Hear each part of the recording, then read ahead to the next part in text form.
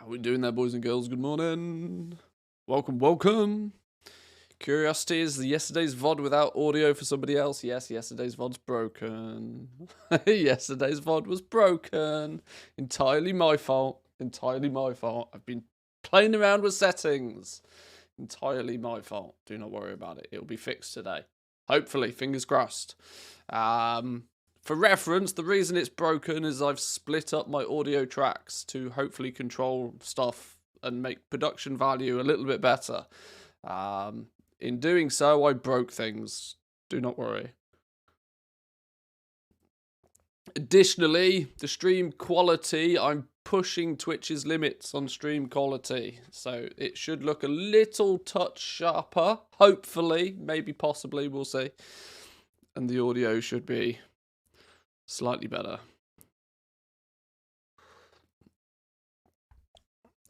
Good morning though, boys and girls. Welcome in. How we all doing? Let's turn the tunes down just a touch. One of the things I was trying to achieve was that I wanted the stream to maybe occasionally have music, but I wanted to strip the audio, strip the music, or more importantly, my Spotify, out of any of the VODs, both for YouTube and for the Twitch VODs. I wanted to get rid of all of the tunes.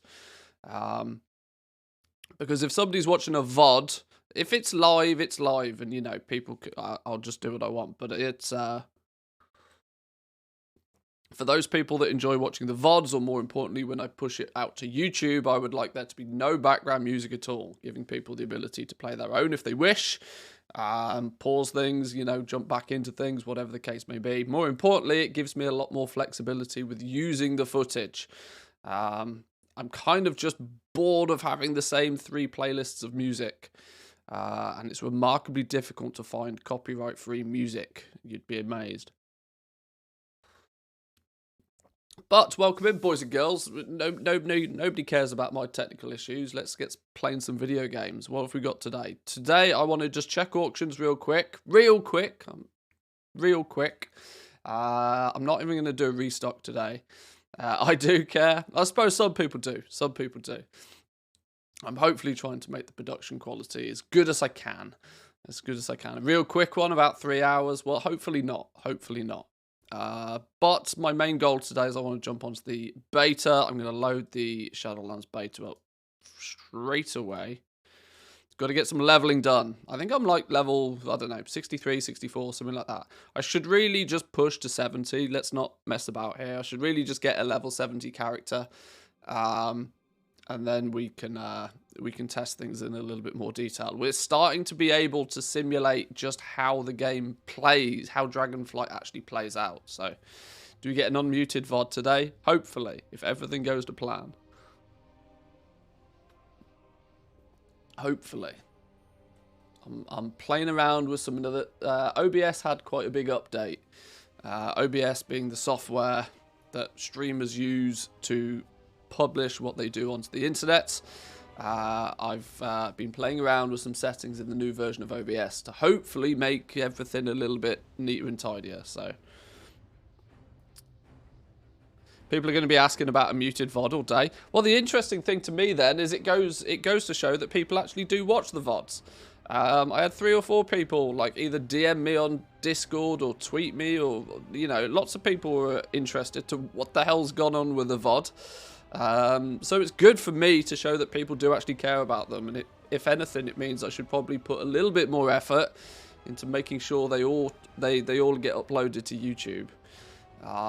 Because the Twitch platform is not great. Obviously, the Twitch platform has the ability that you have the chat integrated, but it's just not as seamless as what YouTube can offer. But I tend to watch the first hour or so of the stream, then watch the VOD in the morning. I guess that makes sense. A lot of Team Australia and that end of the world, or that side of the planet, I guess falls into that category quite a lot.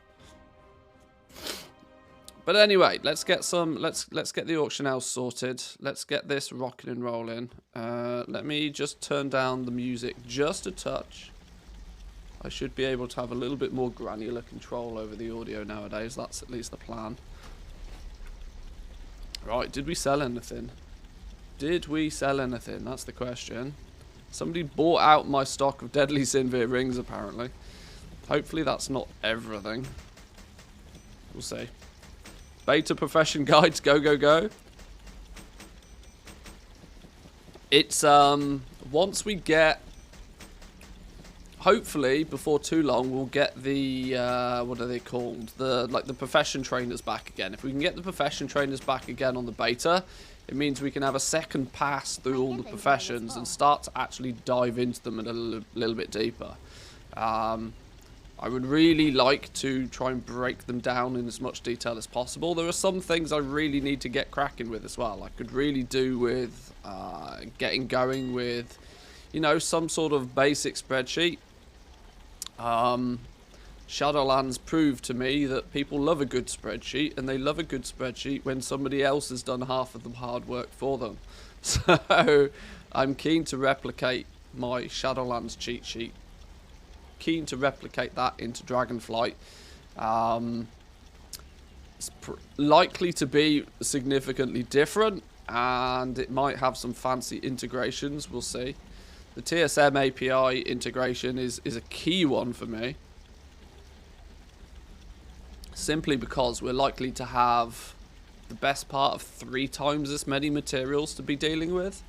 Which, you know, if you're manually putting in 4 or 5 costs, it's not too bad. But as soon as you start having to manually put in 10 or 15 material costs just to do some simple calculations, that's when it would be kind of more helpful to just press a couple of buttons and have the numbers appear. That's my goal, at least. Some of you may have seen that my where's it gone? Where's it gone now? My Shadowlands cheat sheet. There's actually 2 versions of it now. There's the default one that everybody has access to, the regular Shadowlands cheat sheet, where you have all of the.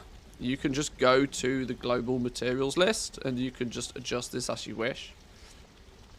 But I ended up making one that integrates with TSM's API. It's not public yet. It's not public yet, unfortunately, but I do have a variation of this that automatically pulls in info from the TSM API. I've showcased it a little bit on stream, but I don't show it off too much because, like I said, unfortunately I can't share it with people. But once TSM sort their API and are willing to let it go public, then we'll see what happens. Then we'll see. Praying for enchanting to come hopefully tomorrow. Yeah, it's really odd that we're this far into the development cycle of Dragonflight and we still haven't even seen one of the professions. They've held enchanting back, and I don't know why they'd have held it back. It just, you know, I worry that it's just bottom of their priority list, you know. That they may not have just got to it yet. But also, I kind of don't believe that the Shadowlands alpha and the beta that we see publicly is even remotely close to what they have internally. I'm quite sure their internal builds are a good deal ahead of what we ever see. If anything, I'd be surprised if they weren't. Chanting's most likely going to be dead on arrival, depending on the barrier to entry. Well, they got to do something with it.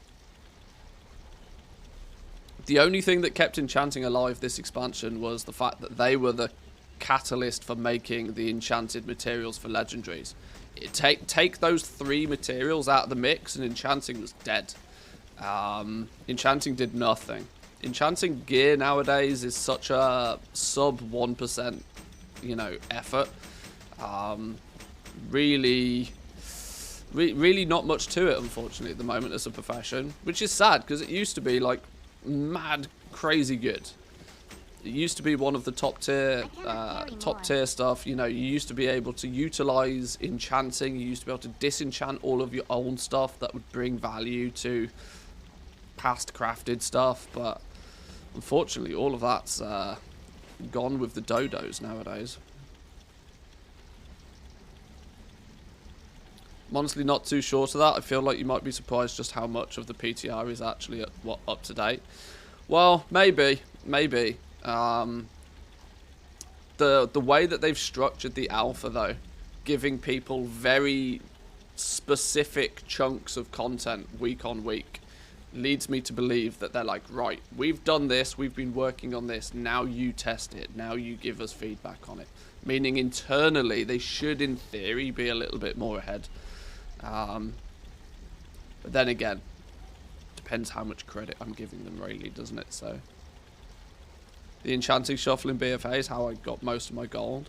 Yeah, tailoring and enchanting, like, that was a BIS combination. Tailoring and enchanting, you just craft stuff, you disenchant it, you make enchants, you sell it. Like, it was, for the longest of time, it's been, you know, a really good profession to have.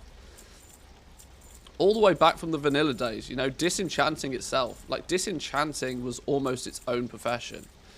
The problem is, nowadays, is your enchanted materials from past expansions are practically worthless. There's like, I could probably count on one hand the amount of enchants from past expansions that people actually care about. And 17 years after they were implemented into the game, it was just, you know, things have moved on.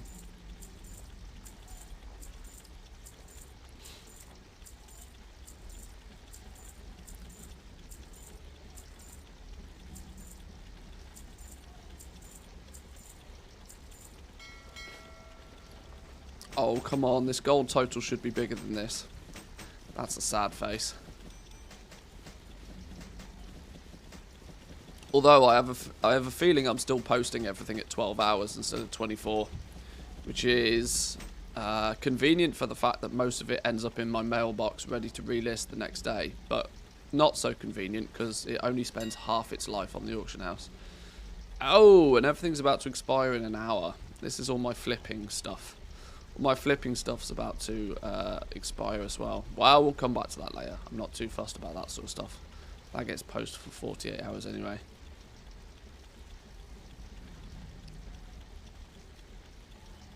Dog days of the expansion. Yeah, the tail end of the expansion is always a challenge for goal making. But as Shadowlands has developed, I've very aggressively got into the mindset of make all of the gold when it's really good to make all of the gold and then just stop, because your efforts like diminish so fast. The difference between, you know, gold making heyday and every other day is just monstrous. We talked about this for a bit yesterday, but when there are now opportunities in the space of like 7 to 14 days for you to make literally tens of millions of gold, you just cannot repeat that all the time. But if you capitalize on it when you can do it, then you can chill out for the rest of the time, you know? You can chill out. I think I've practically not made gold really in the last couple of months at all. Not in anywhere near the volumes that I had previously.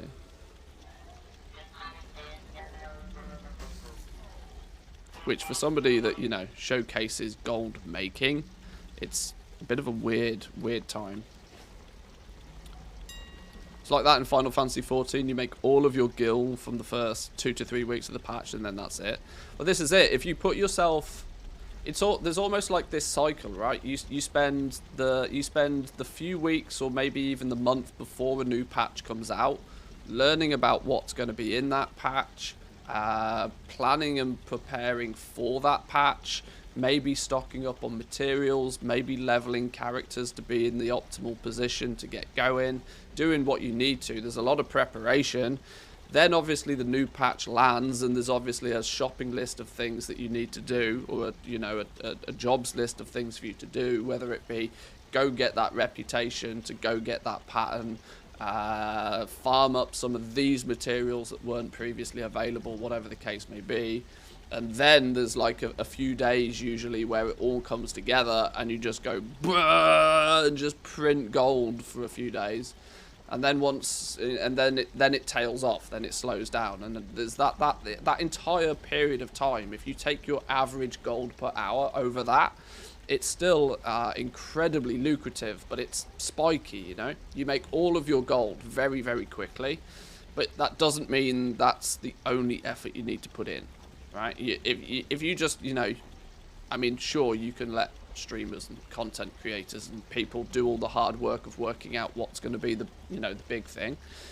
So maybe the preparation side of things, you can cram that into a few days before the patch, maybe. But for the most part, the planning and preparing to make all of that gold is almost as important, if not more important, than actually executing the strategy. You said previously that you don't craft legendaries anymore. Have you recrafted any in the last days? I maybe do a restock once a week. Maybe once a week. I keep things ticking over, but even then, that's only on one server. I've got the ability to craft and sell legendaries on 3. Yeah, I just can't be bothered, is the honest answer, because it's just too much like hard work for not enough profit relative to what I was able to do previously.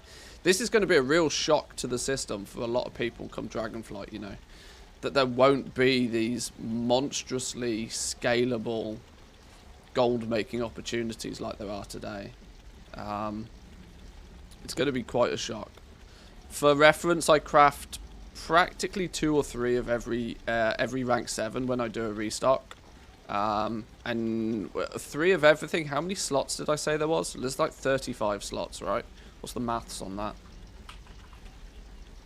If there's 35 slots and I craft 3 of each, so whoa, that's not right. 35 times 3 is 105. I've currently got 76. So I've still only sold like 29 legendaries or so in the last week. I don't really push. I don't really sell them. But equally, you can see there's some where I haven't sold any of, which clearly goes to show that they're just the off slots that nobody cares about anymore.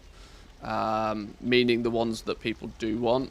What have we got down the bottom here? We've got Shadowgast necklaces. I've sold out of all of those. Grimveil braces. I'm missing those completely. Zeros is your worst nightmare. The last thing you ever want to see is a 0. Because that means that you're literally leaving money on the table, or gold on the table. Umberhide Waistguard, we have 0.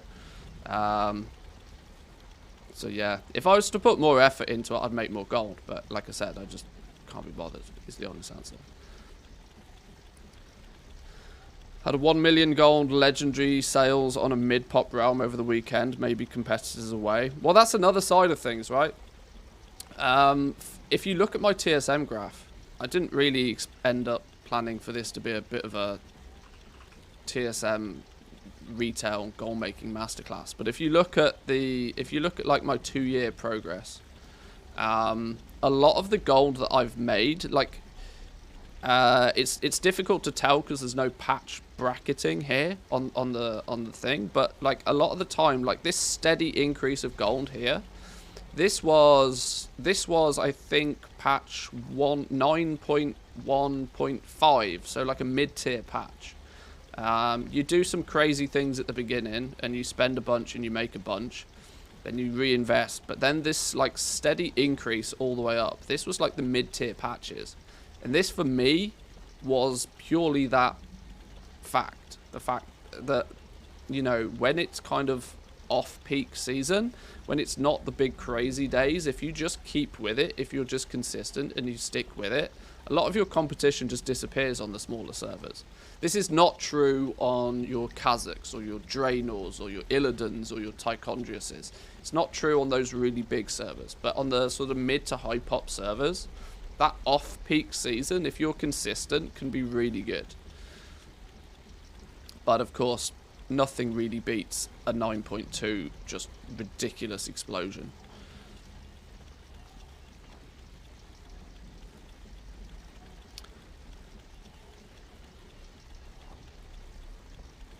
Sales are happening. Had a 4.5 million gold week on a mid-pop alliance server. Yeah, it does happen. If you keep with it and you stick with it, there's still plenty of gold to be made. It's just for me, it's just I've got a lot of other things I want to be doing. You know, my focus is pretty aggressive on the beta right now. I'm spending far less time on retail than I have been in past months. Let's take a quick, let me just do a quick sanity check on materials before we move over to the beta. Wow, Pog Essences are still dipping. Pog Essences are still dipping. I can't imagine at this point we're going to see much of a resurgence on these. There's just too many. I mean, there's, you know, a gold cap. A gold cap doesn't even move the price like more than 50 gold. There's a huge cluster of them down at the bottom. Your Shadowghast ingots are still absolutely packed to the hills. A few people have obviously been listening the last few days. Yeah, materials are just going to be on that constant downward spiral now. Although a lot of the bottom stuff has bottomed out. You know, your lightless silk is rarely going less than 2 gold a piece. Most of this stuff is sitting at vendor shuffle prices or as close to now. Your zone specific stuff, 5 to 6 gold a piece. Who's stolen? Oh, Solenum's down here still, even cheaper because it just always is. But the quantities of this are starting to stack up as well. Blows my mind that like the Zerith Mortis materials are still holding strong. Hogor at 8.5 gold. That doesn't make any sense. Lithium at 25 is about as cheap as it's probably going to get until people stop prospecting it. For as long as people keep buying it in bulk to prospect, it will still stay at this sort of price. The second jewel crafters decide that it's not worth prospecting anymore, this will just tank. And then that will be the death of it. Flasks actually have held their value remarkably well. Remarkably well. 175 to 185 has been the price on these things for a while. And by all calculations, they're like 200 gold a piece to craft. So either people are making... Let's throw some quick maths at this. Quick maths on that one. If you're making, let's just say 70 gold a flask right now, which is a ludicrous amount to make. 70 gold on a flask, multiply that by, let's just give a conservative 1,500 an hour. You could be making 100k an hour crafting flasks. That's bonkers. That can't be right. There's no way you're making 100k an hour crafting flasks right now. What is wrong then on my pricing? 3 Nightshade, 10 gold, that's about right. 4 Marrow Root, that's where the problem lies. It claims that 4 Marrow Root is worth only 3 gold. I think my Marrow Root price is wrong. I knew something about that didn't sound right. Where's Marrow Root on my list? Do I not even... Oh, it's here. Yeah, okay. Yeah, okay. I thought something was off. I thought something was off with that. My material price is 75 silver for some reason. That's because I've sniped some on the cheap. Okay, well you add 4 pieces of Marrow Root, you add 80 gold to that, and all of a sudden you're at a 10 gold deficit. So yeah, okay, that makes a lot more sense now. That makes a lot more sense. So realistically, it's one of those again, right? If you've been proactively buying your herbs at the cheapest point, you can probably still squeeze out some sort of a profit on there, but it's skinny to say the least. Certainly not anything that I would bother wasting hours and hours and hours of crafting time throw at. No, thank you. Yep, this is how it's going to be. Brain, think. Burning Crusade time walking starts tomorrow, right? Burning Crusade time walking. Do we suspect then that means that some of the TBC reputation stuff maybe there may be a move to be had on that? Looks like somebody already has. There was significantly more of these the other day than there is now.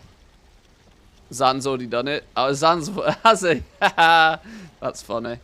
I was suspecting that a move would be to be made on these. Basilisk eyes. Yeah, there's some big chunks in here, look. Somebody just trying to double up.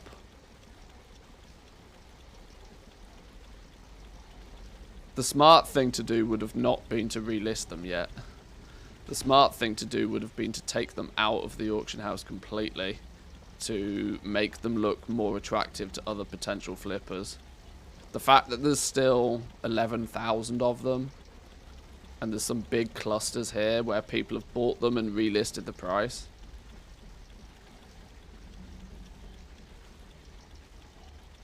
You'd probably have been better off just, you know, removing them, keeping them off the auction house for a day, putting them back on tomorrow. Well. Okay. All is gravy. Let me check my pet realms real quick. We'll do a quick scout through the pet realms for sales. I'm not going to relist anything today. It takes too long. Do that after stream. I'll do that watching somebody else's stream later today. Let's do a quick run through and see if we've sold anything anywhere. I hope it's not been 48 hours since I relisted everything, because I don't want to be dealing with expireds. What happened to Callous Hide? It's ridiculously low. There's no floor price for it. That's the problem, which means it just bottoms out.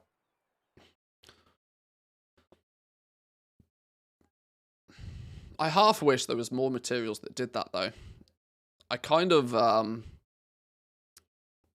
in a weird way, it probably wouldn't be that great for the, or would it be that great for the, I don't know. Cheaper prices generally are better for everybody.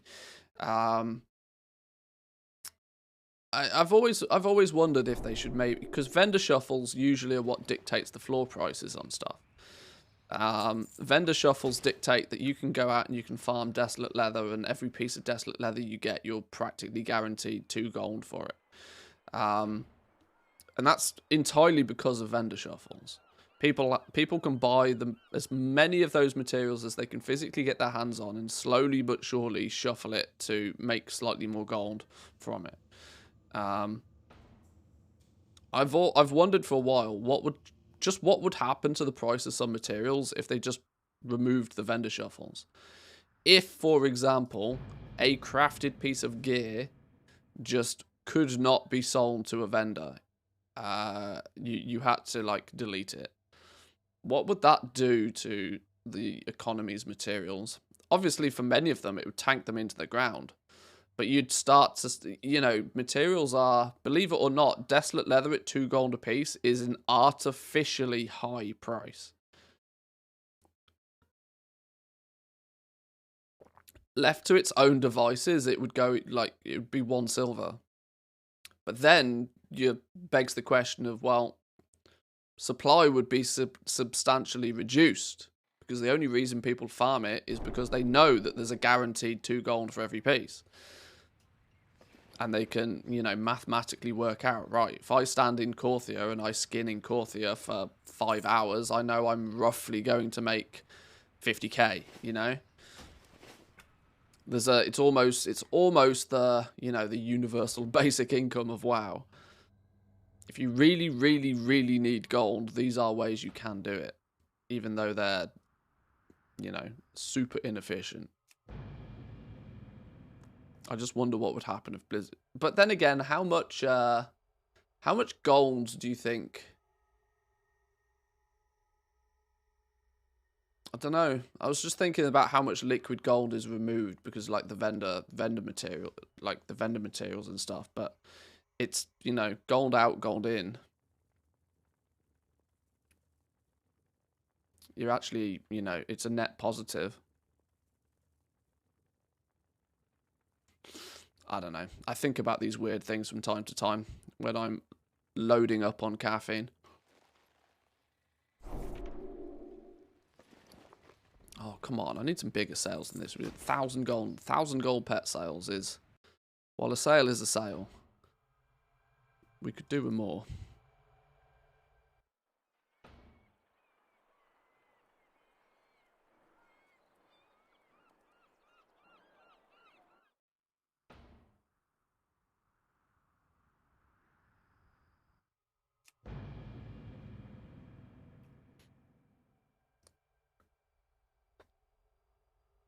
Oh, caffeine's kicking in nicely, though. I needed coffee this morning. I don't know what it is. I don't know. Maybe it's because it's getting towards autumn now. The temperature's dropped. I'm really, really, really tired in the morning sometimes. Like, pre-coffee, Mantheus is just a zombie. And I wonder if it's because, you know, we're starting to... summer's done. Starting to get into autumn. It's a bit chillier in the morning. Taking the dogs out in the morning, it's like, woo! Got to put a coat on now. It's been t-shirt weather for the last few months. Or I'm just old. And Grandad here is, you know, feeling the draft. One of the two. One of the two. Or maybe both. I love my first coffee of the day. It is good, isn't it? Bit of column A, bit of column B. Yeah. Oh, McBainey with a prime. Thank you, my man. Appreciate it. Oh! Quick, did you guys hear the alerts? I've fucked about with so many audio settings the last few days. One thing I didn't check was alerts. Did you guys hear that?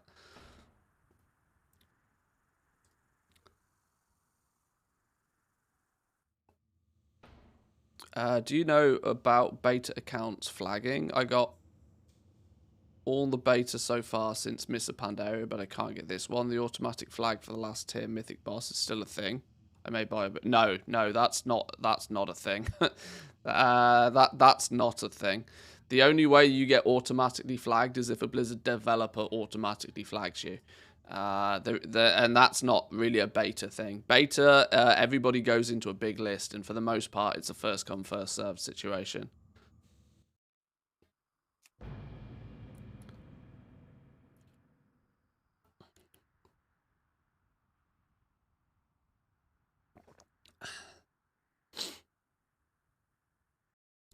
I certainly wouldn't be buying a boost to kill a boss just purely because you think you might get into beta. You're best off just making sure that you are actually opted in. A lot of people let me know that they were opted in for the alpha, but now that it's switched to beta, they had to opt in again, even though they were previously opted in for the alpha. So, you know, take that into consideration.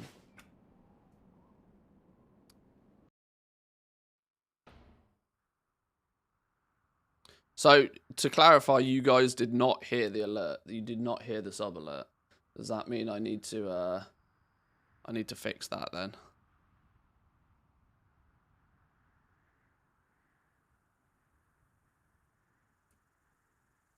No alert. Okay. Right. I will fix that in a minute. We'll do some live technical support. Right. Hopefully I won't fuck everything up while I do this. The alerts apparently go off on track 1 and track 2. They're apparently active.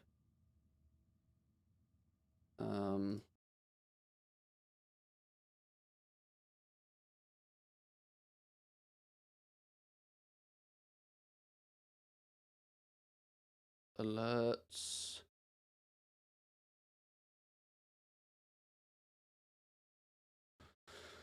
Okay, let's check this. Let's check this real quick.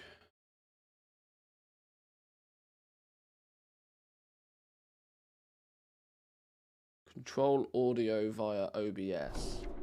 Tick. That should give me an alerts tab somewhere. Right.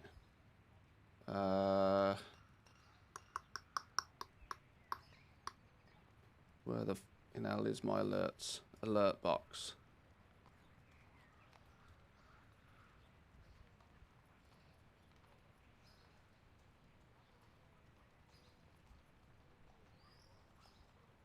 Does this turn you on?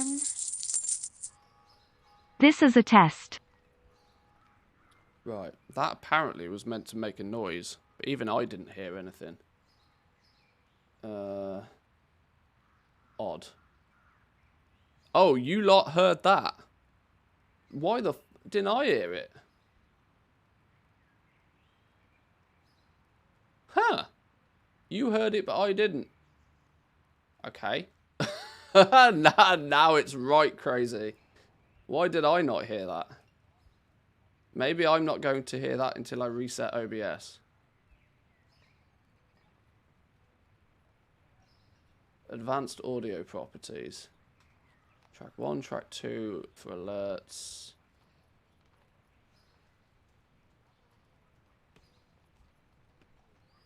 Monitor and output. Let me see if I hear it again now. I'm going to test it once more. Does this turn you on?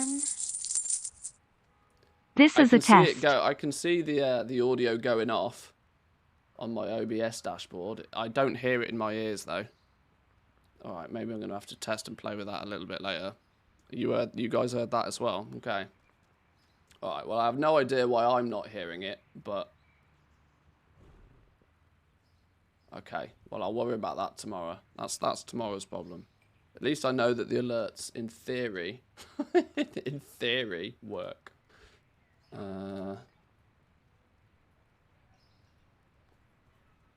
Right, Let's make sweet profit together. Cheerful profit, thank you very much.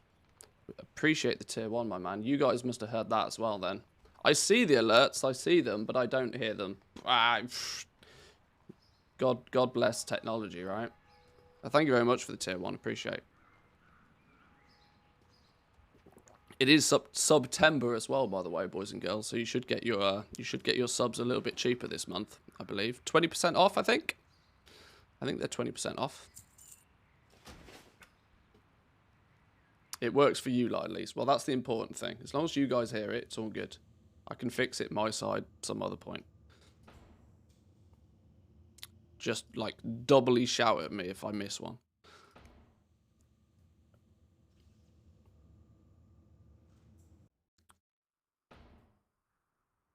Oh, I wonder if it's because it's considered a Chrome... No, it can't be, can it? No, because it comes through on its own audio track. I don't fucking know.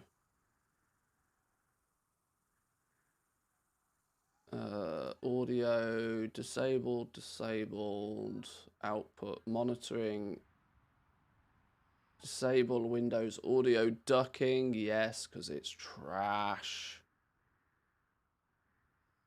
No push to talk stuff. I don't know. It may need me to just reload my... Audio is one of those stupid things, right? Sometimes you need to reload the software for it to actually, you know, kick in properly. Audio channels do confusing me sometimes too. Yeah. Well, I took it upon myself to try and split out my audio channels for like better control of this sort of stuff. Because previously I just merged everything into one audio channel. And you guys hear exactly what I hear. Which was easy in some regards, but it became a bit of an annoyance when it came to trying to filter stuff or change balancing of things. Anyway, let's keep going. Let's keep going. It's fine. Have we sold anything anywhere else over here?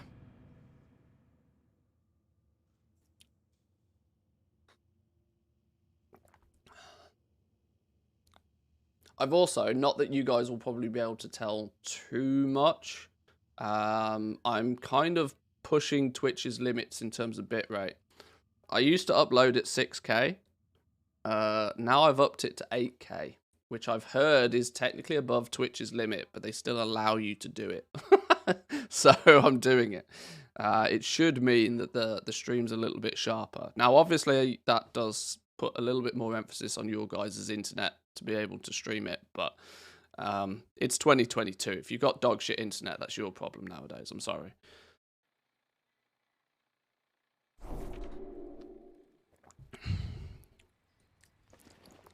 Oh, that'll do. That'll do. That's a better sale. We'll take one of those.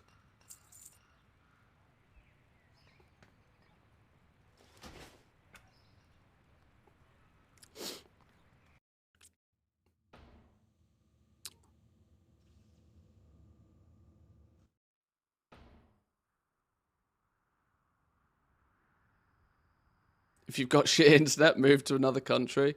Pretty much. Pretty much. I do worry, though. I am slightly concerned for the fact that, without giving too much details, I'll be very careful about details here.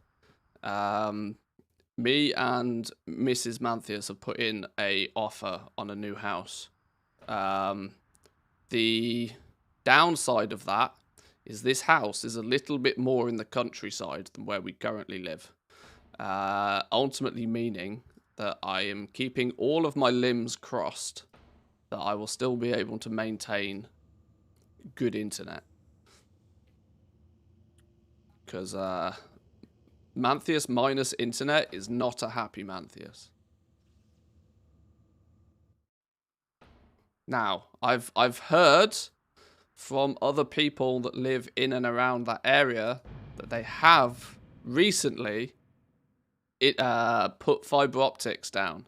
So, in theory, it shouldn't cost me too much to pull a fiber optic from the, the main street to where said new house would be.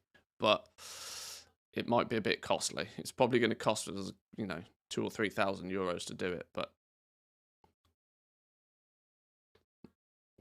at least I'll be able to write it off as a business expense. Let Mr. Taxman pay for it. Just build your own internet. Oh yeah, that's it. I'll just get out my hammer and nails, whack together a quick internet real fast. Yeah, internet's one of those things that's really, it's a life luxury that's nearly impossible to give back. Once you've had the luxury of fast internet, it's nearly impossible to put it down. Gigabit internet is, I just can't let it go anymore. Want to download a new video game off Steam? Sure. 40 gig in like 5 minutes? No problem. Right, there we go. There was all the pet realms checked, at least. Not too much in terms of sales today, unfortunately, but no bother. Let's get back to beta. Oh, what I need to check actually is that you guys can hear the audio from this version of the game. It looks like you can. It looks like you can.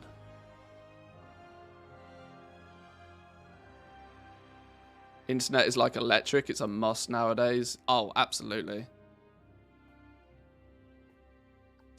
Changed the package to 1 gig fiber months ago. The missus still hasn't noticed the change on the bill.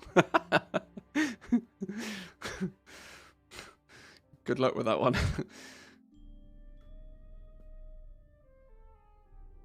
Can you not just do a speed test online using the new address?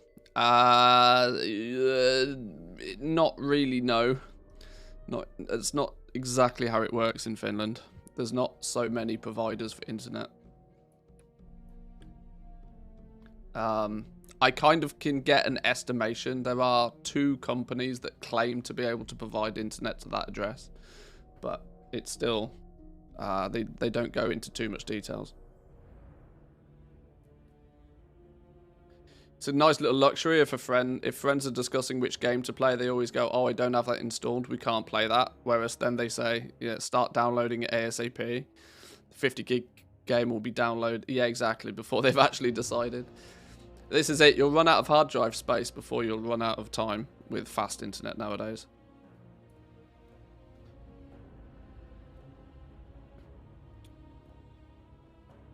Rural areas have decent internet these days. They skipped the copper stage, going straight to fiber. I mean, fiber is absolutely the way forward for the internet. There's no questions about it. I can't run out of hard drive space. Oh, I can, and I have. I actually need to buy some more. I probably need to buy a large capacity actual hard drive for video footage. And I could probably do with buying a new SSD. Because, yeah, I'm running out fast. Right, where did we get to over here, then? I am currently towards what I feel the end of the Waking Shores, which I know is still technically only the first zone. But we are level 64. 64 after the first zone. For reference, I've done practically every single quest in this zone that I can find. Hard drive sizes have really stagnated in later years. I don't know. You know, your Western Digitals of the world will still sell you a 20 terabyte hard drive if you want one. Sure, they've not doubled up and tripled up like they have in years past, but in the last 10 years, we've gone from a 6 terabyte hard drive being a big hard drive to a 20 plus terabyte hard drive. In comparison to price, though, yeah, that's true. Like the value for money aspect is still not great.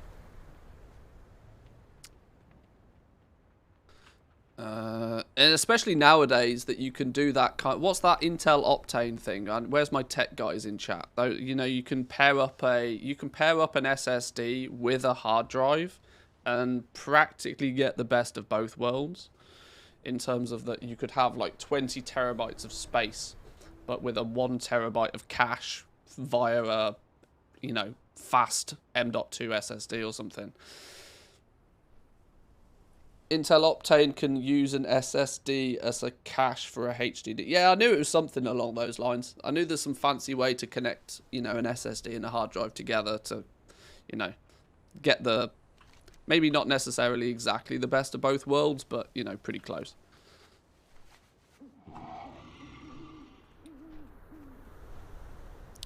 Few SSDs, but kind of scared to put them in my new PC and taint it. Just do it. Don't worry about that stuff. Don't you worry about that sort of stuff. I'm going to make sure that I kill music, because I don't want double layered music. Intel have dropped Optane, have they really? I must admit, nowadays, I used to be really hot on keeping up with all this technology stuff. But nowadays, if Linus doesn't do a video about it, I probably don't know about it. is practically the way I go about doing things now.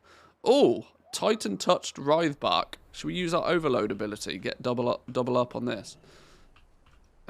So let's. I never know. I still haven't worked out which way around you're supposed to really do this. But we'll overload the herb. That gives us a portal. Let's gather the first herb. And then let's go through the portal, which should take us straight to another herb. Which it did. Oh, it took me to a Hockenbloom, though. It didn't take me to another Writhebark. Your perception helps you find something extra. Have you guys seen that? No, piss off. Unlock window. Oh, you can't unlock window anymore. You have to move it like this. Well, that's dumb that's dumb as a bag of rocks. Your perception helped you find something extra. So, where the flipping hell did that perception come from? Have I got some profession gear on the go? Not through herbalism. Oh, all the more reason to double up on herbalism and mining. My mining accessory with the perception on this applied.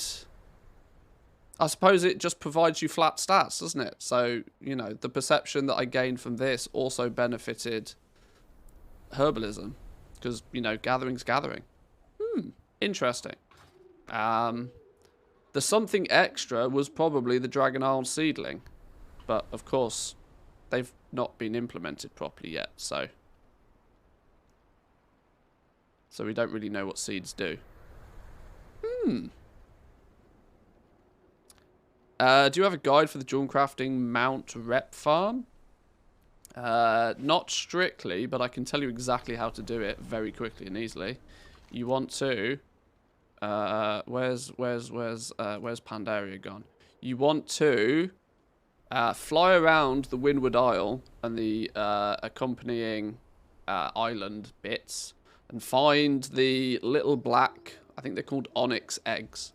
You just want to farm the fuck out of onyx eggs. You get, I think, 500 rep for every onyx egg. And depending on if there's anybody else trying to do the same thing at the same time, you can usually fly around in about 10 minutes, find a handful of those eggs. They're on a bit of a disgusting respawn, though. So maybe just dip in and out on that character a few times. But 500 rep an egg. is the way to do it. That's practically it.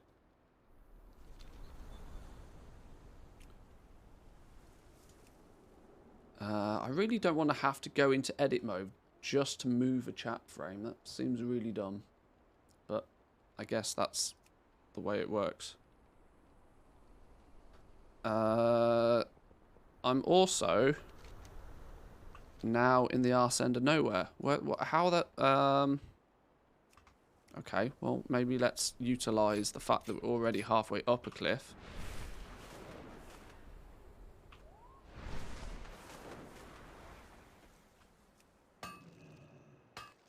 By the way, the sound works for today's VOD. The sound should work for today's VOD, and more importantly, it should not have any background music. That was the thing I was trying to achieve. So, yeah, you shouldn't have Spotify playing in the background on the VOD.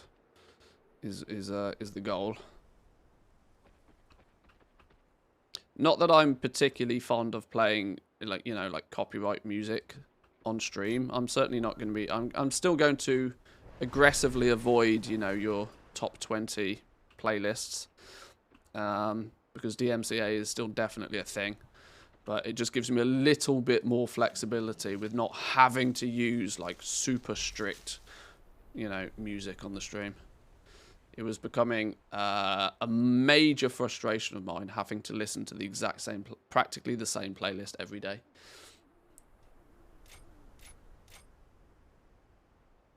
The seed sounds like something you're going to plant. Are they going to have like a herb garden or like the Garrison or Mr. Pandaria farm? Yeah, we're not too sure yet. They've not implemented them. The possibility is it could be like Legion, where you could just drop the seed down and it would grow other stuff. Wherever you are, there's a few. Oh shit! I was meant to be escorting a wagon, wasn't I? And I got distracted with herbalism. Oh, now it's on fire. That's maybe not good, right? Have you done any fishing on the beta? Is it the same old, or is there anything interesting? The tusk. Oh shit! I do that every time. Hang on. Drop down. The Tuskars. You can plant like fishing nets and stuff, and they're on like they take. There's actually I wish I remember where they were on the map, but this is where handy notes and stuff is going to come into play. There's you can put fishing nets down. You can put fishing nets down, and then there's a cooldown on them, and when the cooldown's expired, you can go back to them and you can get the fish from them. They're going to be dotted around watery areas. I think down here somewhere is the Tuskar fellas. I can't remember. I planted a net yesterday. They are doing some stuff for fishing. I've not given it too much detail yet because let's not mess about. It's only fishing, but it was interesting all the same. Yeah, that's also a good point. The second thing that was quite cool was that we were actually able to fish up recipes. We had a bunch of recipes that we gained from like a fishing crate or something. I can't remember exactly what it was. This is the shit that I really need to clip it and put it as shorts on YouTube. But there was some yeah, a whole bunch of these recipes we got. Not just fishing, like a few cooking ones. We got a couple of engineering patterns as well. There was some, you know, cool little mechanics to go with it. Give it a little bit more flavour than just, you know, playing with your rod. Playing with your own rod gets boring occasionally. After a while, you know.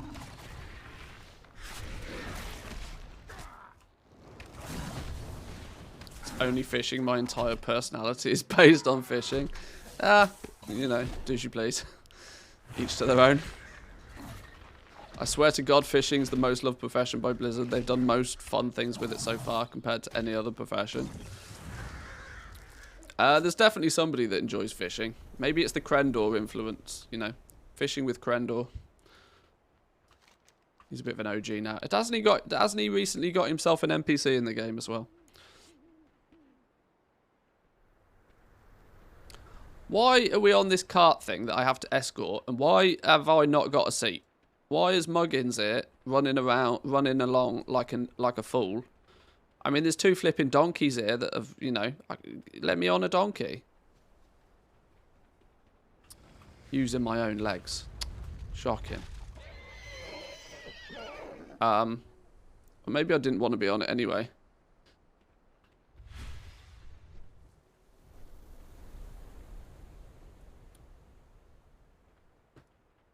Come on, Rathian, hurry up now. Oh, it's not Rathian, it's Sibelian.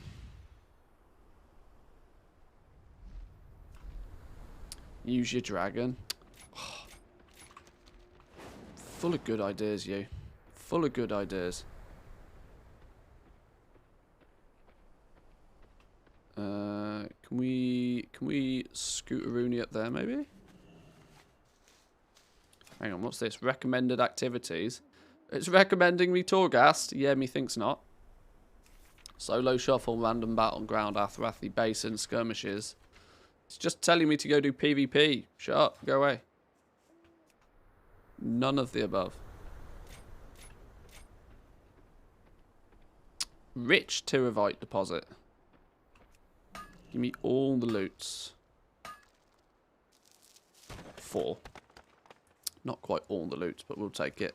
There's something up there though, look. A saxifrage.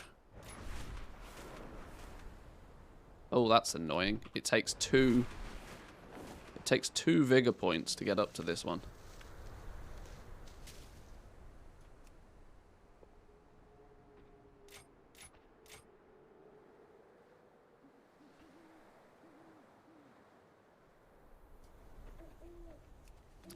There's lots of these like little plants that are knocking about that give you pigment, and the pigment is just directly giving you Dragon Isle supplies,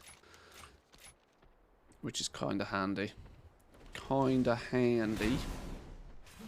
Are we going in here or are we going upstairs? I think we're going upstairs. Let's take the ferry.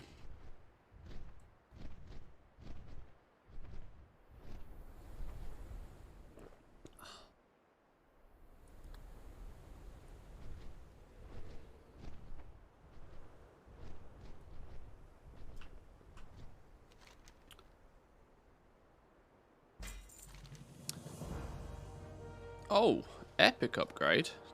Does that push it into the realms of an actual upgrade? Not quite.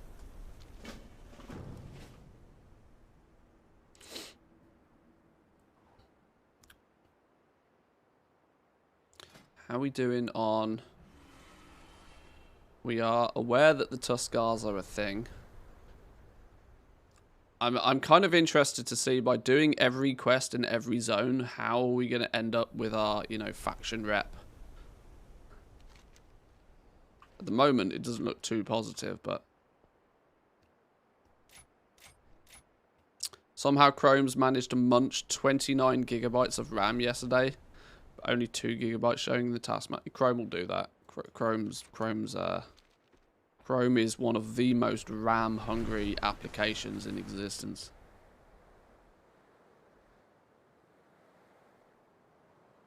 Really close to getting the Beyond the Veil achievement done. Got 1 quest in the Abomination Factory to get done, so that's basically just waiting.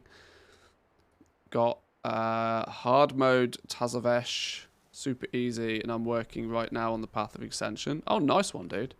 That will allow you to say, you know what, Shadowlands, I'm done with you. See you later. Which it will be a nice feeling for sure.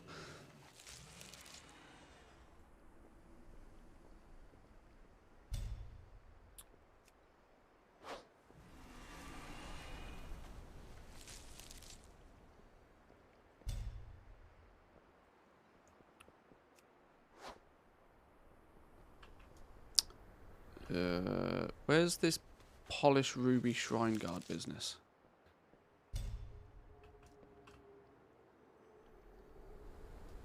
Oh, this fella. Polish him? We're just giving him a shine. Giving him a sparkle. Some would say rubbed him off, but... not me. Life gift ruby.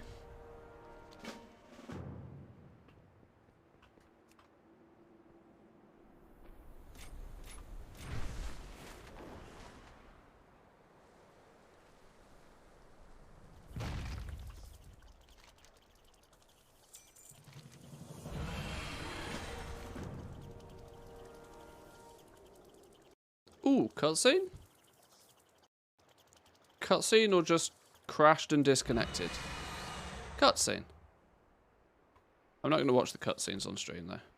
I don't want to spoil too much. We're here for testing, not for story. So, ooh, is this complete the following quest lines in the Waking Shores? Okay, the zone is done.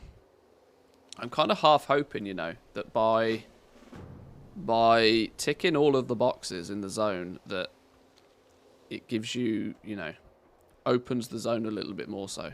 I'm hoping it's kind of like a prerequisite to have done the storylines in the zones to just unlock everything, you know? And then you just go gadget. Just do what you want.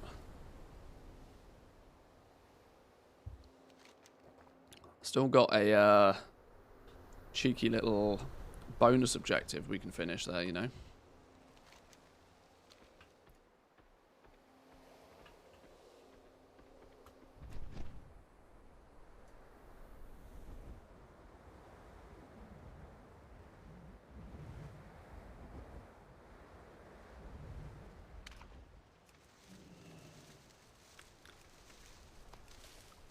These lava beetles, what are these for? A common reagent acquired by herbalists, often refined for use by chefs. Oh, this is part of cooking. You're going to need these for cooking.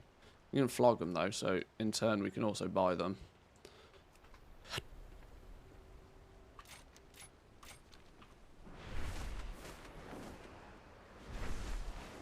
I see a treasure. Is that a treasure I see before me? Hidden Hornswog Hoard. We got to get past the frog then, do we? A progress... Oh. I read that as progressive. A progressive Hogsworn would probably be very different. A possessive Hogsworn. How do we get past you then? Surely you're not going to let me just stroll past, right? Observant Riddles, a field guide. Treasure held by the one who croaks. Fear not, I have an infallible hoax. 1 part bar of ivory slick to halt a most unwelcome kick. Seek out bubbles quite bizarre so that our simple trick might go far. 1 part prize of crescent gold, a wondrous flavour to behold. Find this bounty flung far and wide, only precious to those with fur pure white. And last but not least, a pleasurable crunch to give that swag a delightful lunch. Abscond with a material so brittle and white, it often gives everyone a fright. Well, that means fuck all to me. God damn riddles. Riddle me this, riddle me that. What the fuck does that mean? Okay. Will I ever really be done with Shadowlands though? There's a metric shit ton of stuff to collect. Yeah, but the collection side of stuff, you come back to it in 2 years' time. Like, you look at all of the... if you're just collecting it for the sake of collecting it, of course. But if you look at what most of all the things pros do, they ain't farming BFA stuff. They ain't farming Shadowlands stuff. It's just not efficient use of your time. All they're doing is they're farming the stuff that they just, you know, one-shot everything. Zerg through, power through. You'll come back to Shadowlands, you know, in the expansion after Dragonflight, you might consider going back to Shadowlands to, you know, get on the Mog and whatever. All the Mog from Korthir and Torghast, that'll keep you busy for a while. If you need the shoulders, just, you know, have a kind word with Kachak. Because he's got half of them from the entire region. He'll sell you one on the cheap. He'll sell you some transmog appearances on the cheap, I'm sure. Right, well, he's going to not let us in. Although he doesn't kick us now. I don't know. I could try and work out this riddle, but I'll leave that to some professionals that know what the hell they're doing. Unfortunately, it's not me. Right, there is, though, a saxifrage.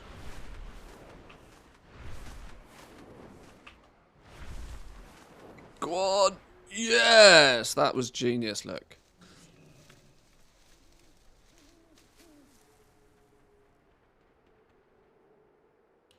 It's quite a vantage point we're at now, aren't we? They need to release EU beta servers, you know. Because I'm sick to death of it always being the middle of the night for me. Whenever I'm playing this game, it's usually the middle of the night. I never get to see the scenery looking, you know, looking swank. It's always dark and gloomy. Does K-Chak accept the 50% off with code Dragonflight? I don't know. You'll have to ask him. Quick question about material price for glyphs. Anybody got some good price strings for the Umbriel and Luminous ink?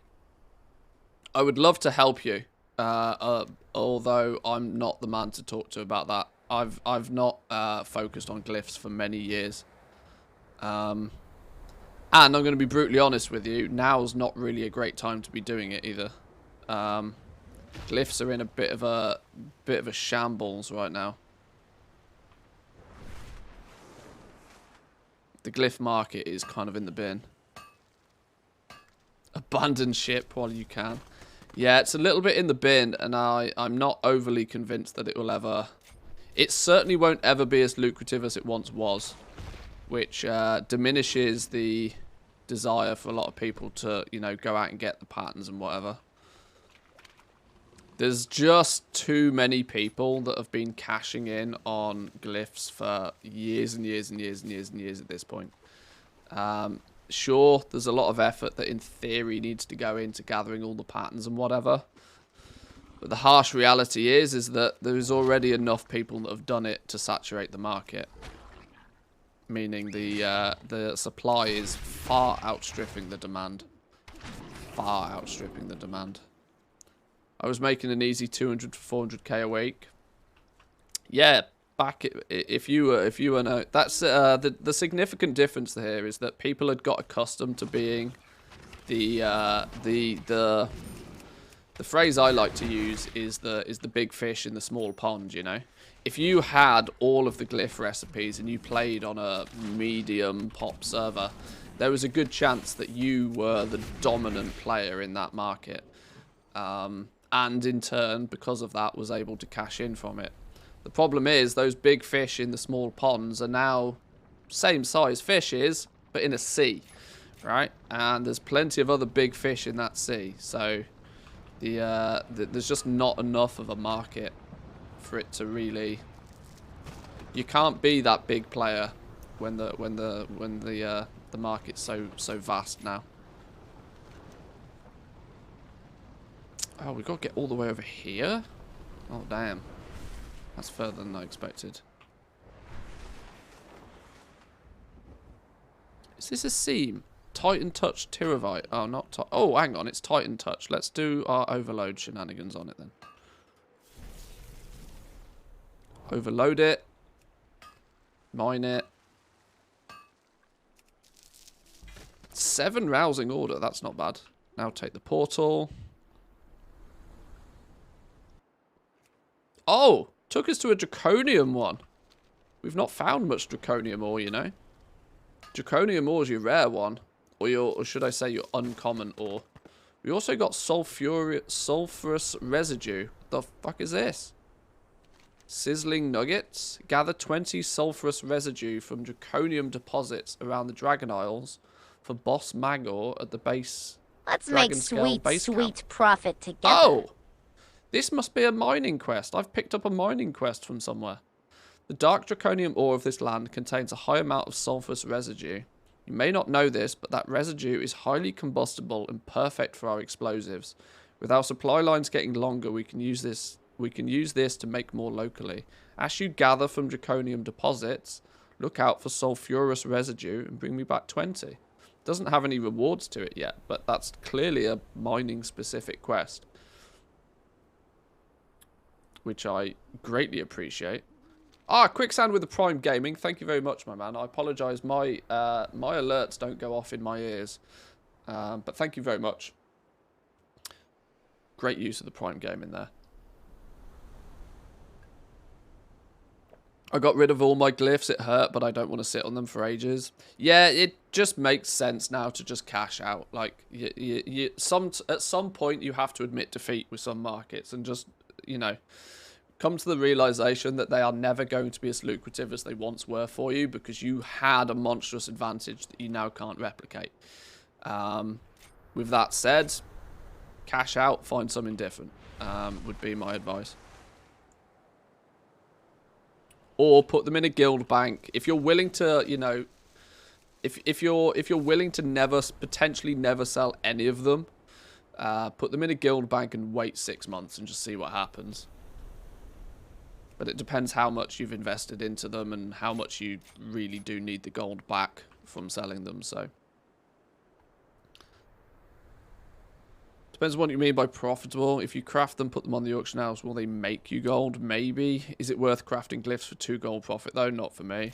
Yeah, this is it. I turn away many markets, even though they are quote-unquote profitable, just because the reality of things is that there are more profitable markets to be had. So there are those occasions where I'm like, right, well, I could, alternatively though, I could spend my time doing something else and make even more, which is the approach I like to take. There only seems to be Titan touched ones. I've only found Titan touched ones in the Waking Shores. There are meant to be windswept herbs. There are meant to be other things as well. But I've only come across Titan touched in this first zone.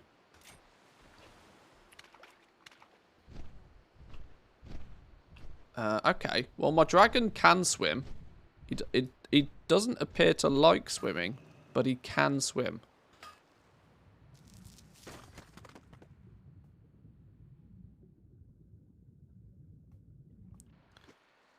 The last Pebbles glyph I sold was the Pebbles one. Well, hang on. I sold the Pebbles one for 18k. Now it's going for sub 100 gold. Yeah, supply and demand. You know, like I said, if you were the big fish in the small pond previously, you had an advantage that's not replicable. Is that a word? Which cannot easily be replicated. Hang on, there's a trainer down here. A trainer for what? Oh, you're a fishing trainer. Why are you? Is a random fishing trainer chilling out here, all by his lonesome? Fishing supplies, dude. These are the Tuskar. You don't naturally come across these fellas too often. They tend to just hide in the skirts of the zones. Oh, he doesn't have anything too interesting to sell me though.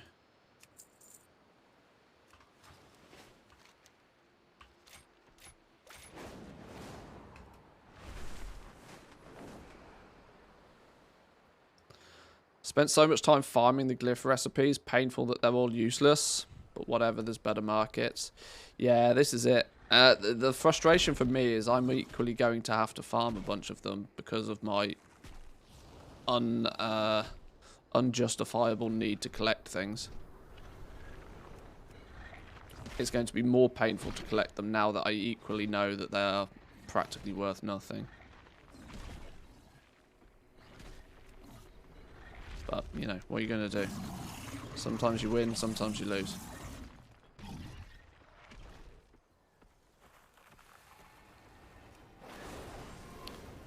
This dude, who and why and what quest are you?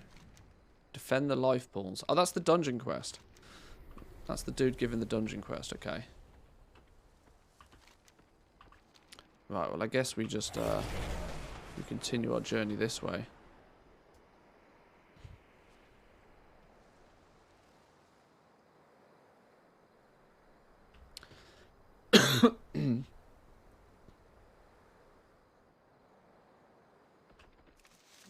On RP servers, the obscure transmog item prices have gone down considerably, which has been nice. The yeah, transmog's a market that like I've been really tempted for quite a while now to because I don't feel I give transmog a fair whack, you know. I don't feel that I do the market much justice because if I'm honest, I basically tell people to ignore transmog for the most part.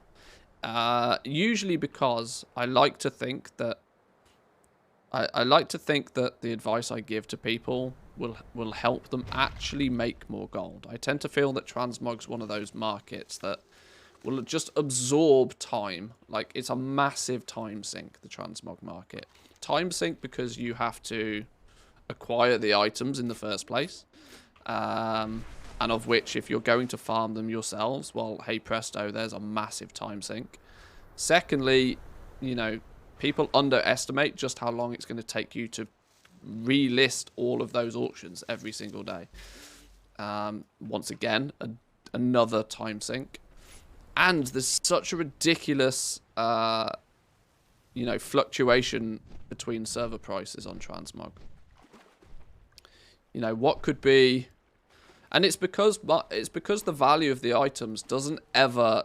The item is never widely enough available for it to have a stable market price. Which means you get these wild fluctuations in value from one server to another. But I've been... Which is why I've always kind of ignored transmog, because it's hit or miss. And I don't think any... I don't think too much of one person's personal experience with a market really reflects transmog very well. There are people like Student who spend copious amounts of time farming transmog, and as such do very well from it.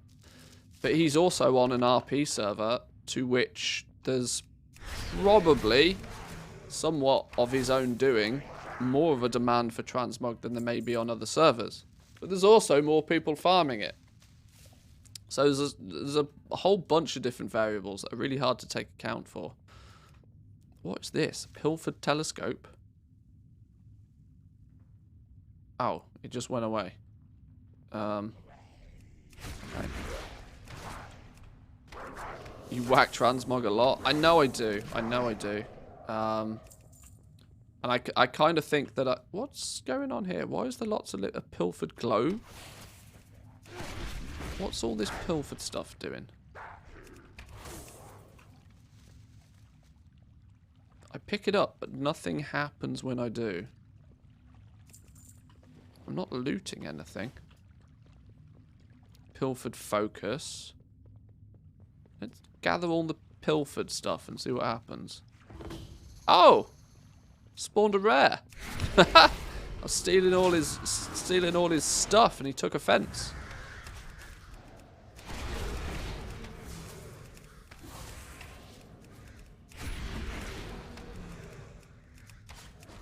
Hey guys, I want to get into gold making. What would you suggest? Get into the transmog market, farm 2,000 items and list them every single day. Yeah, see, this is the problem. Like, it's a monstrous time sink. But it's also super attractive, right? It's massively attractive to people because they see these TSM prices. And it's just, you know, the dollar signs just start rolling in their eyes. Yet the reality is that those 200,000 gold transmog items, you might, if you're lucky, sell one a month. And you've got to get it first. So, regardless of how long it takes you to get it, like, if you're willing to spend 2 hours every single day farming and selling transmog, sure, it's probably a good market for you. But I could categorically guarantee there is much, much better ways if your ultimate goal is to make gold. There's much, much better ways you could spend that 2 hours. And that's what I'd rather help people, you know, work out. What is going to be a better use of their time? Transmog is like, you know, sure, it's your unemployment benefits. If you've literally got nothing better to do, and you've tried, and you just want the absolute bare bone, you know, results. Maybe you're spend 8 hours a day farming transmog. Sure, you'll probably do alright, but I don't know. I've thought about how I could possibly... Oh, 6 wilder cloth from a rare. That's odd. Okay, sure. I've tried to work out how I could possibly, you know, give it a fair whack. The only thing I can really think of is just to start collecting it. If I start collecting the transmog appearances, we can go dungeon by dungeon at a time and work out what comes from where and if any of it's actually really valuable and how much of it is actually just dog shit level trash. And But I tend not to do that so much because I don't care about I don't care about the appearances. I've never transmogged a single character in my life, and I probably never will, because I just could not care less what my character looks like. So, in that regard, maybe I'm not the right person to do it.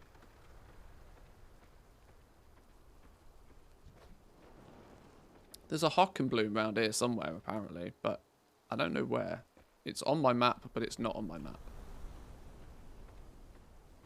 There's lots of herbs around here that I can't particularly find. Oh, is it going to be all the way up there, maybe? Ugh, gross. In actual numbers, as usual, herbing and mining is way more efficient use of your time. Yeah. Yeah. Practically anything is better use of your time than transmog. But like I said, it's like playing the lottery, right? People know that when they play the lottery, they're unlikely to win. But that doesn't stop people from doing it, because the chance for that big payoff is still really, really tempting for people.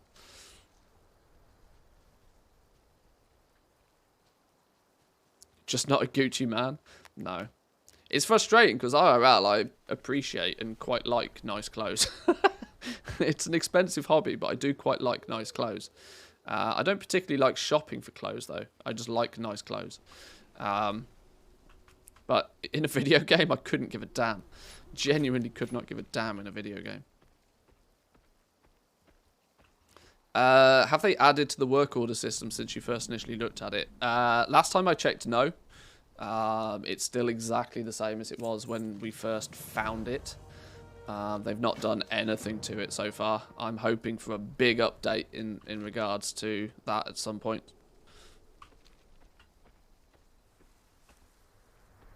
Because it's the last piece of the puzzle, really, as far as the professions and stuff goes. It's practically the last piece of the puzzle now.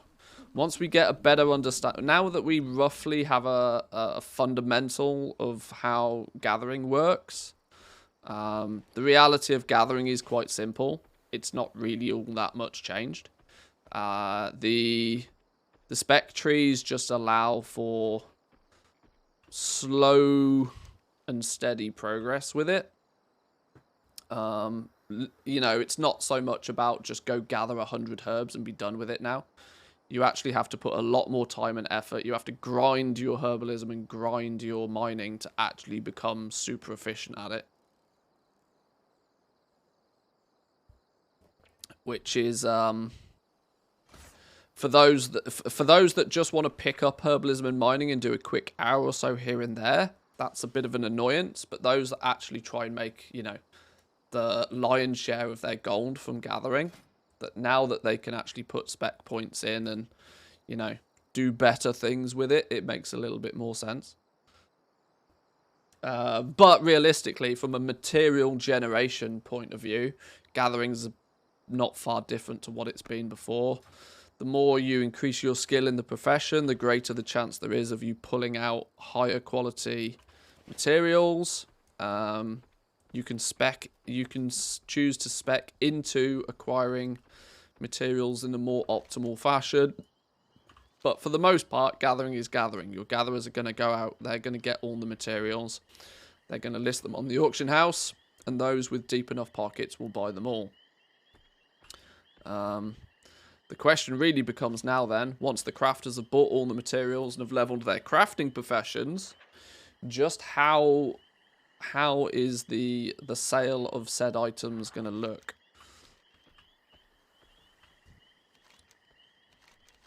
We appear, though, to have been donezo with the Waking Shores. We are now making our way into the Anarian Plains. That, to me, means that I've probably completed every quest in this zone, all apart from 2. Sit for a while and look at the landscape. This quest is bugged, and this mining one as well.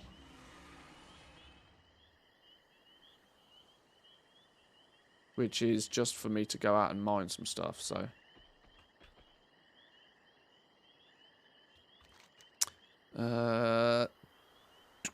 What's the... There's an exploration achievement for Well, it's maybe not an exploration, it's probably a quest one. So we've completed all the quest lines in the Waking Shore. There's meant to be another one for like the side quests. I wanted to check whether I'd done that. Complete the optional Waking Shore storyline below. There's still 2 that I haven't done. I still haven't saved hippos, and I still haven't done the brave researchers. So there's still quests to do in the Waking Shore that I've not found. Do I want to go and find those before moving on? It's not bugged, you just have to wait for the conversation. I've completed it. I was sat chilling there for like 5 minutes the other day and nothing happened. Do I just have to literally sit it out? Is that the thing? From time to time you speak to the NPC.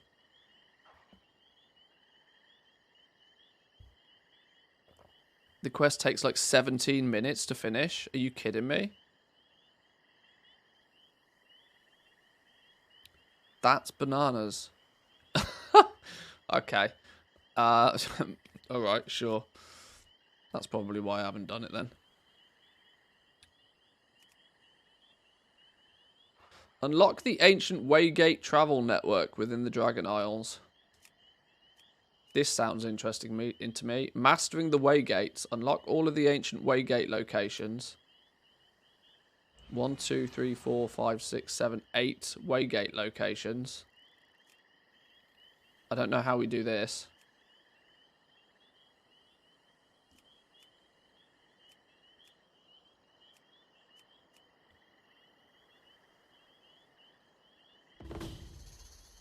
Hello?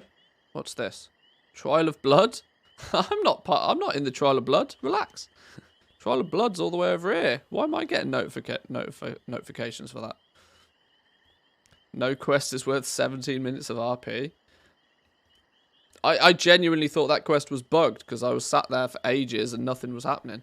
I didn't realise I had to sit there for 17 minutes. Screw that. Right, I kind of want to find the... I kind of want to find where the hippos are then. We've missed some...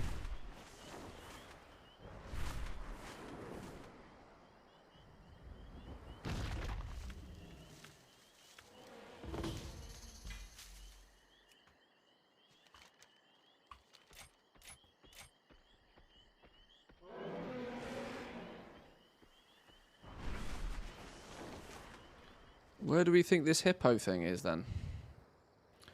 Let's just do a bit of a...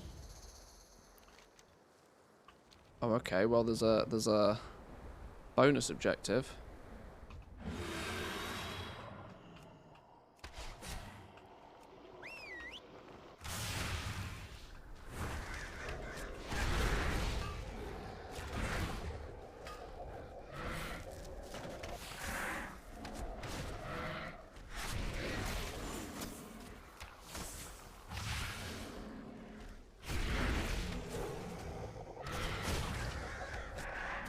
I'm jealous that you have nameplates on your enemies. Is Rathian doing bits on your game, has it? I don't and can't log on to my toon anymore. Oh, that's not good. That's not good. You could be you could be hard busted there. I've had that happen to my characters on the beta before. It's kind of annoying.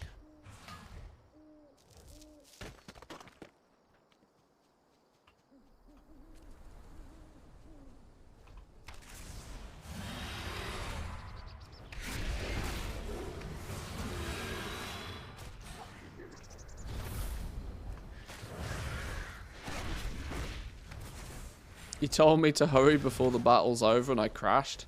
Oh. Yeah, that may not be... May not be optimal.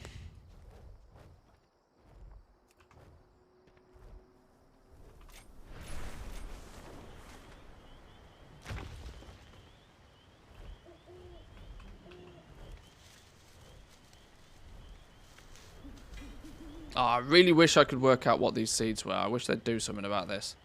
I keep getting these seeds now, and I'm like, is this going to be like seed raids all over again?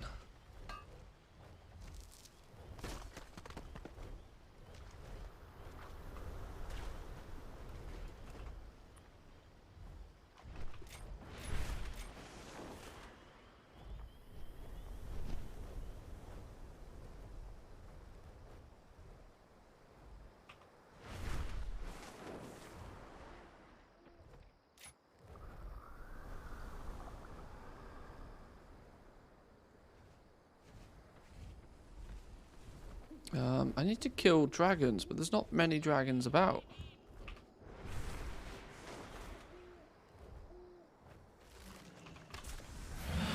Ha! I don't think that's meant to be there.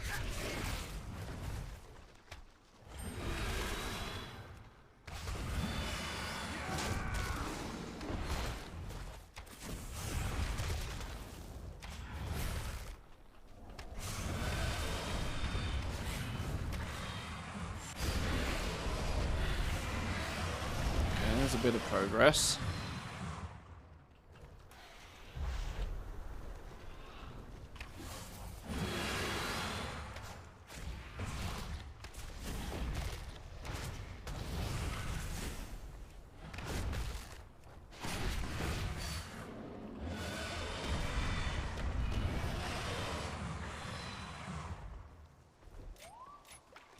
You're a big boy. Let's slap you down. You've got to be worth at least 25% progression, right? Surely. Surely.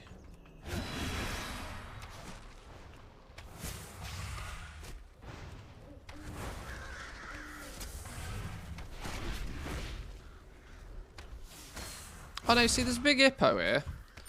There's a side quest for something to do with some hippos that I've not found.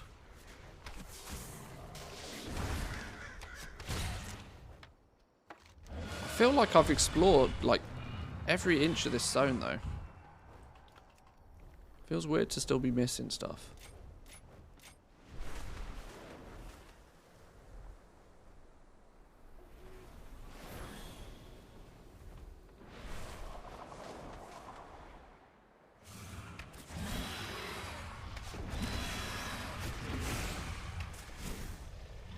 Hey, up more hippos.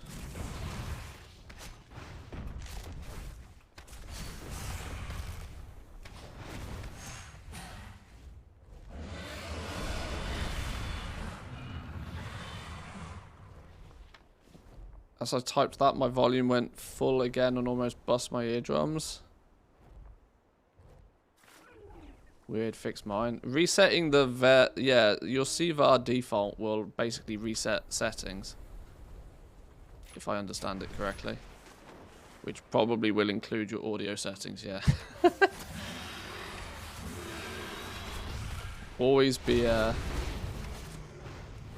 Always try and understand what the command does before you type it.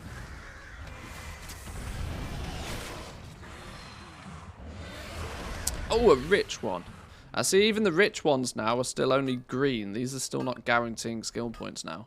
We are only skill 39 in mining as well. So it looks to be that quite quickly when out mining and gathering, you're gonna have to start finding rare stuff before you get skill points.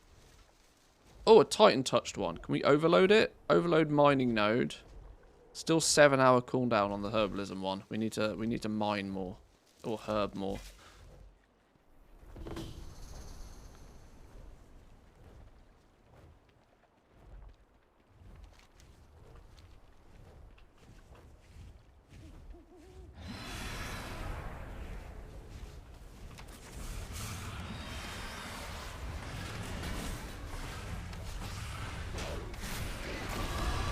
Still only 50%. I need to kill a lot more dragons, apparently.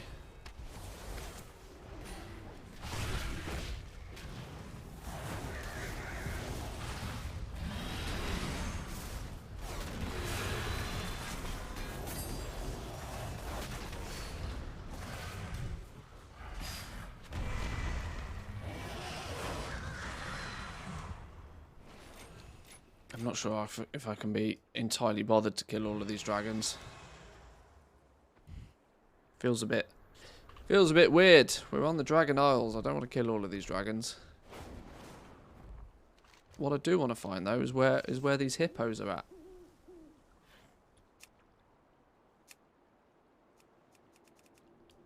Where'd it go? Yeah, brave researchers and save the hippos. Maybe a cheeky little Google search on this one may not go amiss. Wowhead. Let's test out Wowhead's knowledge of hippos. What was it called? Save the hippos.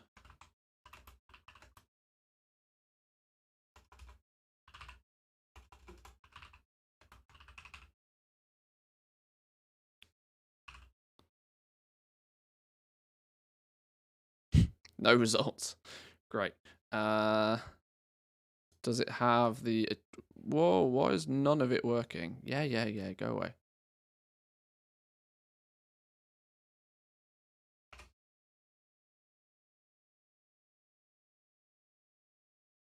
No exact matches for Save the Hippos. What about... I mean, it can't be that silly, right? No, okay. So... That's a word I can't say.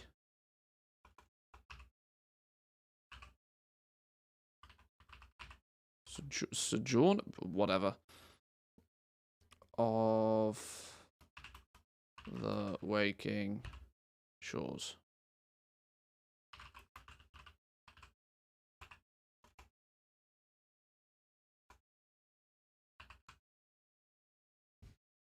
Da-da-da.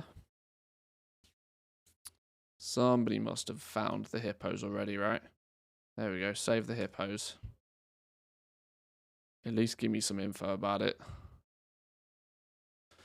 Slay Solodmog, King of the Sogglemore, and Wurgurgle, King of Windyfin. Valdrakken Accord, criteria of, comments, screenshots. I was really hoping it would tell me where it comes from.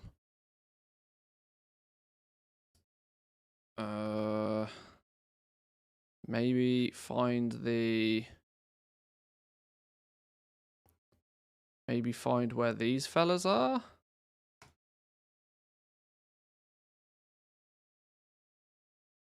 Location of this NPC is unknown. Great.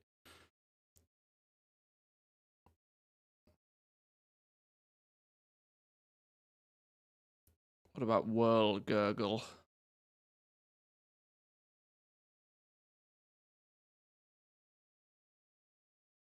Okay. Also unknown. Too early. Too earlys.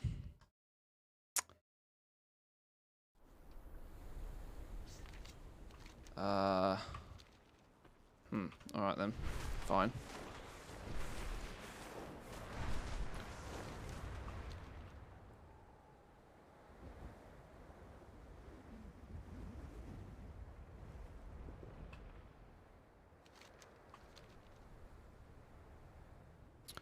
I'm just going to go check out some flight points then, see if we can come across some stuff.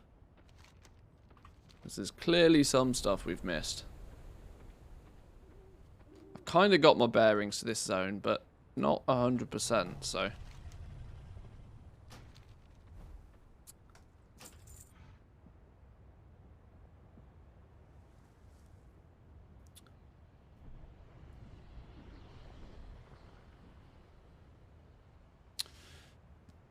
Restrictions seemingly removed from character transfers.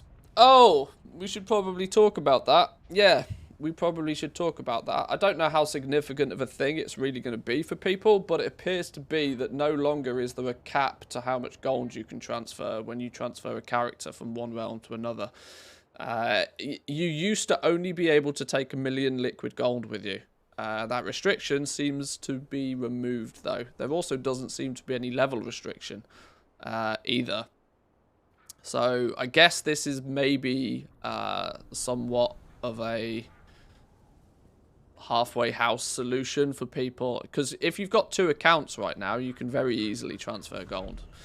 You don't need, because you just use the commodity market to do it. It's a 5% fee, sure, but if you've got 2 accounts, you then don't have to transfer a character. But you seemingly can take as much gold as you want with you now if you're transferring from one realm to another, which is not something you could do previously.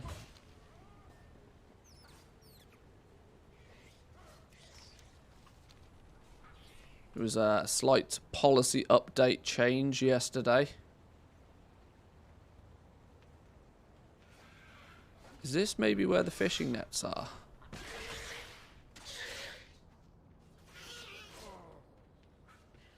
This area is with the... In fact, this flight point we haven't found at all. Maybe it's that way. There's a flight point over that direction we've not even found.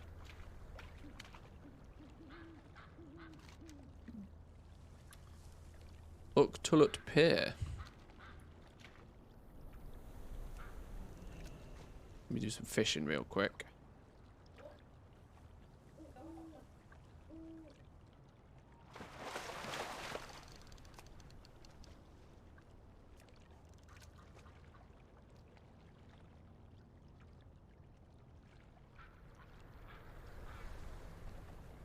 While I don't think it makes a huge difference to most players nowadays, I suppose I might do a little video on that today. Actually, the fact that you can now move gold freely. Not only the fact that you can move gold free. Maybe I'll actually construct it into something a little bit more. You know, if you're a one account Andy, that you can now transfer characters. It's 25. Is it 25 bucks for a character transfer nowadays? 25 bucks for character transfer, but you can take as much gold as you want with you. Obviously up to the character limit of 10 million. If you're a 2 account Andy though, you can use the commodity market instead. And, you know, save yourself some moolah. Down talking to the poor 1 accounters there. Hey, if you're a 1 account Andy, that's are you really a gold maker yet? God, the elitism is outrageous.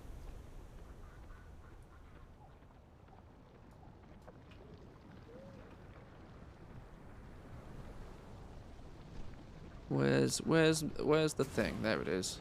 Oop. There's our Hockenbloom. How do we get out of here then? That way.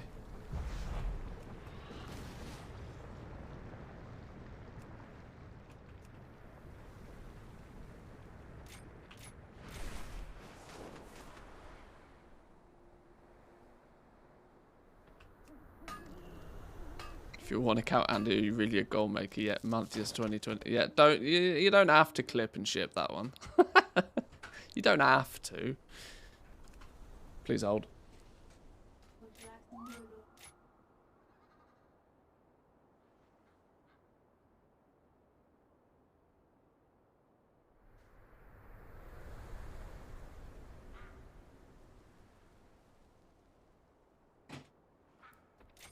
Clip it completely out of context? Nah, nobody would ever do that, would they? Nobody would ever do something as shocking as that. Poor Mr. Streamer. What will he ever do?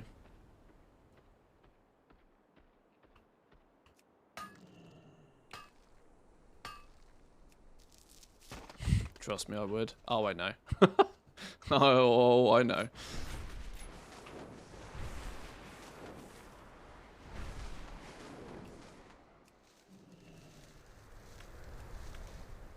Who are you? You're a big fella. There's some mining nodes up here and all.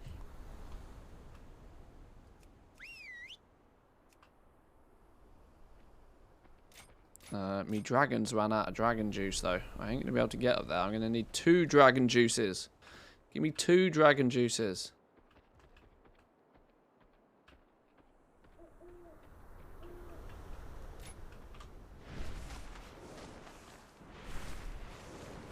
Oh, you are taking the piss. No, get off the wall, you dum-dum. Oh, okay. Hang on. Hang on. Hang on. Hang on. Hang on. Hang on. Hang on. Hang on. There we go. Much better. Considering that half the auction house is already consolidated and the plan is to do the other half ashore, there won't be much point in server transfers soon.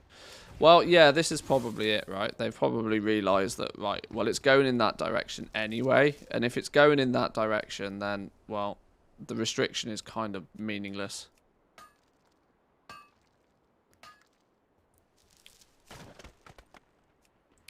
And, I mean, if they can, you know, from Blizzard's perspective, if if they can squeeze out some extra character transfers before people realise the direction things are going in, then, you know, it's more money in their back pocket, innit?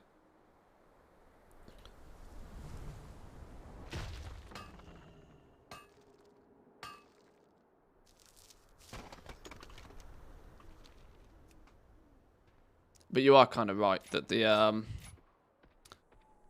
well, there was never I got to be careful how I phrase this, because but there was never really much point to transfer from one server to another anyway. There were some sort of black hat gold making methods, you know, sort of taking huge inventories of materials from one to another and trying to capitalize that way, and then repeat the same process on the way back. And, you know, some people made... The cross-realm arbitrage was a thing. I tended to dissuade people from engaging in it, because whilst it was fine to do, it was a bit underhanded, really, in my opinion. But things like Progenitor Essentia and stuff, it was very common for people to go to cheaper servers, hoover it all up, and then transfer it back somewhere else. But nowadays, you're right, there's not so much... Well, there still is for the moment. For whilst armor and weapons and craft, you know, most stuff of that nature is still a realm-specific thing, there's definitely rhyme and reason to be transferring from one server to another. But true, if they are looking to... If they're looking to make it account like region-wide for everything, then your usage for moving from one server to another is pretty heavily diminished. There's a flight master here, but not anything to do. This is kind of what's been curious for me. I'm just wondering, because it's a Tuskar zone, whether stuff opens up to you as you become more acquainted with them. But I don't know how to become more acquainted with them at this point.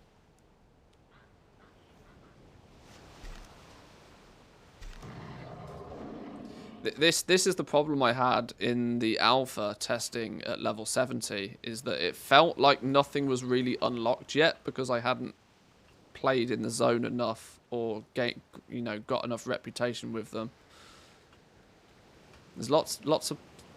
Looks like there's lots of stuff that should be able to be done around here, but practically there isn't.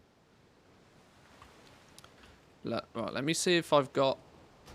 I'm intrigued to see if I've actually got all of the 1, 2, 3, 4, 5, 6, 7, 8, 9 flight points is what it claims to be over here. 1, 2, 3, 4, 5, 6, 7, 8, 9. Yeah, I seem to have picked up all of the flight points. These ones are... Oh, Apex Observatory and the Apex Canopy. These are considered Waking Shore. Maybe I want to get... Maybe it's this area that I'm missing. Maybe I've not been down this end of the woods. Because I definitely don't have these flight points. Let's go... Let's head over this way then. Hey, that's a speedy flying mount. Jesus. Zipping on this one.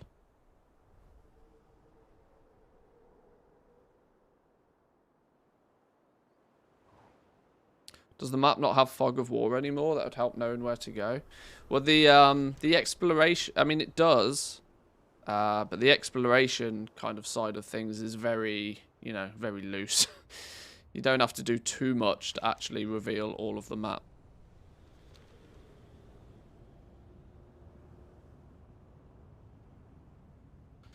I think their ultimate goal is to reduce the amount of gold income whilst keeping some powerful and useful items relatively expensive. So regular players would be forced into buying tokens to supply their gameplay. Ooh, there's a draconian one. It looks like they're trying to make it substantially more difficult to acquire new gold. I think they're trying to, rein in some of the gold generation. Mission tables have done in recent times when you think just how many people now are churning through mission tables like an absolute crazy person on just God knows how many different accounts, people are entirely funding their gameplay through mission tables at the moment, which is just printing gold. Like, absolutely printing just new gold, just flooding into the system day by day. Obviously, Blizzard are aware of that. They know it's a thing. Vendor shuffles, they try and keep under control. You know, at best, you're making like 8k an hour with vendor shuffles. They're pretty trash. Oh, thank you, wife. Thanks.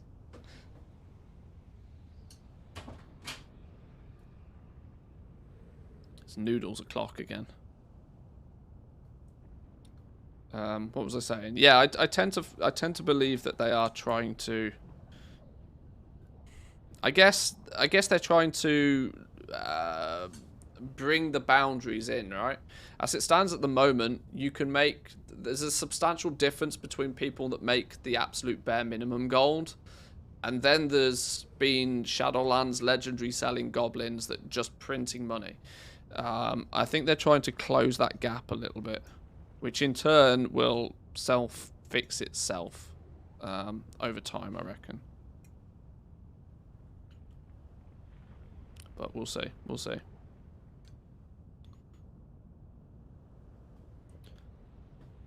They do tend to do a reasonable... I mean, there's been steady gold inflation every expansion. Every single expansion that's gone past has the upper limit of gold making like increased. Because let's not forget, like, making 5 million gold in BFA was a monstrous achievement, like a ridiculous achievement, like almost without, you know, almost too far to reach level of achievement in BFA, and people were doing it to get the long boy, right? Nowadays, no disrespect to anybody that's still, you know, working this journey, the journey naturally does take time, but now, like, the boundary seems to have moved a little bit further. You know, the boundaries moved further towards, like, the gold cap, sort of, you know.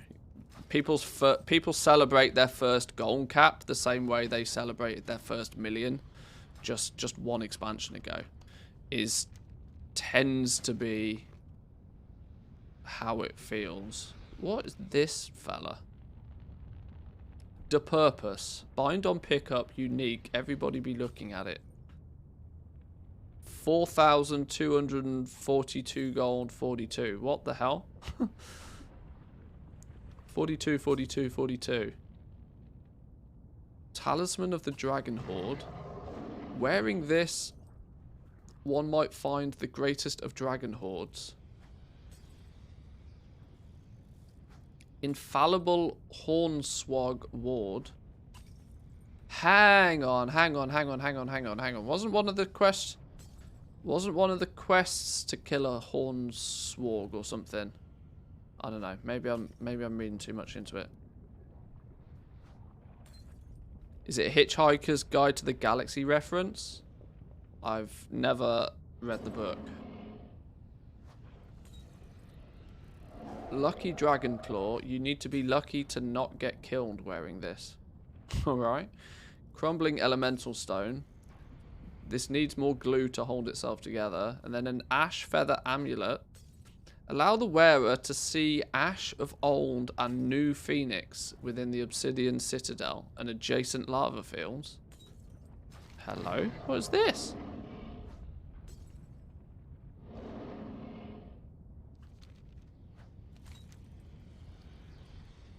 Wasn't that the Riddle Frog?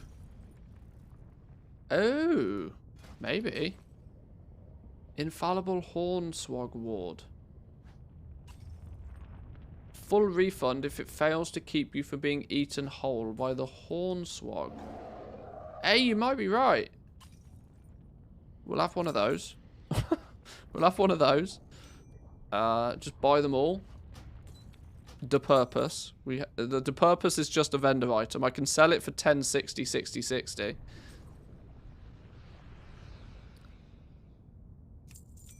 Talisman of the Dragon Horde. Lucky Dragon's Claw.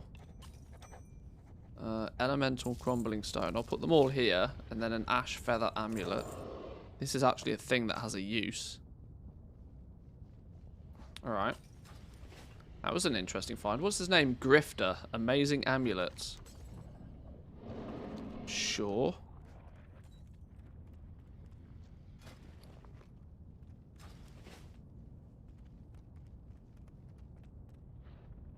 Okay. Draconium deposit. We need draconium deposits. They're levels right now.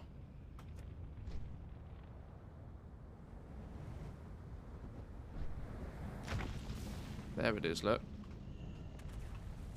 Yoink. Ah no, get out the fire, you dumb.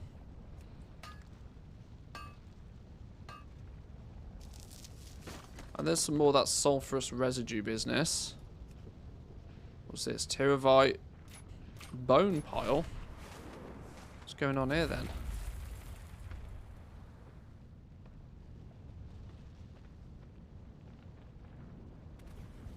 Where's this bone pile at? I can see it, but I can't see it. This thing. Oh, it's got a thing I can click. Ow! Hot. Ow! Now I can't click the thing anymore. Hello? Where's the thing to click? Click the thing. Missing reagent, wormling bones. Okay.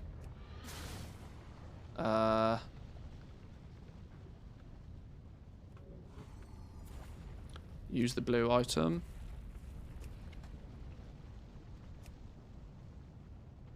Give me a buff. Allow the wearer to see ash of old and new phoenix within the obsidian citadel and the adjacent lava fields. Right, that apparently changed something. Or in theory, at least, anyway.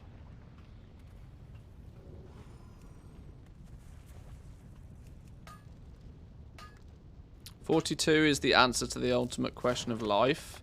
The universe and everything in Hitchhiker's Guide." I'm guessing it's a reference with it costing 42 repeatedly. Probably just a fluff item. Like the one in Pandaria that increases your luck by 10. Yeah, the stat that doesn't exist, yeah. Maybe. Maybe.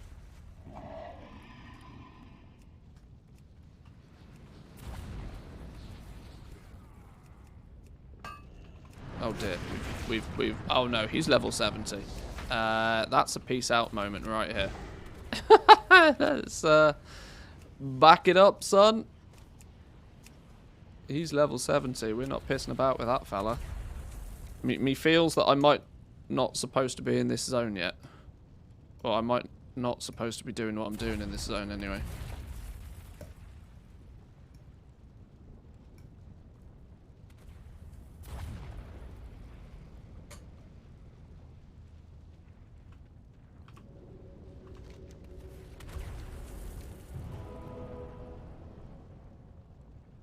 That draconium I want, though. I want that draconium.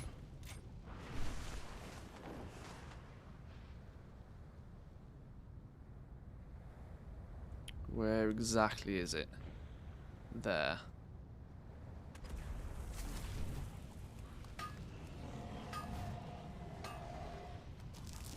Why am I being targeted by something? Oh my lord. I'm getting squished.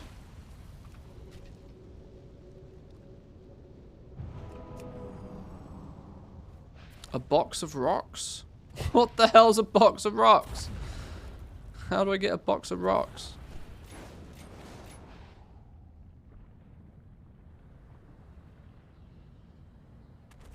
In and amongst a whole bunch of dangerous fellas. Requires 68? Oh. Yeah, I'm clearly not welcome in this zone. I'm clearly punching way above my weight right now. Okay. It might be time to move on. It might be time to move to the next zone. Oh no, we were trying to get our ass over there, weren't we? Why is 2 not work? Why are we coasting to our death all of a sudden? Disconnected. Oh, Jesus.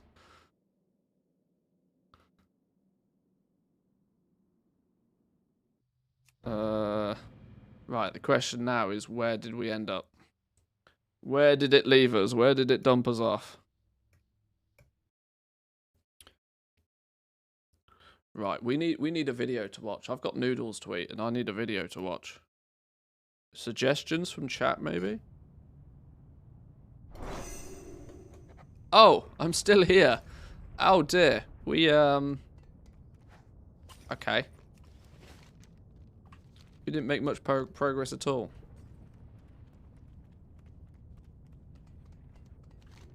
Huh. Alright, well, maybe we'll chill here for a minute then, as it seems to be.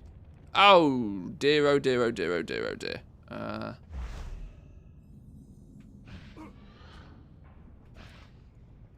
That was not planned.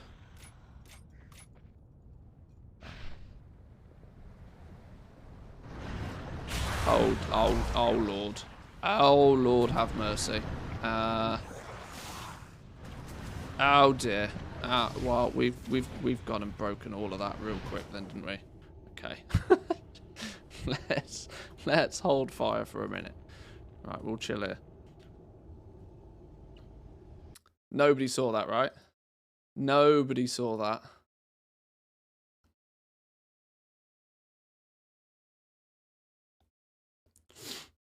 Boris Johnson's farewell speech as UK Prime Minister? Nah, don't think so. Not today.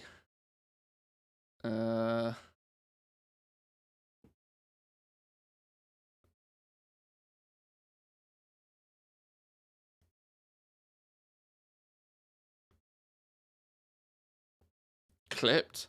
Please no. Please no.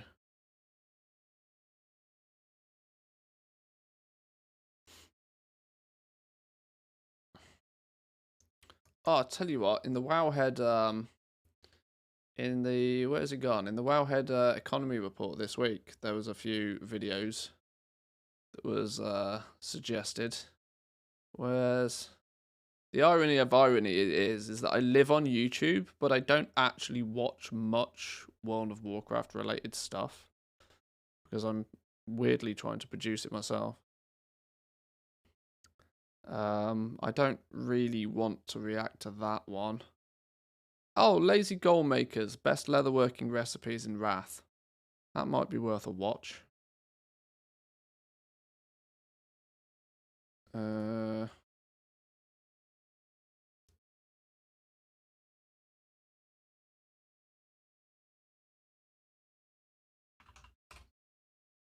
was the Soul video from yesterday. Let's take a look at this then. For any of our classic friends out there. There's a fly in my room.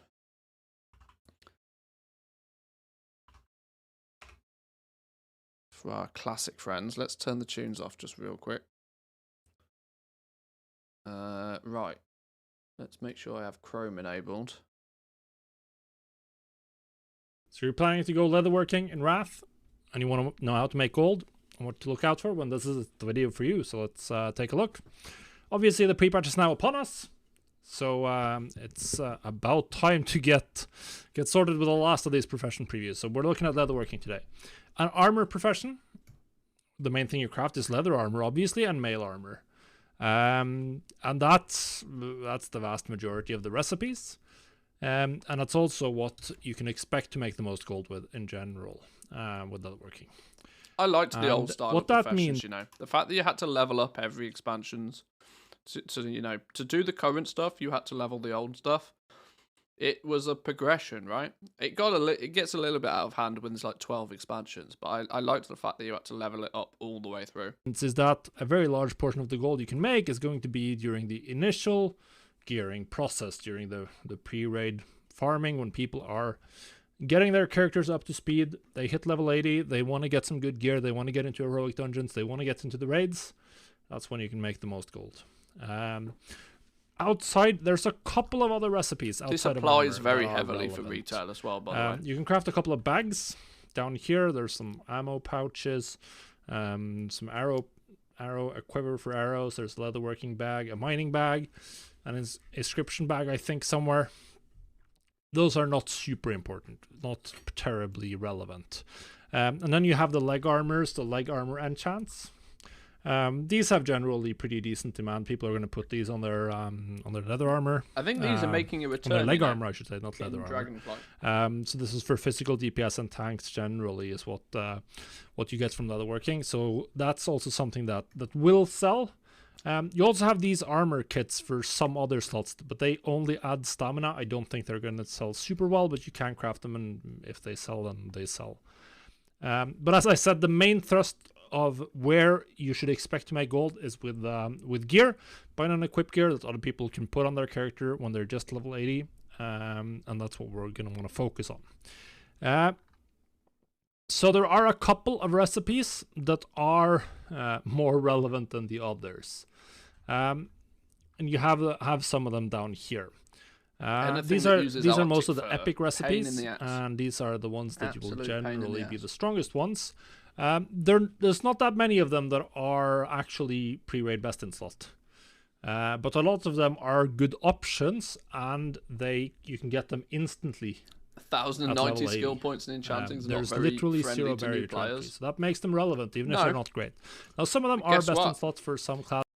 There's two sides to that story, just real quickly. I know this is a real detour from what Lazy's chatting about now, but let's not forget that if you're a new player, it is to be expected that you are, significantly less expertised to somebody that's an experienced player, right? But what tends to happen is it's a barrier to entry, and barrier to entries are good for professions. This is what's made the professions feel really lackluster and really not so worth bothering with for most players in the last couple of expansions, is that within 5 minutes of the expansion going live, everybody's maxed them out, and everybody's on an equal playing field. Everybody's crafting the same things, using the exact same amount of materials, and there's never really been huge amounts of gold in it. Look what happened with legendaries, though, in comparison. You put a barrier to entry in place, a barrier to entry big enough so that it did hold back some players. It meant that the players that put the time and the effort in got the reward from it. And that would still be the same if you had to level up all of the old professions. Not to mention, it would allow people to generate a small amount of gold from each continent, each expansion that they're playing in at the time, whether they be leveling up a character or even they're just going back to farm old materials, right? There'd still be like a long shopping list of things you would need to become that true expert in your profession. I don't think that I don't think that leveling up all of the past expansion stuff is necessarily a bad thing. The problem is, though, is that there's no actual rhyme or reason for crafting most of the things, right? The actual crafts themselves are pretty much pointless. If there was some way for you to, though, gain skill point, they did it in Mists of Pandaria, right? What was the thing they did in Mists of Pandaria where instead of actually crafting a bunch of stuff, you could just take a handful of materials and just zerg it to the max?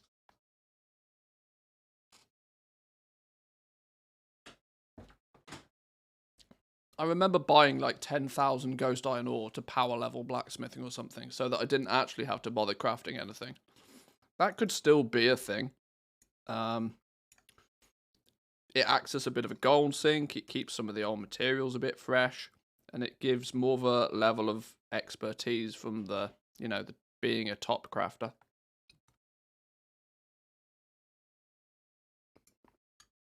Anyway, classes like these Revenant's Treads are the best in slot for elemental shamans, and there's a couple of others that are good and potentially competing with the pre-raid best in slot. So some of the main ones: Ice Striker's Cloak, the Eaglebane Bracers. They're actually a vendor trained blue recipe. Eaglebane bracers. These are very good and relatively cheap, so they could definitely be something to look out for. The Ice Striker's Cloak, a little bit more expensive. An epic, you get it from the trainer, and then you have the Troll Woven and the Giant Maim. The Troll Woven is like leather, standard physical damage. This is going to be relevant for a lot of classes potentially, or at least for rogues, ferals.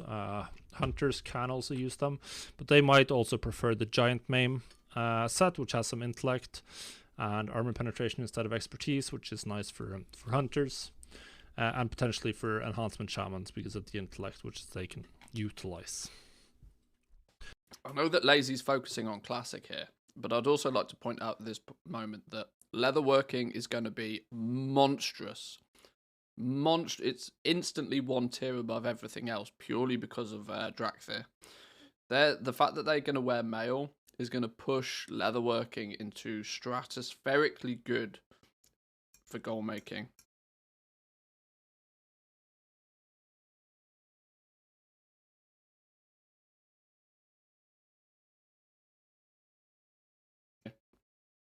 Sure, there was plenty of hunters, and there's always plenty of hunters kicking about, and there's always a few shamans, but throwing another brand new class, a class that is clearly going to be OP as all hell at the beginning, into the mix, leatherworkers are going to have a really good time. Not to mention that they already make, leather for everybody. Now they're going to make mail for the 7 million hunters and all the new Drakthir evokers. It's going to be a good time to be a leatherworker, I'll tell you that. So that's the main recipes, and then you also have these. This is interesting, the PvP entry level set. I think this is something that you'll want to craft early on and see if it sells. These aren't super expensive, so get a couple of these recipes and see. That's not quite sure about this, how good this is going to be. It can potentially be extremely profitable, because entry level PvP gear has been incredibly good from a gold making perspective in the past. Every Pandaria, for instance, I made PvP a gear, ton of gold crafting entry level. Loads PvP of money. As for the bags, I don't think the bags are particularly relevant. The only one I'd consider maybe having is the inscription bag.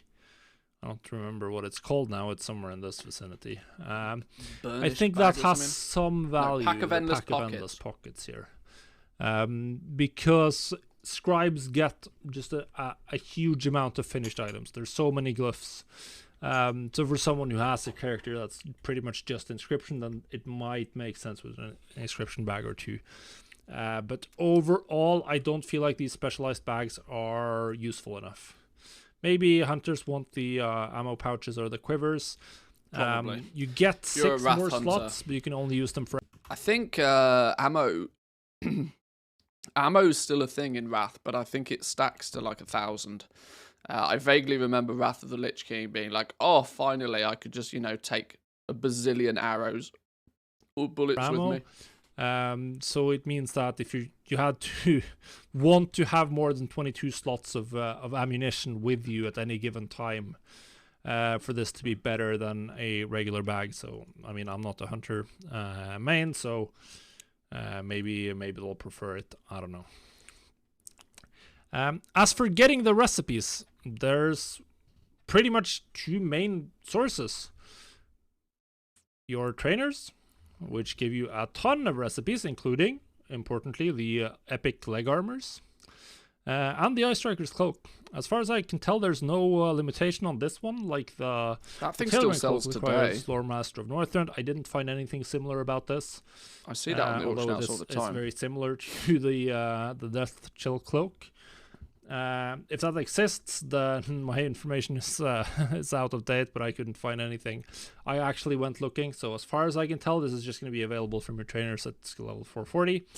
And then there's the neutral vendor Braig Stoutbeard in Dalaran, and he will sell you a bunch of recipes for materials. So either 3 heavy Borean leather or 2 Arctic furs for the more expensive leather epic recipes. I would not bother getting all of the epic recipes. I'd mostly probably focus on Giant Maim, Revenant's Treads, Troll Woven, probably not Wind Ripper, because most of the leather casters, Balanced Druids, they're mostly going to wear cloth. There's no advantage to leather for them, at least. Whoa, is that a thing? Balanced druids wearing cloth?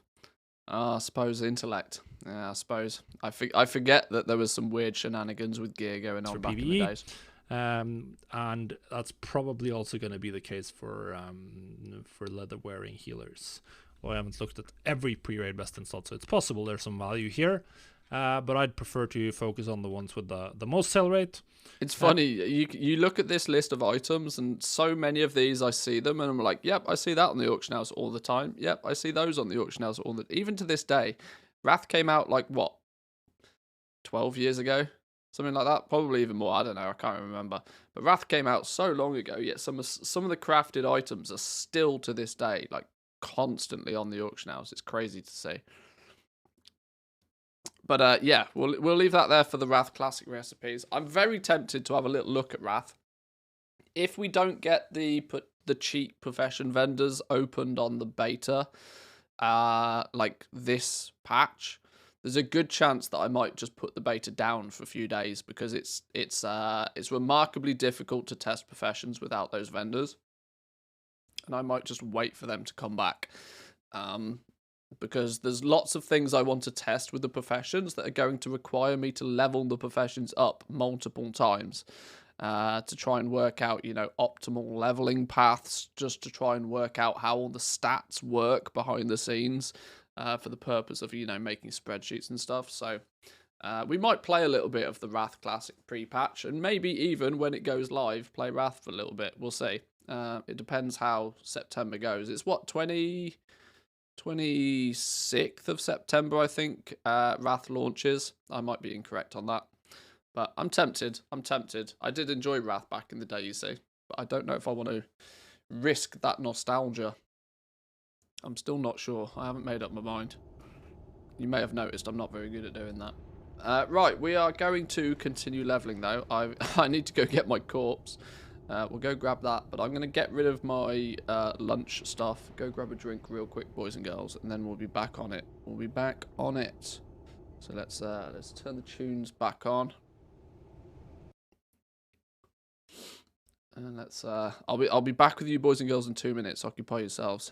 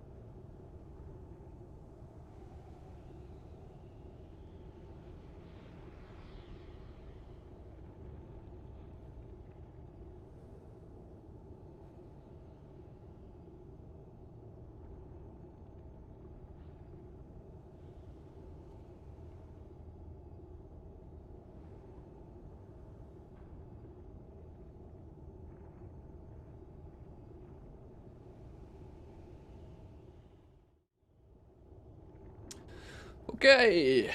Right, where's me corpse gone? Where's me corpse gone? Let's go grab this. Let's try and get out of here without dying 12 times. This is clearly a level 70 area. I shouldn't be here. Now, I really want that draconium deposit though. But these, tier 2 fighter lava pet. The tooltip is interesting on that one. How are we going to get out of here without getting squished by these fellas? We're going to go with the old run and feign death method.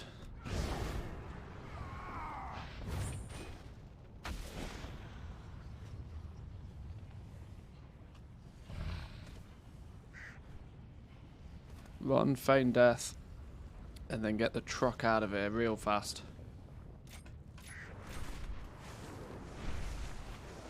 Right, that way. Let's move. Let's get out of here.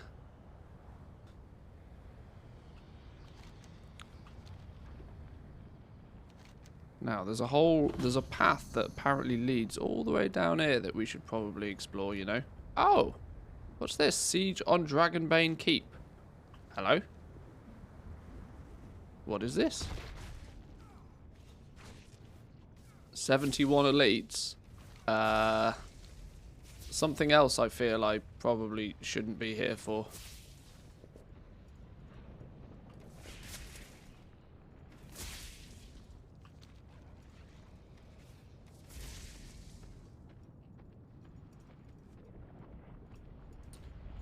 I just tried to close the pop-up to open the adventure guide on the stream. Sorry, I'll get rid of it.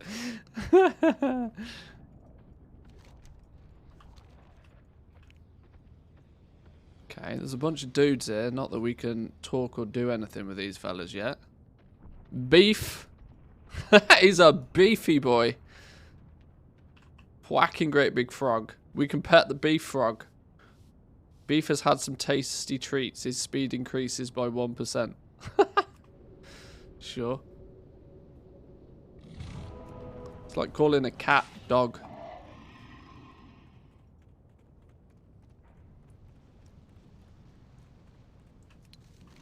Well, we don't seem to be able to do too much here yet. Once again, probably a probably the result of not having Is that enough your wallet? levels. Are you just Let's glad head to see this me? way then. There seems Both, to be I hope. something going on in this Time is direction. flying. Haven't had time watching in some time. How is gold making looking for DF? Ah, Liz with a tier 1. Thank you very much. Appreciate it. It's I do not hear my alerts. I see them in chat, so I might be a bit slow on the thank yous, but thank you. Appreciate it. Time is flying. Haven't had time to watch in some time. How's the gold making looking for Dragonflight? Different. Probably crafting is probably not going to be. I don't know. It's hard to say. Everything's bind on pickup, meaning that everything is going to have to be traded through the work order system. I am on record of not being overly impressed with the work order system. I think it's got some severe flaws in it, which they're going to have to address for people to, you know, want to use it. Hopefully, though, there's enough with crafting, and the fact that the quality system is gonna really switch up how crafting works in Dragonflight. So, different is about as accurate as I can be right now. But different is usually good. Different's good because it means there's new things for people to learn, and those who learn them quickest and first usually make a lot of gold whilst they do it. So.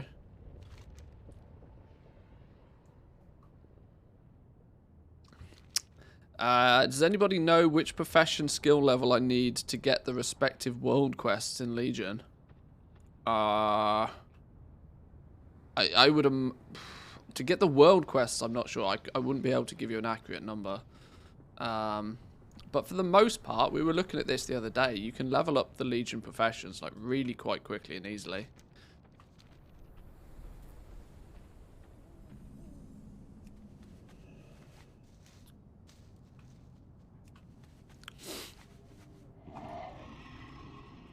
Hockenbloom, Tiravite. I need the rarer stuff. This is just all the basic things.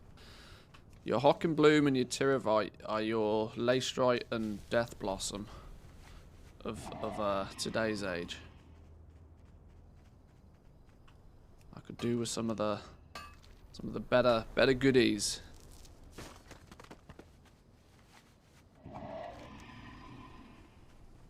Now, there's meant to be like 2 flight paths around here somewhere. There's a whole corner. The apex canopy is a whole corner of this zone we've not explored yet.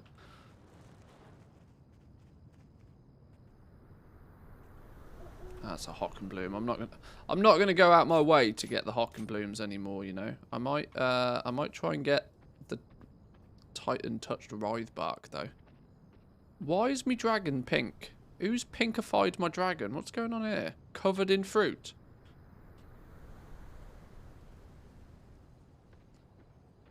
I just googled common male hair problems and it gave me a link to this. My SEO is on point. Damn. Damn.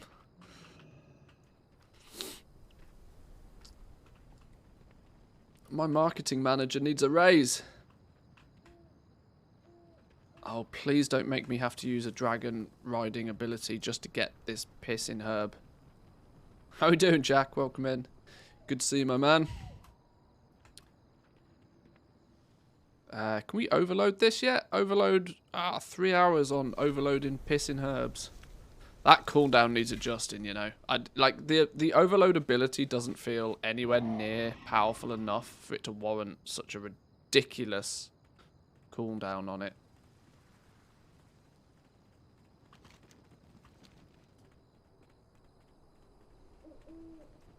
Windswept Hockenbloom, where have you gone then? Ah, you're all the way up on the cliff.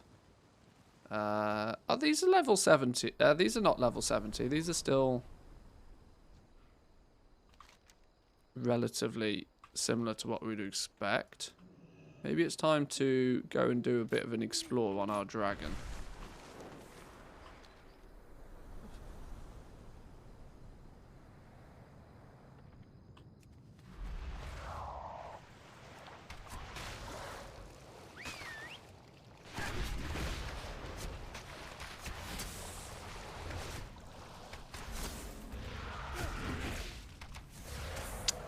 The talent point still reset. My talents weren't reset today, actually, nor was my UI. I think they might have addressed that bug, which is, thank God, because it was hella annoying every time you log on having to redo all your talents.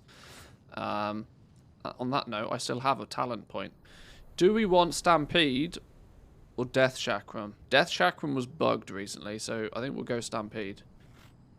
Yeah, we'll go Stampede. Yoink. New ability. We'll just have that in shift 4, that's fine.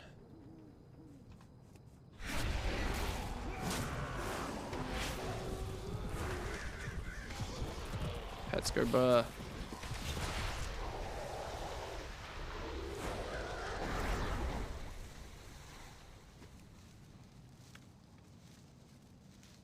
Some bubbly popply. What's going on here? This is a little campfire thing. There's a book chilling down here. Can't do anything with it, but that's very deliberately been put there for a reason. What's going on here? What's going on here? A up. A up. Flight point. Flight point. Mailbox.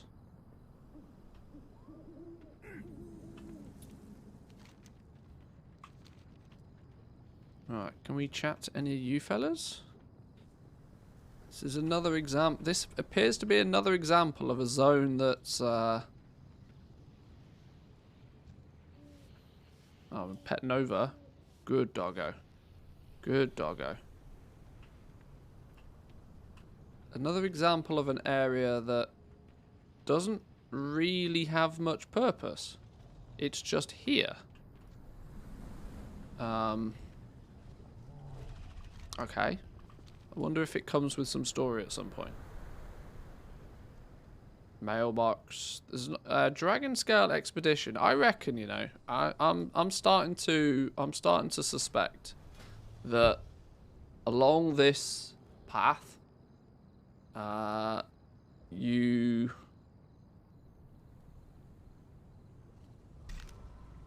like mini zones open up to you at some point, I reckon. Maybe not something that you're going to come across too much during leveling, but once you ding 70 and start exploring.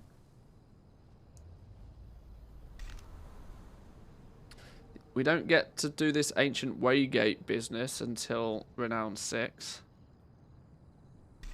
7 gives you expedition tools from the base camp in this area.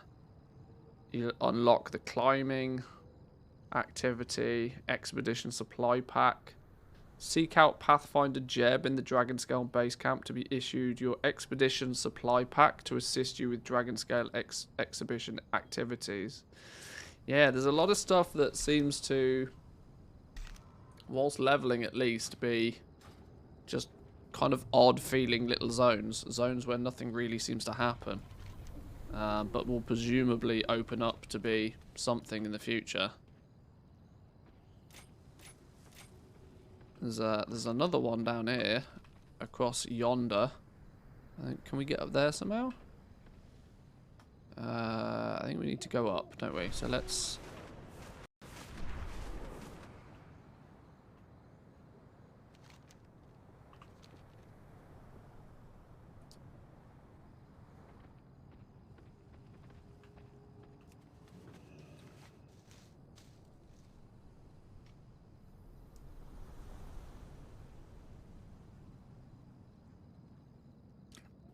Any suggestions what to do on SS to make 5 million into 10 million? On Shadow Song, I presume you're using SS as Shadow Song. To turn 5 million into 10 million on Shadow Song is going to be difficult. You're going to have to practically claim every single other player's gold. Because Shadow Song's got about 4 people on it, doesn't it? Isn't it one of the lowest population servers in existence?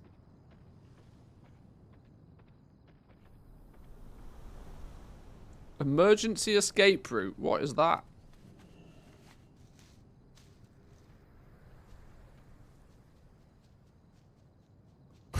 It's just a... I mean, that's quite an emergency escape route. Walk the plank, look. If you need to get out of here in like double time, it's sure.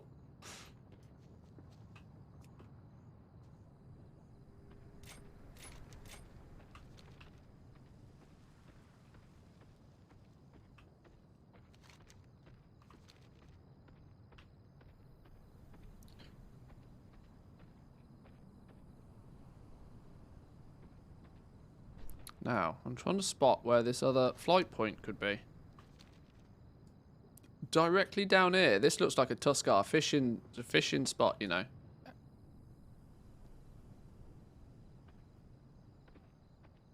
Let's go and have a look. Let's go and have a look.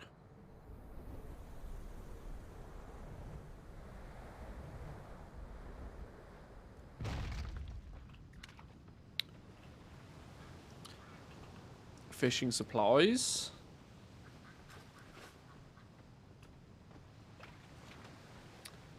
Another Tuskar flight man. See, once again, another little zone that doesn't really have anything here. It's just kind of here.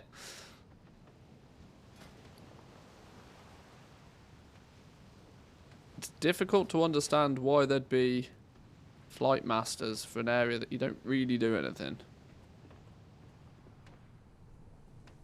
But like I said, it must be because these zones open up to you as you gain greater reputation with these factions. They might just, you know, be little hubs where you don't do anything to start with, but eventually... Problem with alpha and beta though, missing all the extra polish. Well, the thing is, what's difficult to actually address is whether it is just polish or whether, like I said, these zones are going to open up to you as and when you have the renown with the faction. Because the Tuskar fella, like, there's a renown tree for everybody. But I would imagine, or at least I would hope, that as you level these fellas up, that these little zones open up to you and there becomes a rhyme and reason to be here.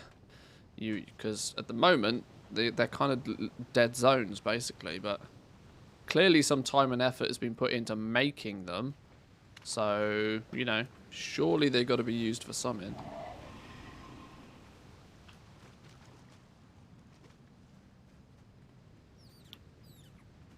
There'll come a point, I'd imagine, in the next couple of weeks where they'll just give us like a renown button.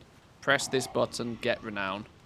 They usually give us a cheat code for renown on the test platforms. And then we can unlock everything and see what's available and do the whole shebang. For now, though, it's a little empty. I've explored the zone pretty much as I can, and there's clearly some stuff I haven't been able to do yet. I want to take one more flight up towards this direction, the Skytop Observatory, just because I failed to believe there's some hippos somewhere in this zone. I'm desperate to find these hippos, and I don't know why. I know there's got to be hippo. There's some hippo quests. There's a quest line involving hippos. It's on my achievements. It's got to be there. I just haven't found it.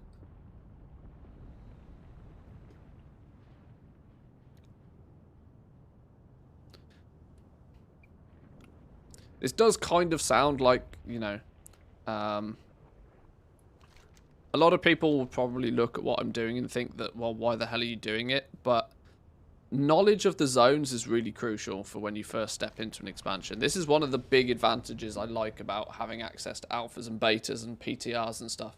You can just learn the landscape. Once you know the landscape, you can be a lot more efficient with what you're doing. And as soon as the game goes live, it's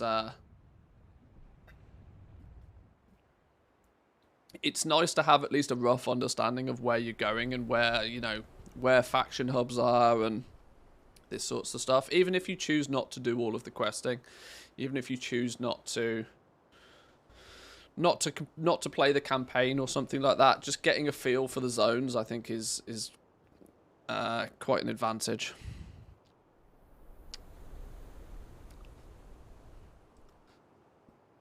I tend to actually enjoy things like the storyline more the second time I play through it.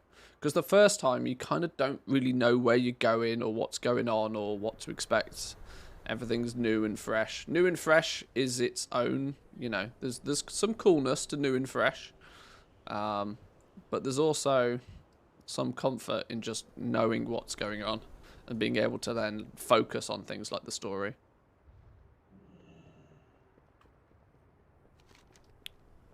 So this is probably one of the highest vantage points. Now, unfortunately, nothing on our travels. I didn't spot any quests or anything on our travels, so I might have pretty much maxed out this zone now. What I can do though is I can maybe turn in a bunch of these customization things.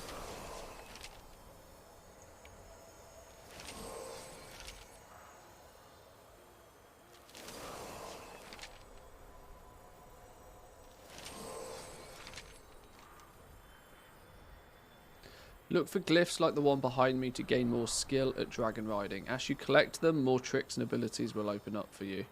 Don't worry, some of these may be hard to reach at first, but try exploring as much of the Dragon Isles as you can and gain in your own power if you have trouble getting to them. To see what you can learn, speak to me at any of the outposts.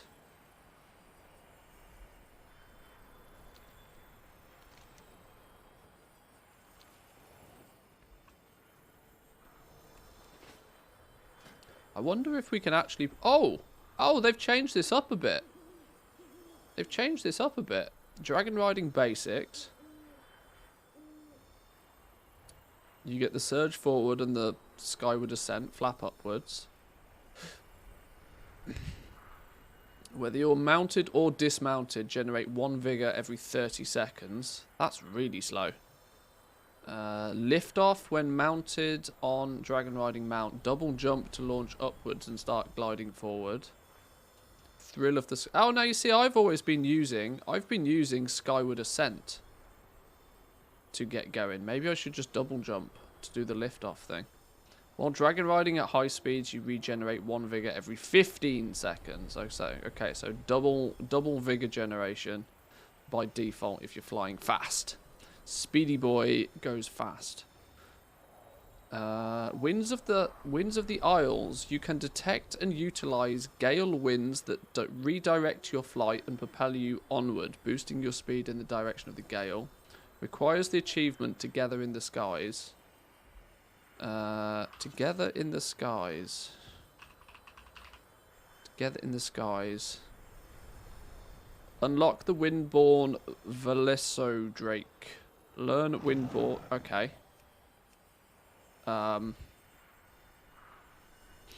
Okay, I'm none the wiser. Whirling Surge. Spiral forward a great distance, increasing speed. Requires the achievement Cliffside Companion. Cliffside Companion. Oh, okay. Another just unlock this Drake thing.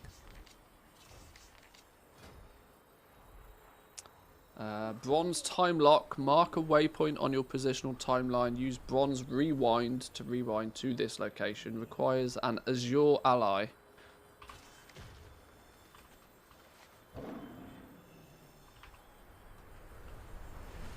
An Azure ally. Okay, so there's 4 drakes that I presume we learn. My guesstimation is each zone teaches you one of these, right? Surely that's got to be it. Red one in the Waking Shores. Green one in Osharan Plains or maybe Thaldrassus. Yeah, I imagine in each of the 4 zones you learn a new drake. So we'll get those passively via leveling, I would guess. Then we start looking at points, right? Then we need to collect these dragon points to start actually speccing into stuff. Increase your vigor to 4. Costs 3 dragon skill points. Dynamic stretching. Your vigor regeneration rate is accelerated to 1 vigor every 25 seconds. Or Thrill of the Skies, where you generate 1 vigor every 10 seconds.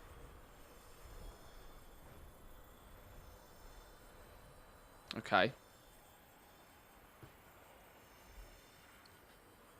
Shana's Gusts. Surge forward, evading scale chillers, scale charges, and other obstacles encountered in time trials and races.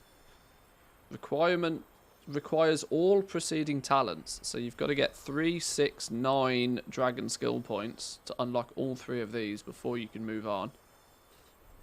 Then you get a choice node. You get Dragon Rider's Initiative. While dragon riding at middle speed and above, you gain stacks of Dragon Rider's Initiative up to 10. When landing at mid to high speed, you create a shockwave, damaging enemies for 200 per stack, split amongst them, and disorientating them for 3 seconds. Landing at low speeds cancels Dragon Rider's Initiative. Is that going to maybe be...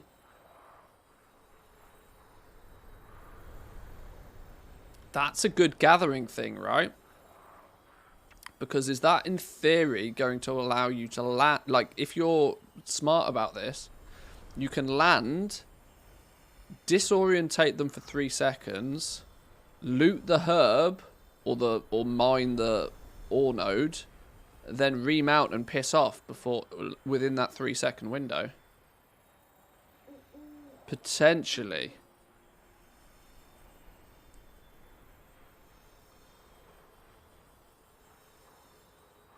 Maybe. Alternatively, you can take Dragon Rider's Compassion. Whilst airborne on a Dragon Isles Drake, you gain stacks of Dragon Rider's Compassion. When you dismount, you gain a shield worth 1% of your health and 1% movement speed per stack, lasting up to 30 seconds. So you can gain a 10% shield and 10% speed buff when landing. That's an alternative. You can certainly land and loot. Maybe land, loot, and then, you know, land, loot, and maybe get out of there. Possibly, if you're lucky. Okay, that's quite cool. I'd probably suggest Dragon Rider's Initiative if you're gathering, though. Just for that 3-second disorient. Moving on then. Restorative travels. Your vigor regeneration rate is accelerated to 1 vigor every 20 seconds whilst grounded. Whirling Surges evades wing shredders and dismounts airborne enemy players. And will dismount airborne enemy players. That's going to be fun in war mode. Are they going to have like proper Dragon Wars? Is this going to be a thing? That could be quite funny. Your vigor is increased to 5. Then we get another choice. We can either pick up Dragon Rider's Cultivation. Oh! Gathering herbs or minerals increases your vigor recharge rate by 10% for 10 seconds. Well, it's clear to say which one you'll take if you're gathering then. Defeating an enemy increases your vigor recharge rate by 10% for 3 seconds. This effect can only occur once every 10 seconds. Interesting. Do you go the passive route and just recharge your vigor as fast as possible, or do you kill a few things on your path?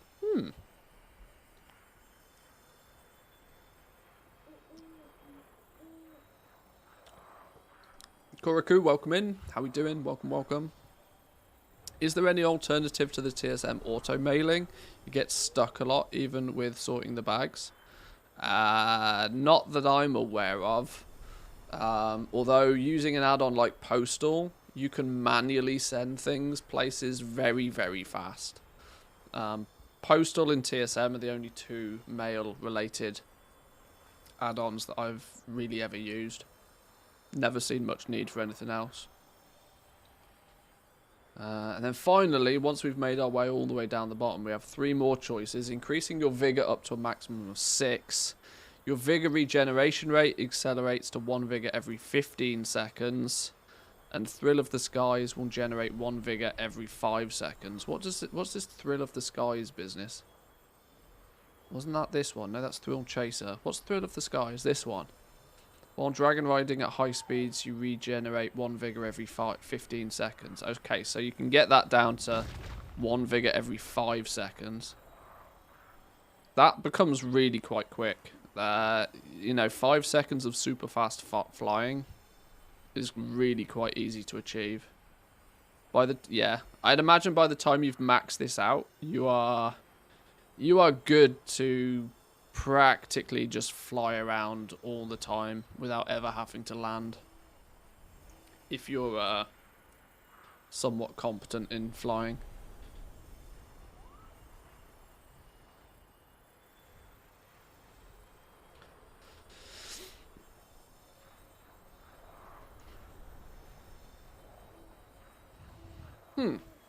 I wonder then if to be able to properly test herbalism and mining, I need to also look at running around and picking up some of these dragon riding talents. More importantly, it'd be quite cool to work out where the hell they all are. I found a couple of them. I found a few, but they're in very very difficult to access places in most cases. My factory ran out of blue belts. Yeah, blue belts will suck up your resources faster than you can blink. I love me some blue belts, but boy oh boy do they suck up iron.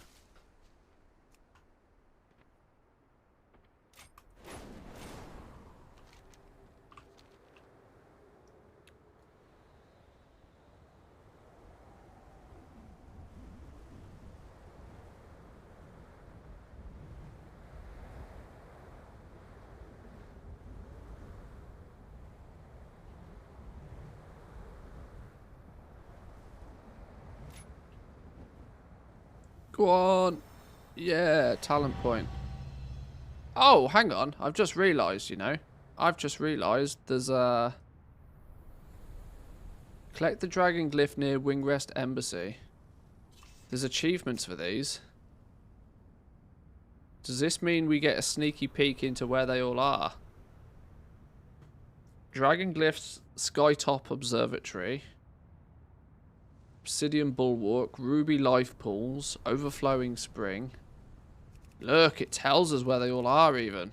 Haha! It tells us where they all are. Dragon glyph atop the Skytop Observatory.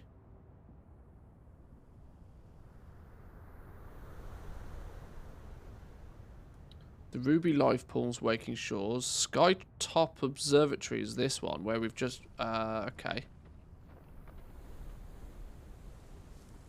Oh, look, they go a different colour once you've collected them. That's handy.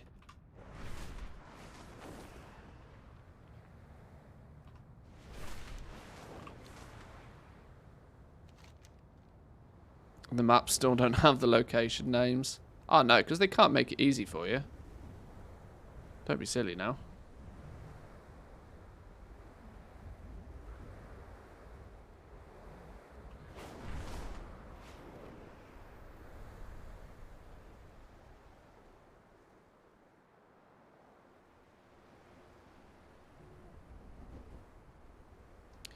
Yeah, it's proving to be a challenge to keep vigor up.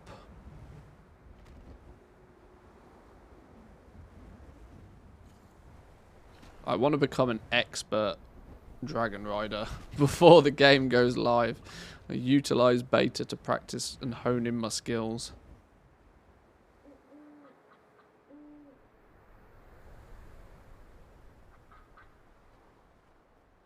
As you see, now I'm not gaining any vigor.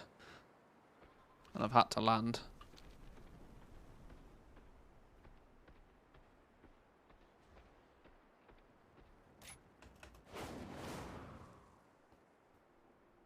Oh, what?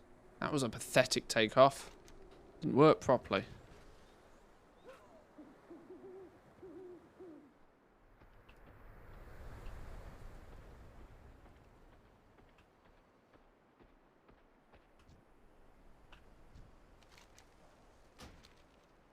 Right, fly me to the Skytop Observatory, because apparently there's a thing on top of this.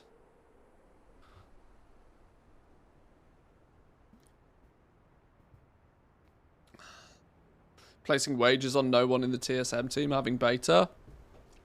They've mostly got it. If you had alpha, you have beta, and I know that a good fair few of them had alpha access, so they're fine. They should be good. They should be good. For reference, they have stated that dragon riding stuff's going to be account wide. So once you've done it, you've done it. Look, there's one all the way up there.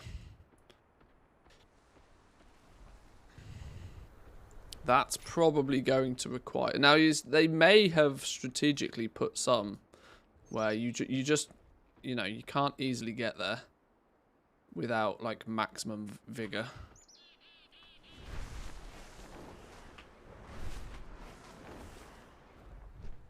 No, no, no. Oh, phooey. There's one all the way up there. We need to get, probably, we need to do this in stages, don't we? We need to get up here first. Then hop up to here. Then do the big jump up to there. And then one hop up there, I reckon. So let's get here. Okay. Any news on TSM? I don't know. What news would you want? What news would you want?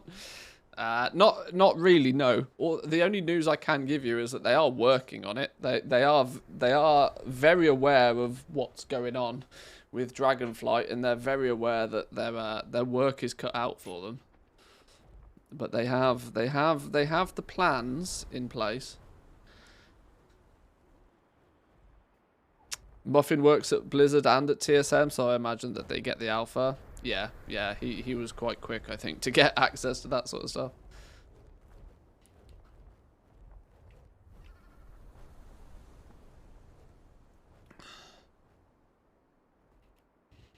Here's a trick to gain some altitude. The dash snapshots your speed for a while. Use the dash forward, look up, then flap your wings. That allows you to gain a lot of altitude. Oh, okay, that's quite clever. They fixed the infinite snapshot. This is the intended way. Ah. I didn't even know there was some sort of snapshotting on it. I'm just going to do it the... hopefully the regular way by gathering all of the talents. Right, so we should be able to now do probably a double. Oh, just a single up to here. That was good. No! No! Piss off! Oh, Cockosaurus.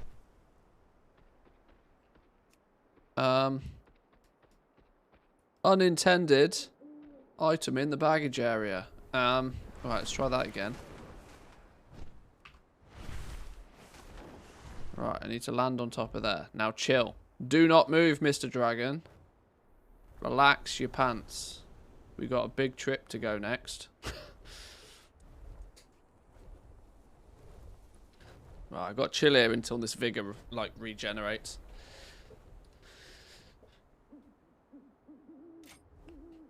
I assume it's going to be a whole revamp on the crafting. I genuinely have no idea how they're going to deal with the crafting. I've put forward some suggestions to them, but like honestly, how they're going to handle it, I don't know. But they are clearly working on it because there's questions being asked in their Discord on a very regular basis of like, how does this work on alpha and how does this work on beta? So I'm helping out where I can, but we'll see. We'll see.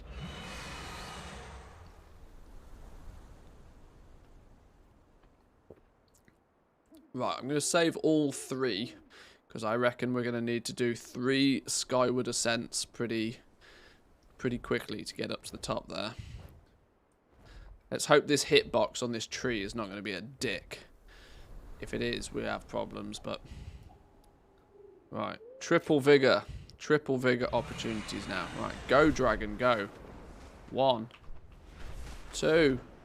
Okay, we'll chill here. We'll chill here. It's all good. Hey, look, who's this? Who are you?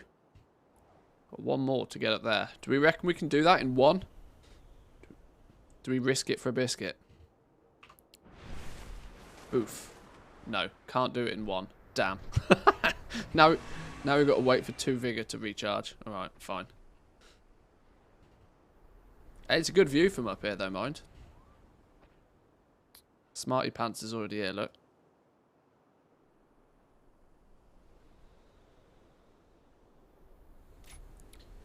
At least they've put achievements for gathering all of these. It'll make it at least maybe somewhat easier. I mean, what am I saying? What am I saying? Handy Notes will tell you the locations of all of these within about 3 minutes of the game going live, so...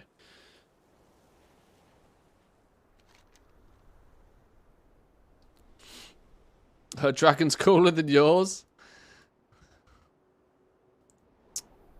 Yeah, maybe a little bit. Maybe a little bit. You already have all of the locations on Wowhead. Yeah, but Wowhead's, you know, you got to tab out and, you know, external resources. I'm a big fan of them. There's already a module for Handy Notes. Is there really? Oh, there we go.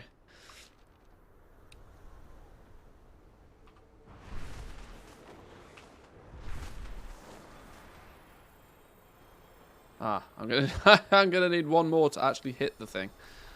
Right. Well, we're good now. We're good now. Boof. Got it. Got it. Right, where are we off to next?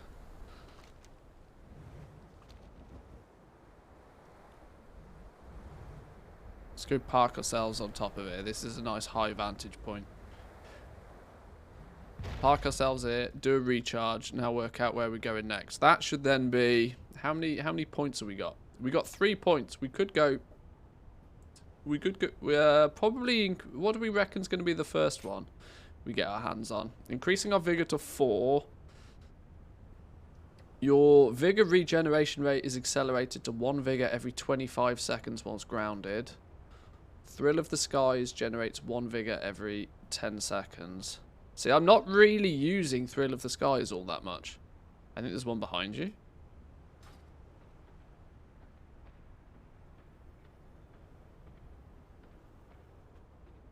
Oh, yeah. Haha! Magic. That'll do. Yoink. Check me out. Didn't even know it was there. So that should be 4 points, right? 4 points. I reckon increasing my vigor is the first one I'm going to need to do. Then we're going to increase our regeneration rate. And then we'll pick up this one because we have to. Although I feel we might be getting to... How many more do we reckon are in? Collect the Dragonglyph near the Obsidian Bulwark. That's this area, right? I'm quite sure that's this area. Obsidian Throne. Yeah, there's got to be one round here then somewhere. Obsidian Bulwark, this one. Okay, let's...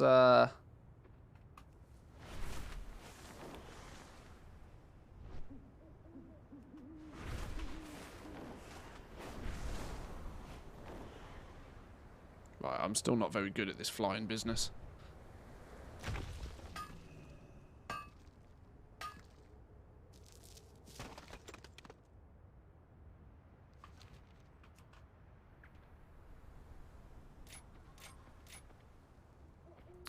So what we're saying, we do the surge forward bit.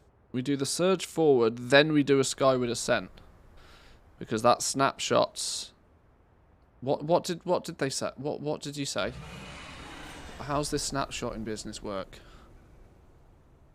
I need the skills to pay the bills. Dash snapshots your speed for a while. Neither one of them is dash. I assume you mean surge forward. Oh damn, where's it gone? Oh, I've lost it. Oh, I've lost it. Surge, look up, and then flap.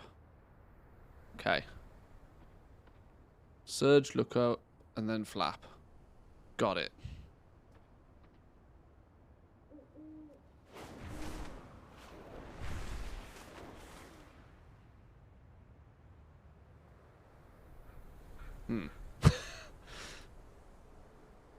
Maybe I did it wrong.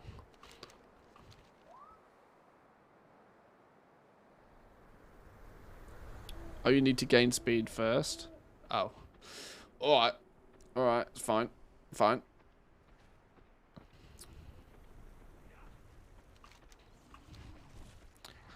See, this is why it takes me so long to level characters. I get so monstrously distracted by things. We've been looking for flipping hippos. Now we're on a dragon riding expedition. Today was meant to be about getting to level 70. God damn. Right, the Obsidian Bulwark. There was meant to be one around here, wasn't there? Hey, I tell you what, I reckon we can spot them whilst on the flight paths.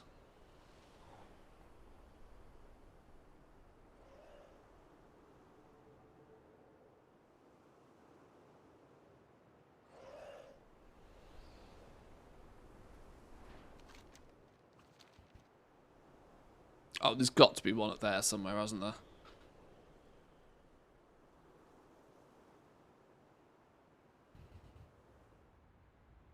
There's got to be one up there. That's where it's going to be.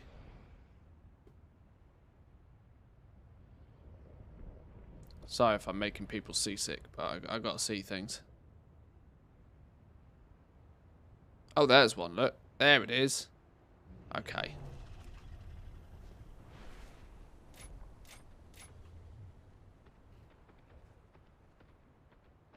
Right.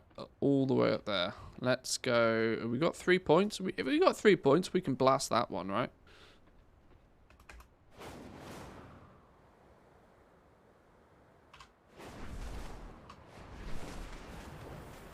Boom! Let's just chill here then. There's the obsidian bulwark one.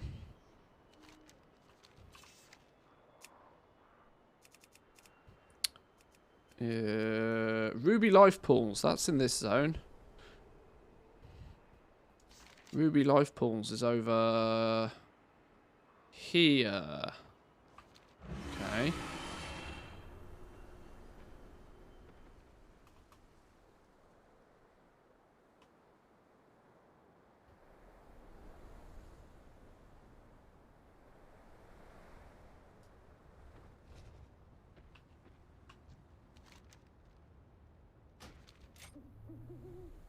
Ruby life pools that way.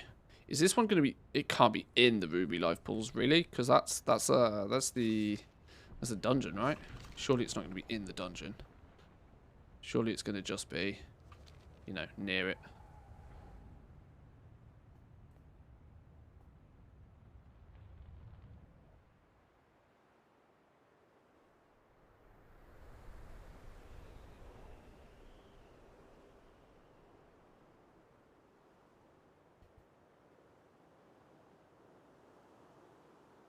It's in a cliff on the opposite side of the dungeon entrance. So it's over there somewhere.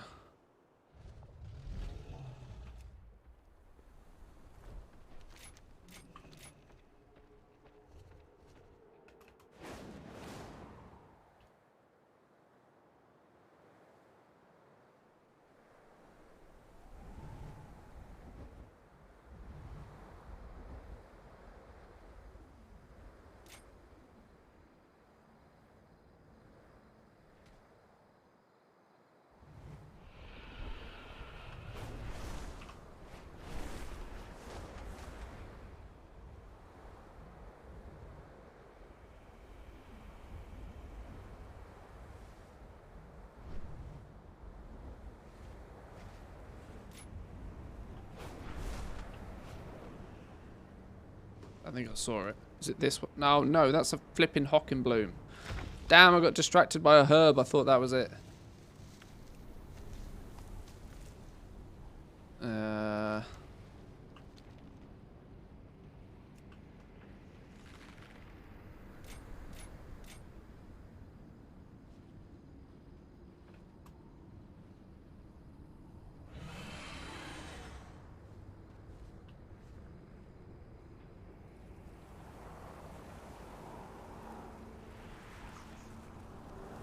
This is maybe where I should look it up.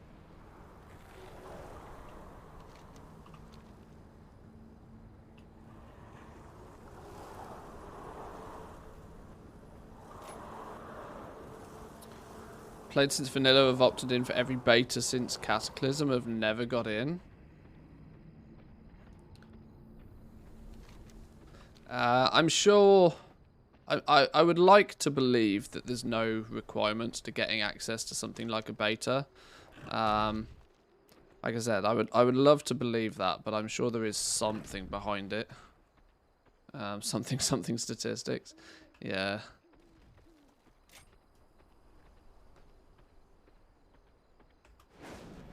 Yeah, I wish I could give you an answer, but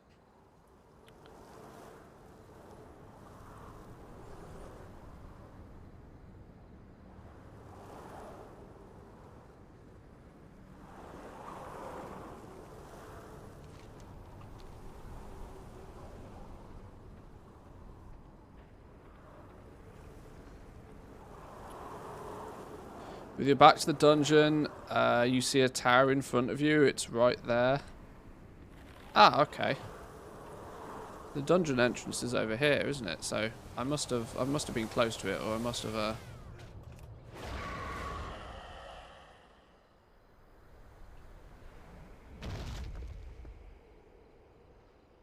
This thing? This creepy? Oh, there it is. Is that it? That's got to be it, right? Yeah, that's got to be it.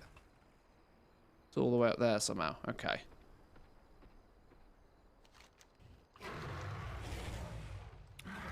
let's regen some vigor, and then we can make a mosey up there.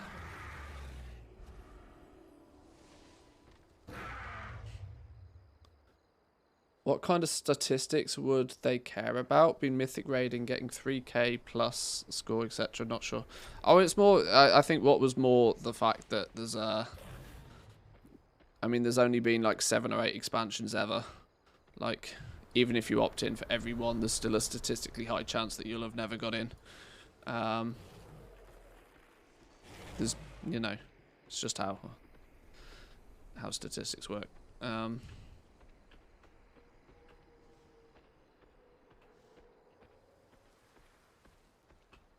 The best thing I can always recommend is just opt in nice and early and make sure, you know, that you're in. That's the best you can do.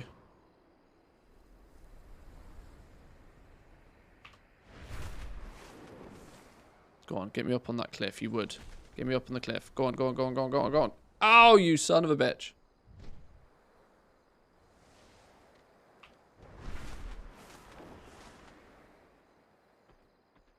Right, we're halfway. Halfway. I'm going to be brutally honest, like, there's no way that I don't think... there's no way I'd have got into the alpha without having, you know, a public presence in the first place. I considered myself quite lucky with the Shadowlands beta that I got in relatively early. Now, obviously, the only reason I was instantly in the beta for this was because I was already in the alpha. So, my vantage on it is obviously skewed by the fact that I do content creation, which definitely helped. I can say that for sure. It definitely helped.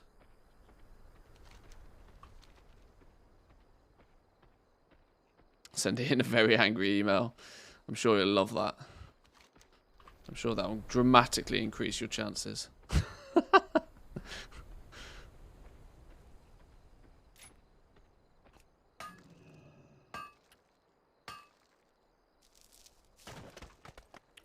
Right, we've got 3 vigor now.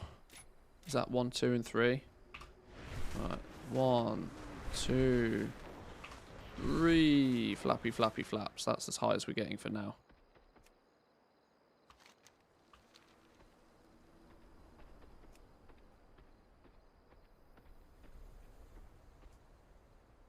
I'm glad to see that they have, though. One thing that they've clearly done so far is they have pumped a good amount of people into the beta.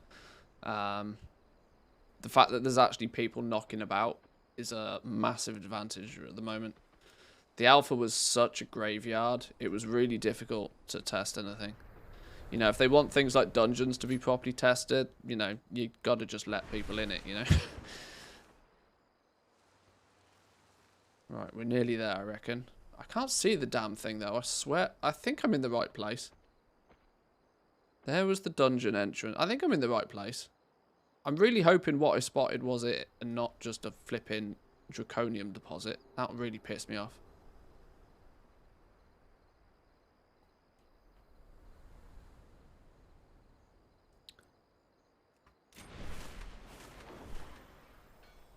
If you're looking for ores, look elsewhere. I've got this one. Shut up. Get out of here. What do you know? I flew my ass all the way up here. And there's you telling me I'm only allowed 1. Boom. Yeah, it's here. How many is that going to be then? Before I set off, that's going to be our 6th point. We need 3 more then to unlock the first 3 nodes. What's the big glowy gold symbol up there? Da-da-da, the dragon point. That's what we're after. Then we need to go back over to... Shit, where was it? Skytop Observatory? I think it's Skytop Observatory we go to learn our talents. Boom. Now let's see if we can get there off our own energetic... Oh, you can learn the talents anywhere? I should have just clicked the button, shouldn't I? Should have just clicked the button. Vigor is increased to 4. No clicky. No clicky, no go-go. Have I done all of this to only find out that we can't do anything with it yet? I think you need to be in the area of the trainer to do it, you know.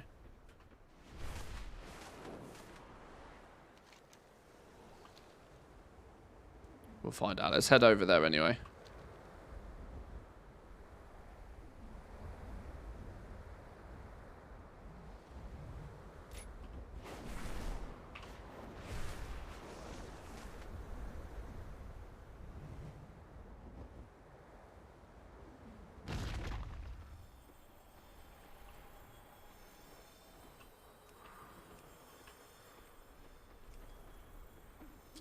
I never did. There's a bug where talents aren't learnable. Oh, great.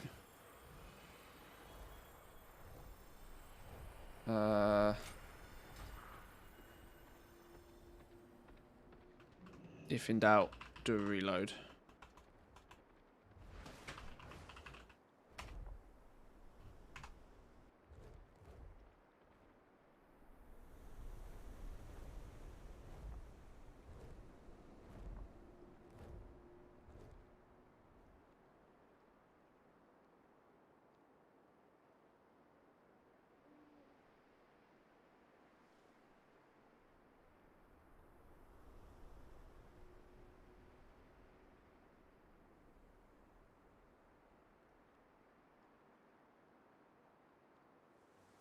Right, okay.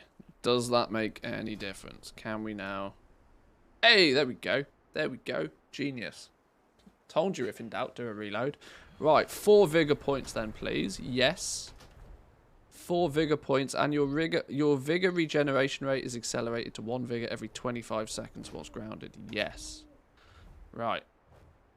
Next then, we need 3 more to get Thrill Chaser. So 3, 6, 7, 8, 9, 10, 11, 12, 13, 14, 15, 16, 17, 18, 22. 22 plus 4 is 26, 30. There's 34 more talent points to get from somewhere. Now, obviously, it's going to be much easier for us to get them, I would imagine, as and when we're, you know, leveling through the zones. So if I remember to pick them up as we go along, we should be good now. Unless I decide to do it. Is it maybe a thing to just go and get them all so that we've got them all? I tend to feel to be able to test herbalism in mining effectively, I probably need to max out my dragon riding. That's going to be a prerequisite, isn't it? You can tell that if you want to be good at gathering, you're going to need your dragon riding maxed out. You're going to have to dedicate. It's one of those things that you should probably want to do anyway. But it really feels like it's something that's going to be. It will separate the men from the boys, won't it? If you've got your max dragon riding, you'll be so much more efficient at gathering. Because you'll be able to, you know, get places. You'll be able to use your vigor to get to the super high locations, to get the special. I've already noticed, for example, that some of the special nodes tend to be carefully positioned on top of high things that requires your dragon riding to effectively get access to.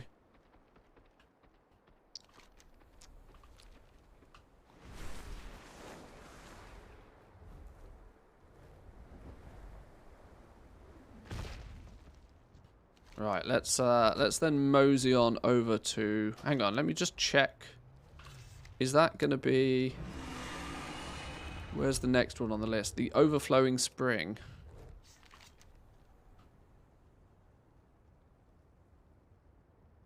Overflowing Spring sounds like it could be a... That doesn't sound like it's in the Waking Shore anymore.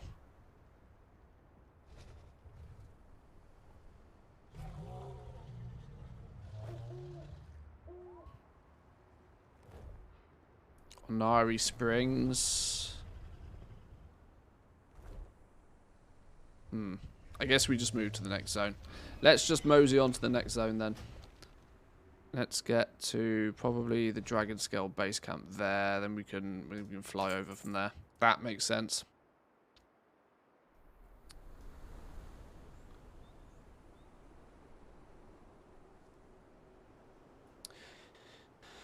I can already see it's going to happen, though. I'm going to spend a bunch of time, like, leveling up a character, get to 70, and then it'll bug out and do something silly and have to be deleted and reset or something.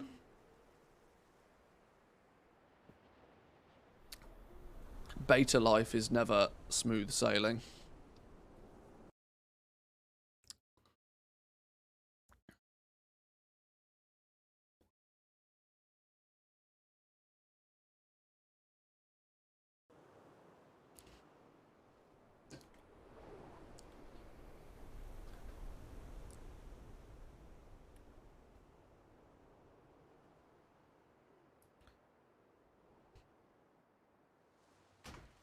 Has anybody noticed any significant change to the quality of the stream today? I upped the bitrate from 6,000 to 8,000, and I'm intrigued to see if it's a noticeable difference. It makes no difference to me because I have unlimited internet, but I'm intrigued to find out if there's any sort of like lagginess or frame skipping or anything. Zero changes whatsoever. Haven't noticed. Kind of what I expected. I should probably set my max for target FPS at 60 because I stream at 60. Looks shit just like usual. That makes sense. I'd expect nothing less. Do you get if you do the dragon flying business, do you get skill points for doing the dragon races? Transmog reward, complete all the normal races in the Waking Shores. Doesn't seem to award anything. I guess it's just something you can work on.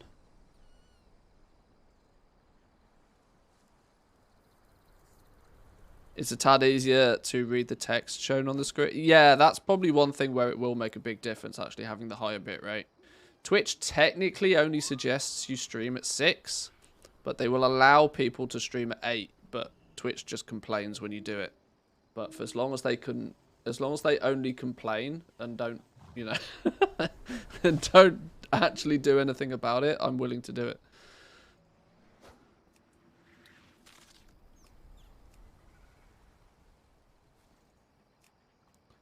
On a 1080p display, the actual video is only 852 by 480. Display resolution of 1355 by 721. If you full screen it though, you'll get native 1920 by 1080. Playback rate of 1190 kilobits a second for me. It's probably because I'm getting transcoding then. If you were to watch it with source quality, it would be significantly higher than that.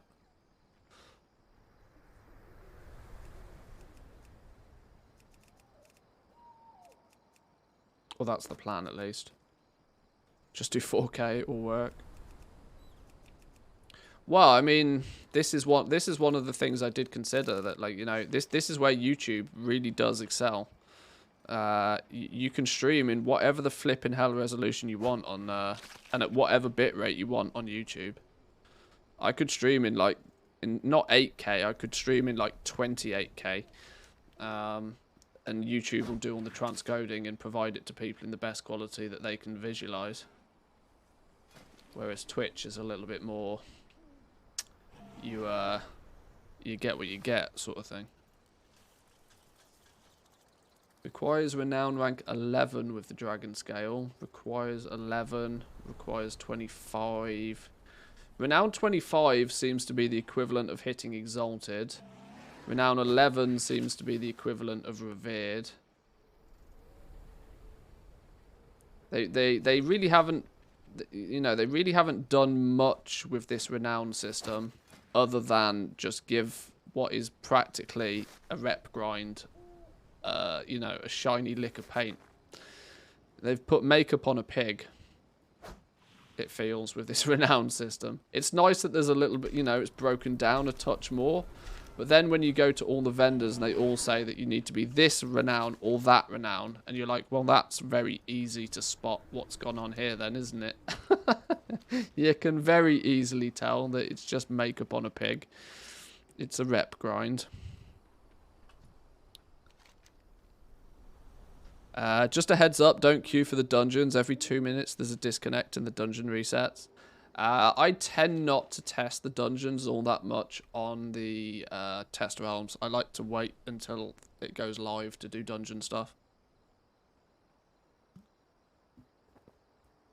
Mainly because I'm not the kind of person that enjoys Mythic Plus, so I like to explore the dungeon and, you know, conquer the dungeon when it's, you know, ready to do so.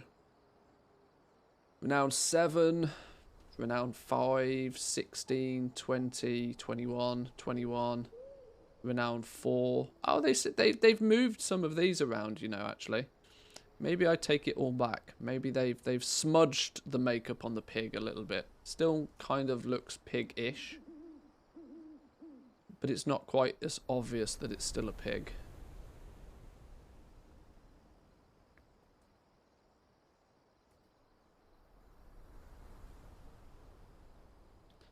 You need both renown ranks and Dragon Isle supplies to buy these.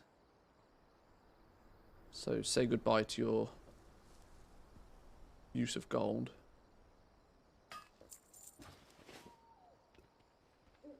This is one of the climbing things, but we haven't unlocked climbing yet. Why was I even here? Oh, I was here because it's somewhat convenient to get to the next zone. That's why I was here.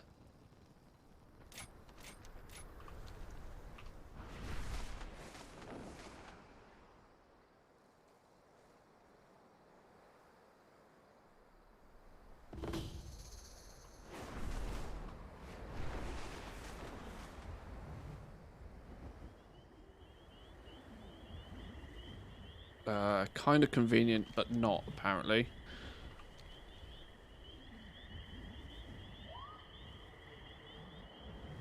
I need to get up there somehow. How do I get to the next zone? Oh, the path's this way. Oh, derp. I've gone the wrong way. There's me saying that, you know, I've conquered this zone. I know where we're going now. Apparently I don't. I've done goofed.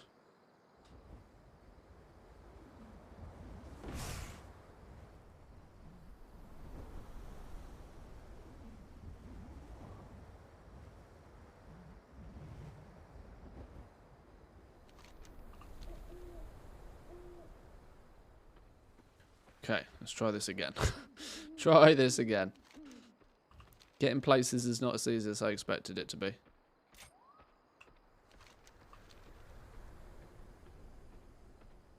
We're back where we started.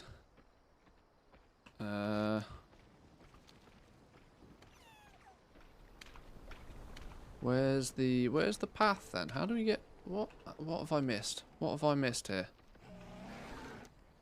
How do we get that? Oh, the path goes up this way. Bunch of dumbs.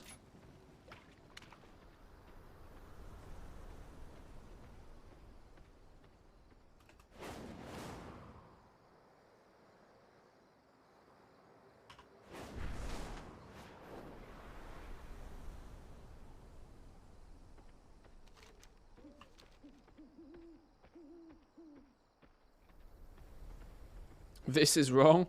What a name. You got a pink dragon, of course it's wrong.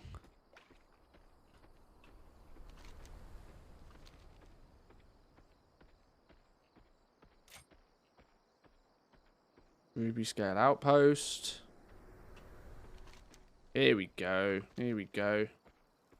Now we're in the new zone. Note to self. Go find a flight point. Double time.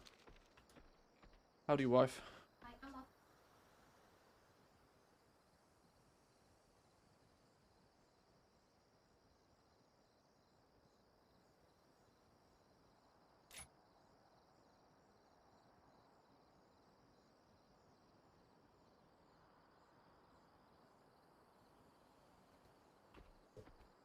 Alrighty. Right. Find me a flight path. That should be the important thing now. One over this way.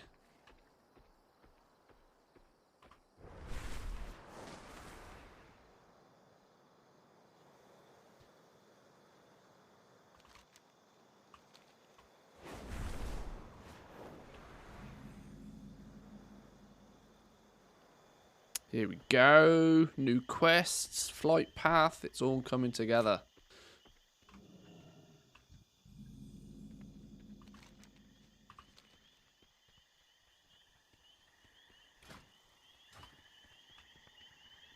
Right, so 64, practically 65, and we've only done the first zone. Well, we've done a little bit of herbalism and mining, of course, but we've only done... We got 71 points in herbalism, 43 points in mining. So we can't have hit much more than 100 or so nodes. 120, maybe 150 nodes. 120, 150 nodes, what was it, like 1.3k per? So let's just say 200k from herbalism and mining. Which is 2/3 of a level. So we'd have been, if we weren't doing any herbalism and mining, we'd have still practically hit 64 after the first zone. What we've got here is probably the bonus from herbalism and mining. But that was doing every quest in the zone. So if you complete the zone, you should be 64 by the time you leave. Fair. Okay. Meaning probably if you were only to do the campaign, you'd probably be 62 and a bit, probably 63. Which feels about right for full zone experience. How we doing, Pagby? Welcome in. Welcome, welcome.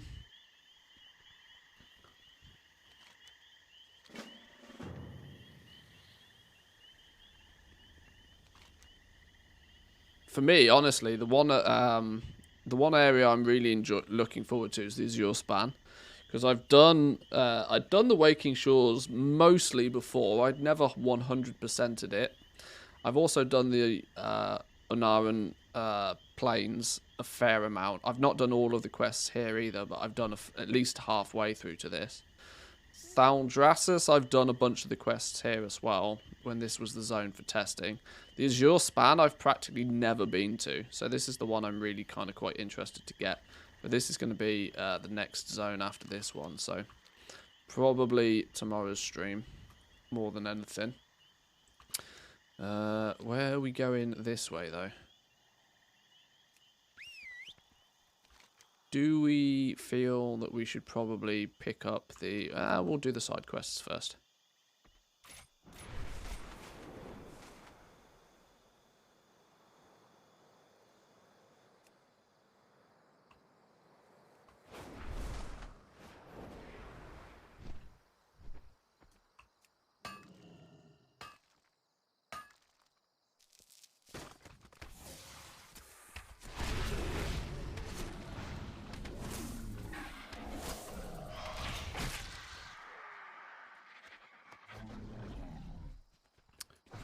What are we doing here? An Ottokar, Rockfang, Femur, a Vulture Gizzard.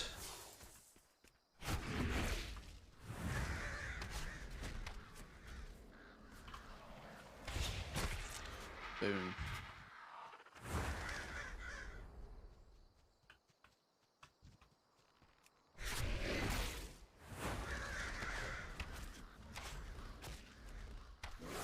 Considering we've done the first zone, though, I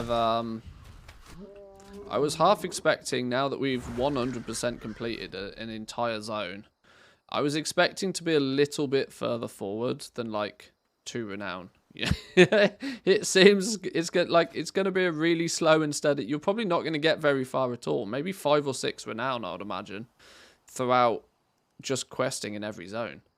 I was expecting to be like 7 or 8 renown in by completing everything in a zone. It goes to show what you get access to whilst leveling is probably only a small percentage of what becomes available.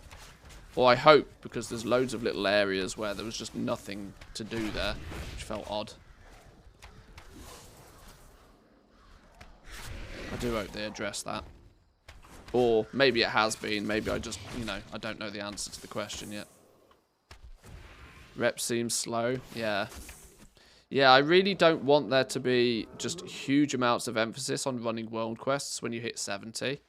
Because, once again, that's going to feel a little bit like putting lipstick on a pig. It's like, well, we've kind of had world quests for forever and a day. Just because you've slapped a renown path on what is frankly just a rep grind. I really hope they do more with it. Battle passes are never easy to level. Yeah. The problem is it kind of feels it doesn't feel quite like a battle pass anymore. The renown in Shadowlands felt like a battle pass because it was aggressively gated and didn't really have much reference to anything else outside of itself. You know, you did an activity and you either got renown or you didn't. There was no, like, 50-50. Now you're just grinding. It's just reps. It's just reputation grinds in disguise. It's not even a very... I mean, it's not even a very good disguise. I mean, it's clearly what it is.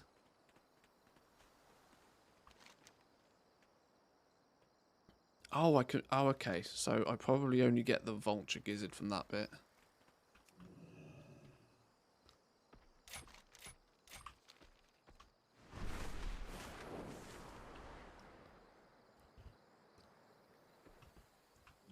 I'm cautious of not letting Ranthius out the bag, but one thing that I've definitely thought with these renown paths is just how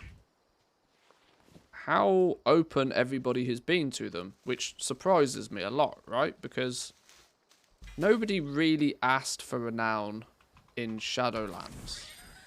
Nobody turned around and goes, you know what, this renown system was a raving success. I loved grinding renown. It was fantastic. Yet somehow that's the impression that Blizzard got from it, that we all loved it so much that we might want to do it 4 separate times. And it's like, where are you getting that data from, Blizzard? I don't remember anybody being so enthusiastic about a renown path that we deserved 4 times as much of it. I mean, people, you know, people worked out what was on the renown path and they did it because, you know, it was a thing to do, but I don't remember people getting overly excited about it. Certainly not to the point where they quadruple the amount of it in the next expansion.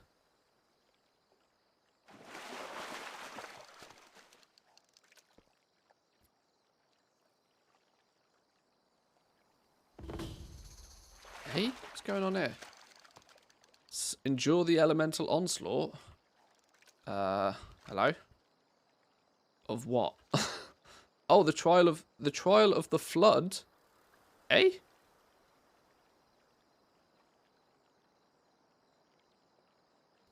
Their original idea was for us to commit to one covenant. I do find it quite funny sometimes. I talk about this occasionally. I talk about the Blizzard arrogance. They come across as one of the most arrogant game development companies. And the reason being is because they seem to come up with these ludicrous ideas of what they think people should enjoy. And this arrogance has come out in like public places as well. You know, the whole "do you guys not have phones" thing was just like the definition of like and you think you do but you don't. You know, with the classic thing. You think you want classic but you don't. Well, apparently people did.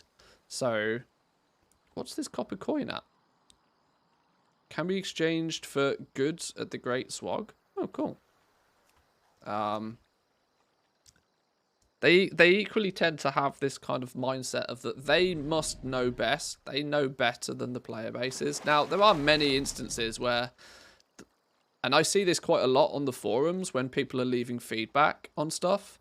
People's feedback is rarely constructive feedback. It's more of a case of, why don't you do this to make this easier for me?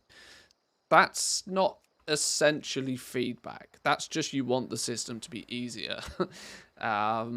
I see that a lot when you look through the forums. Everybody's like, oh, well, you could do this to make this bit easier. Well, maybe they don't actually want it to be easy. Most people's feedback rarely ends up being about, you know, how can you actually make the game better? And this is where I kind of understand Blizzard's perspective to a degree. That they're like, right, well, we've done this, this, and this because it creates the overall game experience. You have to grind this out a little bit, because if you do this in 5 minutes flat, it's going to make this other thing feel weird. So there is some reasons to it. But the renown system was never... Loot the chest of the flood? What? Hang on, what is this? Hang on, what? I need to work out what the hell this is. There's something going on. There's something going on, and I can't see it on my map. And it keeps pinging me to do something. Loot the chest of the flood. I don't know what that is. We might have to work out what that is. Yeah, that is another day. There doesn't seem to be much I can do with it. Oh, we got another draconic recipe in a bottle. Pop the cork and reveal the recipes. Schematic grease grenade. Titanicum fisher friend. Hang on, what's this? Duckoi. Fishing tool. Engineer.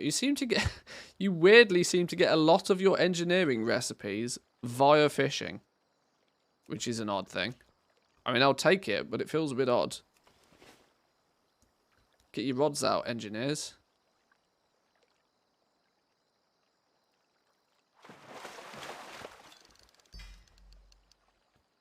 An immaculate coin bearing a dragon facade can be exchanged for goods within the Great Swag. Cool. We got gold. We got a big coin. Look.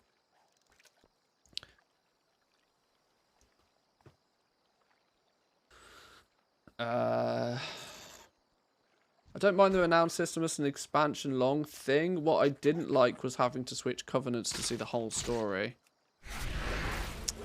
Yeah. And I think that's why the ripcord, like, not that clearly Blizzard don't care about the story that aggressively anymore.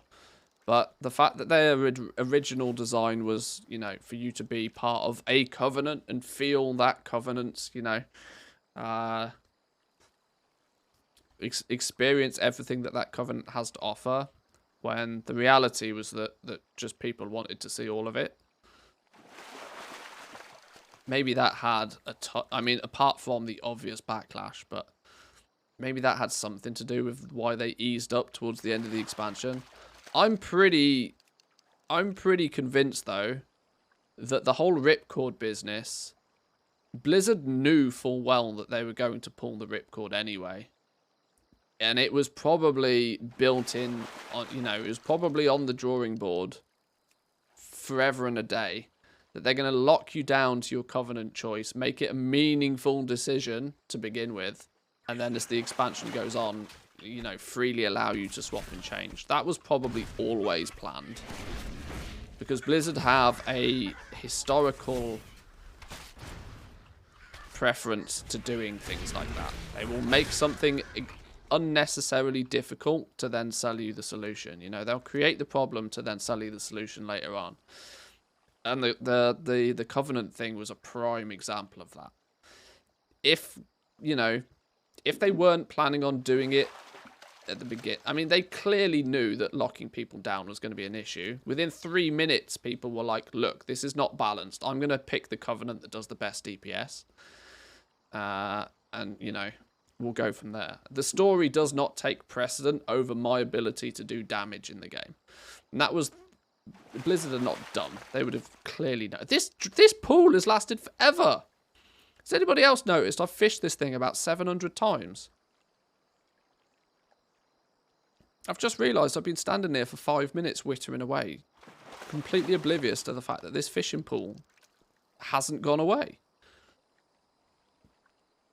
I mean, I'll take it. It's giving me easy fish, easy fishing level up. I can't believe I'm leveling fishing. It's all the same, but...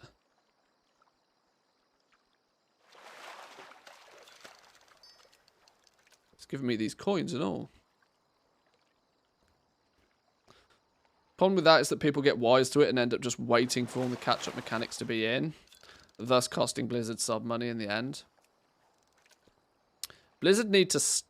Blizzard really could do with understanding that people no longer want to dedicate their entire life to one game. There is so much out there. Like, the gaming industry has never been, you know, I mean... There's arguments to this, but the gaming industry is absolutely pumping full of games. And anybody that enjoys playing games doesn't want to tie themselves down to one game, especially a game that comes with a monthly sub.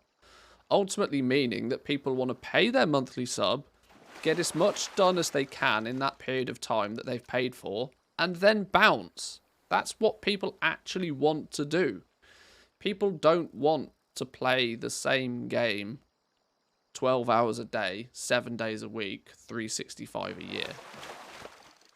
And it's, you know, the sub is almost more of an incentive for people to want to get in. It pushes people to min-max, and it pushes people to optimize, and it pushes people to want to do things in the fastest possible way. Because they're on a time limit. You know, there's a ticking countdown timer. You've got 27 days left of your sub to complete all of this stuff before you have to pay us more money. You've got 14 days. You've got 7 days. You've got 3 days. How frequently do we see in places like the WoW Economy subreddit people coming along and saying, look, I've got 3 days to make 100,000 gold. How the hell do I do it? Because I don't want to put my hand in my back pocket and pay for another month. I'd rather do it with gold. That pushes people into this mindset of go, go, go, fast, fast, fast. Must optimize everything. Must play the game as much as I can possibly play the game, as quick as I can possibly do it.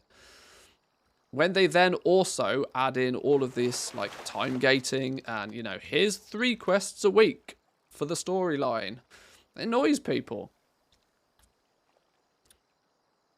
People look as if they would, you know, people want to play the game. They want to do as much as they possibly can in 4 or 5 weeks, maybe 3 or 4 weeks. And then, you know, and then bounce. And if Blizzard learn to appreciate people who want to play in that way, they'd probably actually make more money from subs. But the fact that they try and stranglehold you and squeeze out that extra month sub from you, you know, to complete the campaign, you cannot physically complete a new patches campaign in 4 weeks. You have to give them 2 months of sub money if you want to see the entire story. That's just gross. That's just gross. If they would ease up on stupid decisions like that, they'd probably do a lot better. Let people play the game. Let people do as much as they want to do in the game. And then let people cancel their sub and go play other things. And then when as a developer they release more content that's more justifiable for you to spend yet more money to play it, people will do it happily. People will do it with a smile on their face. As long as you didn't piss them off the last time. You're kind of speaking as if they aren't doing well.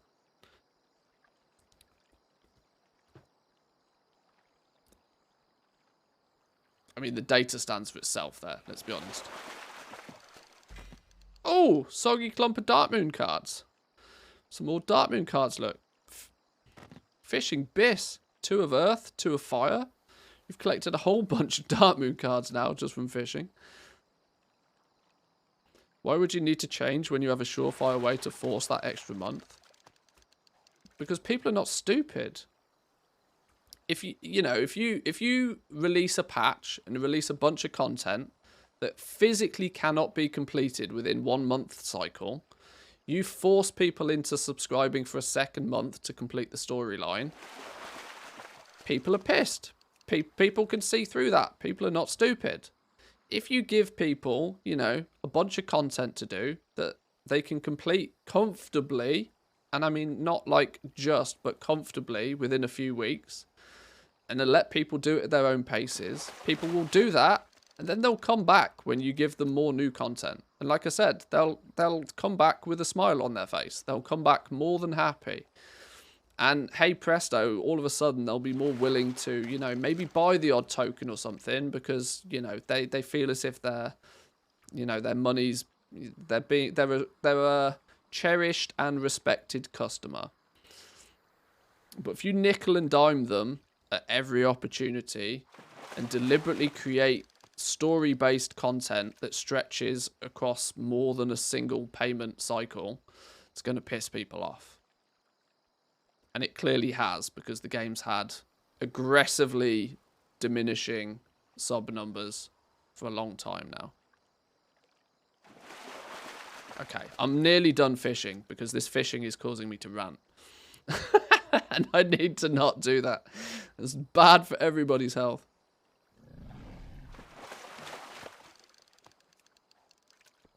I tend to do the min-maxing sub time thing. What happens is I get a lot done, but then I get burnt out at the end of it and then unsub for several months. A lot of people end up doing the same. That, you know, Now, that's the inherent nature of a sub-based game, that, you know, you're on the clock. But there are definitely ways that Blizzard could alleviate that feeling of being rushed. And that feeling as if, oh, I would like to see the rest of this story out, but for me to do that, it's going to cost me another $15. Well, I've already done most of the stuff I want. Now I've got a decision to make. Do I give them yet more money, even though I've bought the game and I've paid for a subscription for a period of time anyway? Do I want to give them yet more money just to finish the content that I kind of thought I was going to get in the first place?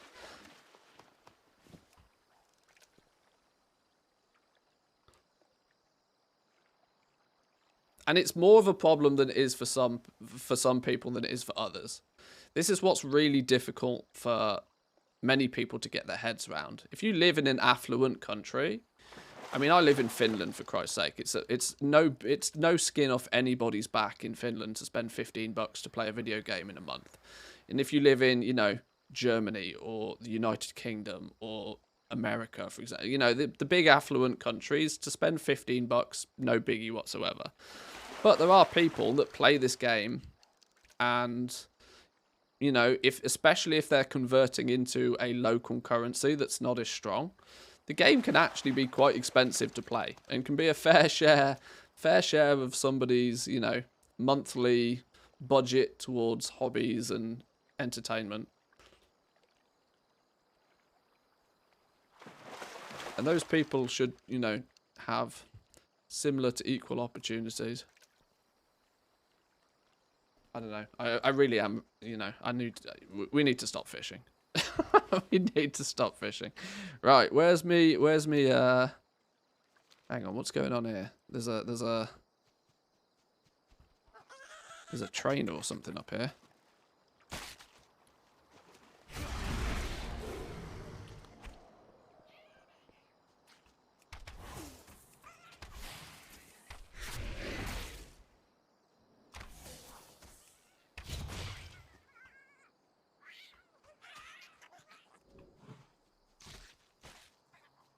Who are you? I was the scout.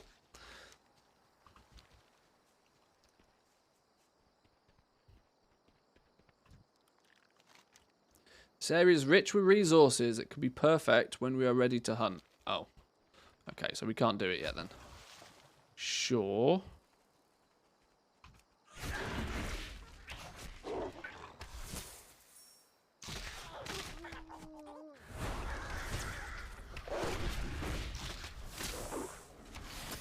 Can you imagine it's already 33 degrees in my garden?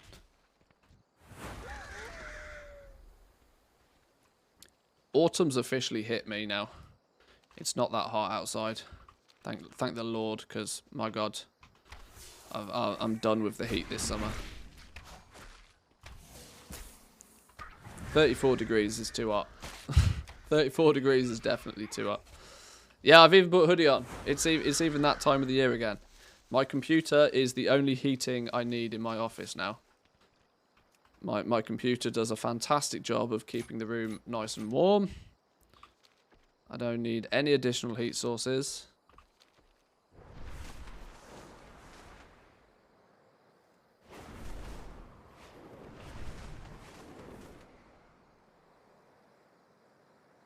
Right, what are we finding here? Whatever you are. A swift horn strider.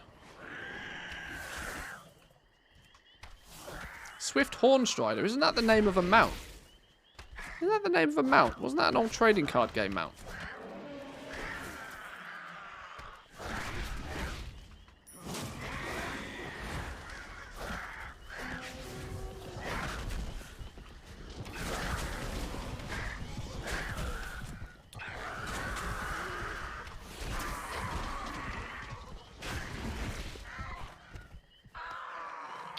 I've the floor heating almost turned off in my command center. Yeah, no need for any additional heating nowadays. Well, there certainly wasn't need for any.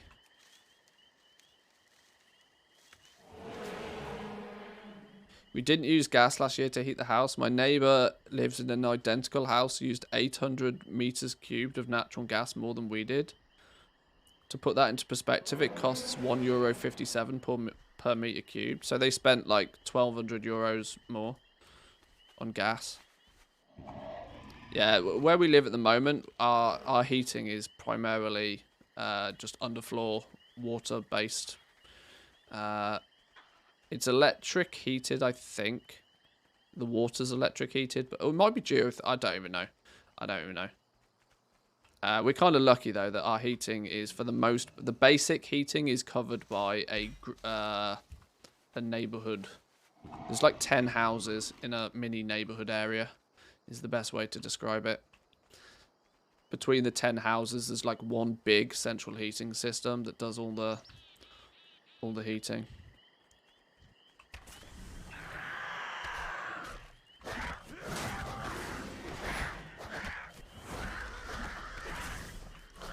Perfect outside today, 15 degrees and sunny. I took the dogs out this morning. It was still a little bit chilly this morning. It was, you know, still needed a coat on. But it was, yeah, it wasn't too bad. Pet, do pet things, please. Hurry up. Kill things.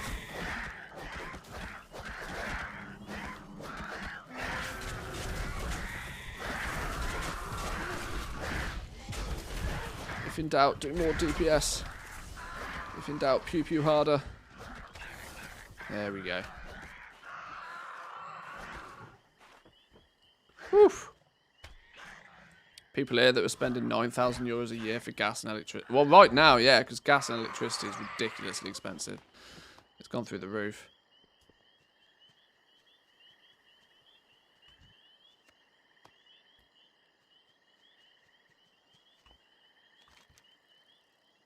I need an Ottock heart and a vulture gizzard.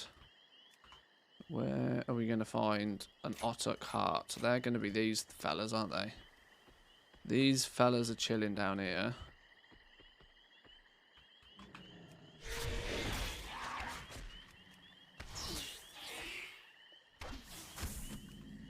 Can't believe you guys are talking about heating already. I'm still on cooling. It switches fast. It switches fast. It was last Sunday. Not Sunday just gone, the one before. It was still 29 degrees in Finland. Less than 7 days later, it was 8 degrees. So it goes from summer through autumn to winter remarkably quickly. It wouldn't surprise me if it starts snowing by the end of September.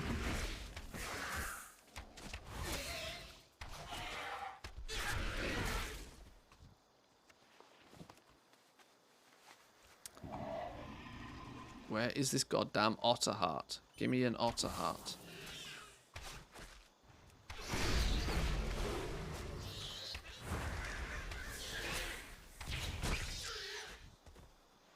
Oh, for the love of...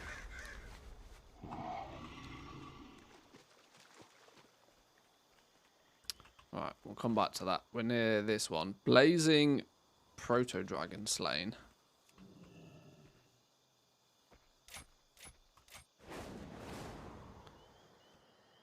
Oh, this fella. You're a big dude.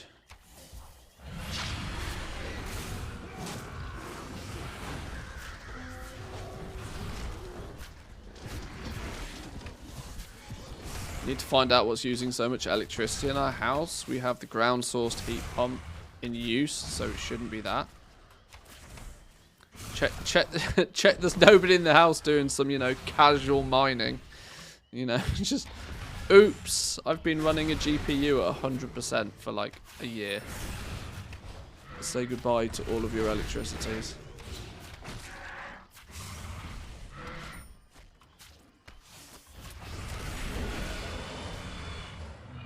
I know exactly what uses my power. The PC corner is using 12 kilowatt hours a day.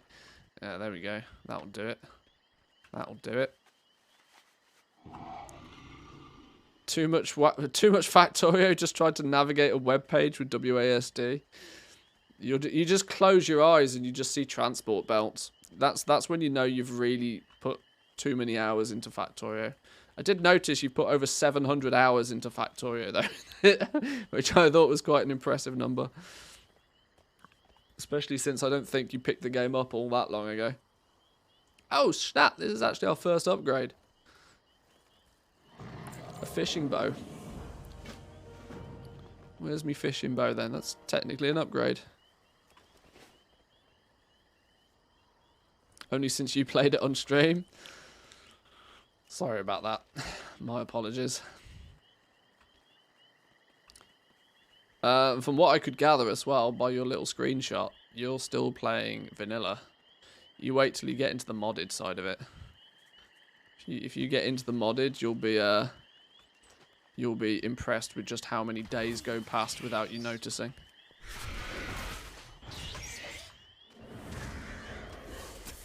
Factorio is easily, if you want a cheap hobby, pick up Factorio.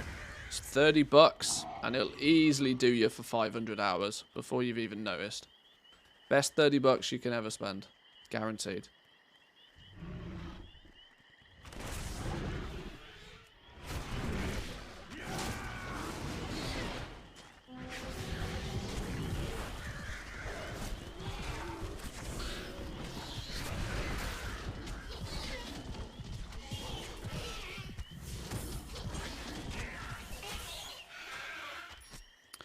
100% vanilla, did some mods, but then switched back to vanilla just to get all the achievements. Yeah, I've got thousands of hours in Factorio and I still haven't bothered with half of the achievements.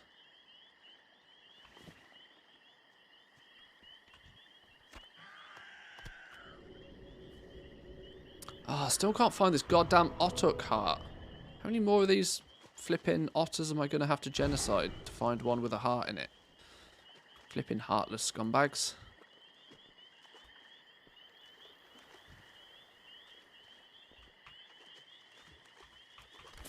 Right, there's two. There's another one. There's another one.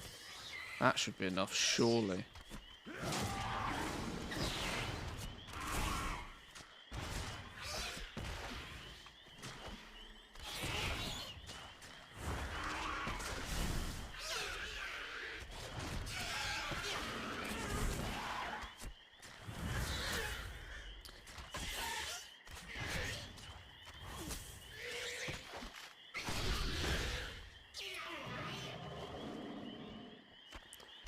Just got my smart meter put in recently for the electricity. It's my kettle that causes the most cost. Yeah. Yeah, because you forget that those most kettles are like 3,000 watts or something. They're not on for very long, but they suck up electricity so fast. Like, ridiculously fast. This was a genuine concern, right? For this is some useless trivia. The electricity board, or whatever you want to call them, the main electricity suppliers in the UK tend to, less so nowadays, but this more so happened in the past. The electricity suppliers in the UK used to keep a very, very close eye on the electricity usage during peak TV hours. So, like, if EastEnders was on, for example, if EastEnders was on, the electricity board would see a monstrous spike in demand soon as EastEnders ended. You know, the dun dun dun dun dun dun. As soon as that happens, there was like a massive spike in electricity, and they put it down to one simple reason: everybody went to the kitchen and was like, right, time for a cuppa. And it genuinely doubled the country's electricity usage, like, instantly.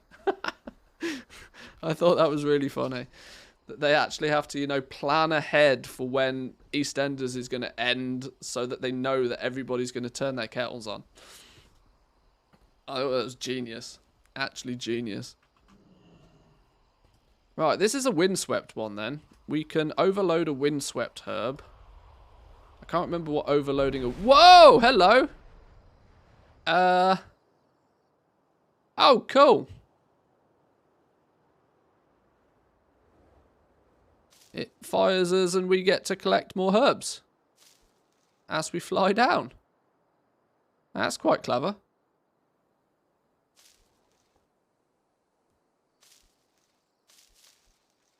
Every time I'm getting... Oh, no, these are giving me rousing air. Herbs and rousing air. Well, that's quite cool. Quality 3 stuff and all.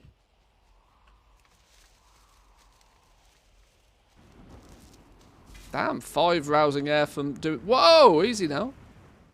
What? Stop! Yeah, that's cool. I like that. We've got a bunch of Hock and Bloom, a bunch of Saxifrage, a bunch of rousing air. We're getting quality 3 herbs for the most part there as well. I like the windswept one. That was quite cool. Anti-bot mechanic? Well, not necessarily, because you've got to use the overload ability. If you don't use the overload ability, you can just loot it as normal. But it definitely goes as far as to give, you know, real people a bit of an advantage. Oh no, that's that stupid fishing spot again. We're not doing more fishing.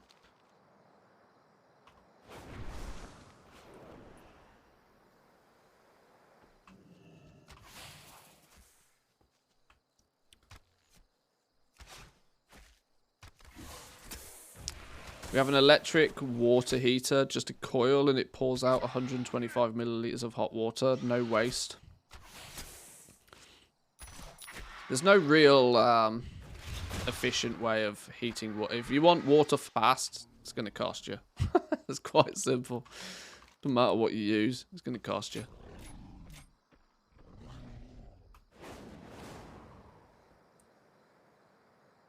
Keep getting RAF ads on Twitch. Only happens when I'm watching a US streamer, which I find funny.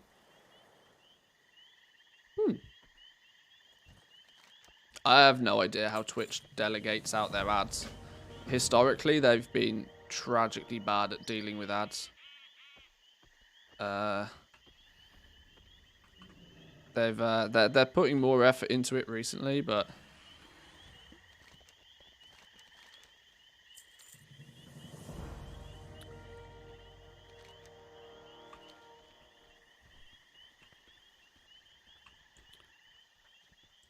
why would the ads be based on the streamer's location? Yeah, that makes no sense.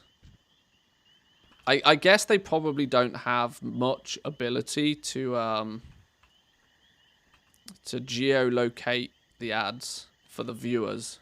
They obviously know where the streamer's streaming from, and so they can base ads on that streamer's channel relative to where they... Because, I mean, there is some sort of common logic that, you know, if you're a German streamer, it makes sense to show German adverts. If you're an American streamer, there's a good chance that the majority of your audience is also going to be American.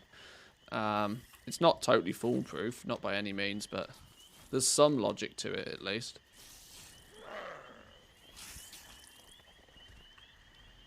I mean, obviously, yes, the better solution would be to target the display ads based on the viewer, not the streamer, but maybe they don't have the tech for that.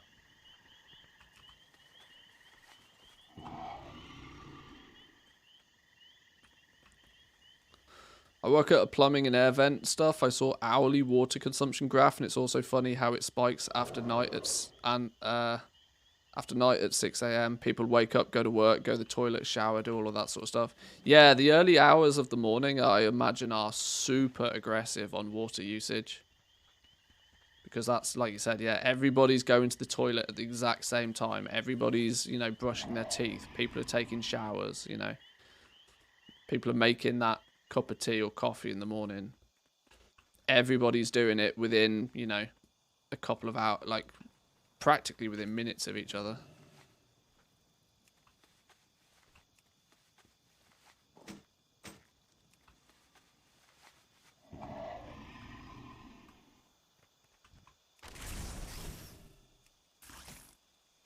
Oh, where's my pet gone?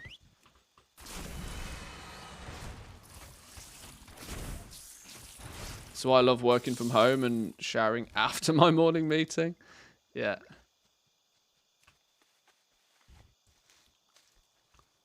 For reference, boys and girls, I mentioned earlier that me and Mrs. Manthius had put an offer in on a house. Unfortunately, we were not lucky.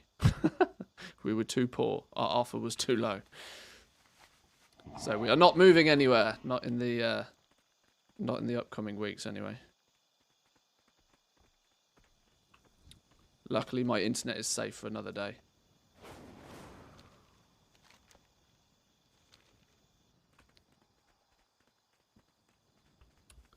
If it we liked this house.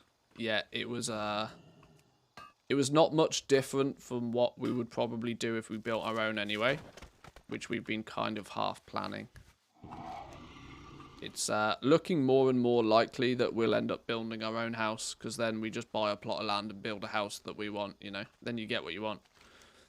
A little bit more faff, but fortunately in Finland, it's such a common occurrence for people to build their own houses that, I mean, you can practically go to IKEA and just say, I want that one. And you can customize it, and it turns up on a lorry, and they just go, dunk, and there you go, have a house. There's a few more steps to the process, but I mean, it's not far different from that. Just wait for the housing market to crash. Well, it doesn't really make all that much difference, because we already own a house. We're not like waiting to buy a house. We already own one, so it's, you know, it doesn't make a huge difference to us, because we'd need to sell this one to buy the next one. So if the market goes up, we get more for this one. If the market goes down, we get less for this one, but, you know, it's cheaper to buy the next one. So it's all relative. Obviously, you would prefer to buy in a dip and sell, you know, at a spike, but can't always wait for that.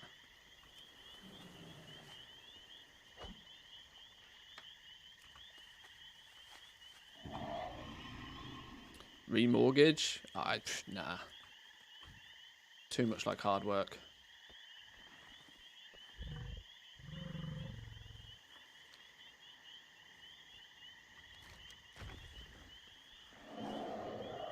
I think I probably want to turn these quests in before I do these side quests. Buy at the peak, that's it. That's it. Buy high, sell low. Buy high, sell low. Have we learnt nothing? Have we learnt nothing playing this game? Buy high, sell low.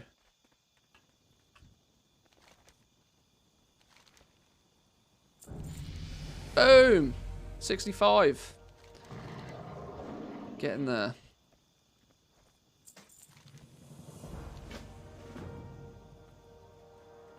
Unlock a dungeon. Meet with the caravan fellas. Right. I think, boys and girls, we might leave it here for today. We've done a fair amount of we may have only, you know, we may have only got a level done, but we pissed about with dragon riding and a whole bunch of other stuff today. I think I might leave it there for today's stream. What day is it? It's Tuesday, isn't it? Tomorrow will be Wednesday. Reset day is going to potentially give us a new patch on the beta, so it'll be interesting to see what turns up tomorrow. We might do a little bit of retail stuff along with this. I'm trying to sort of bounce between the two in an even quantity. I'm merely in collecting mode in retail though, so it can be something that we can do as and what we plays when we plays. Student just finished his stream too.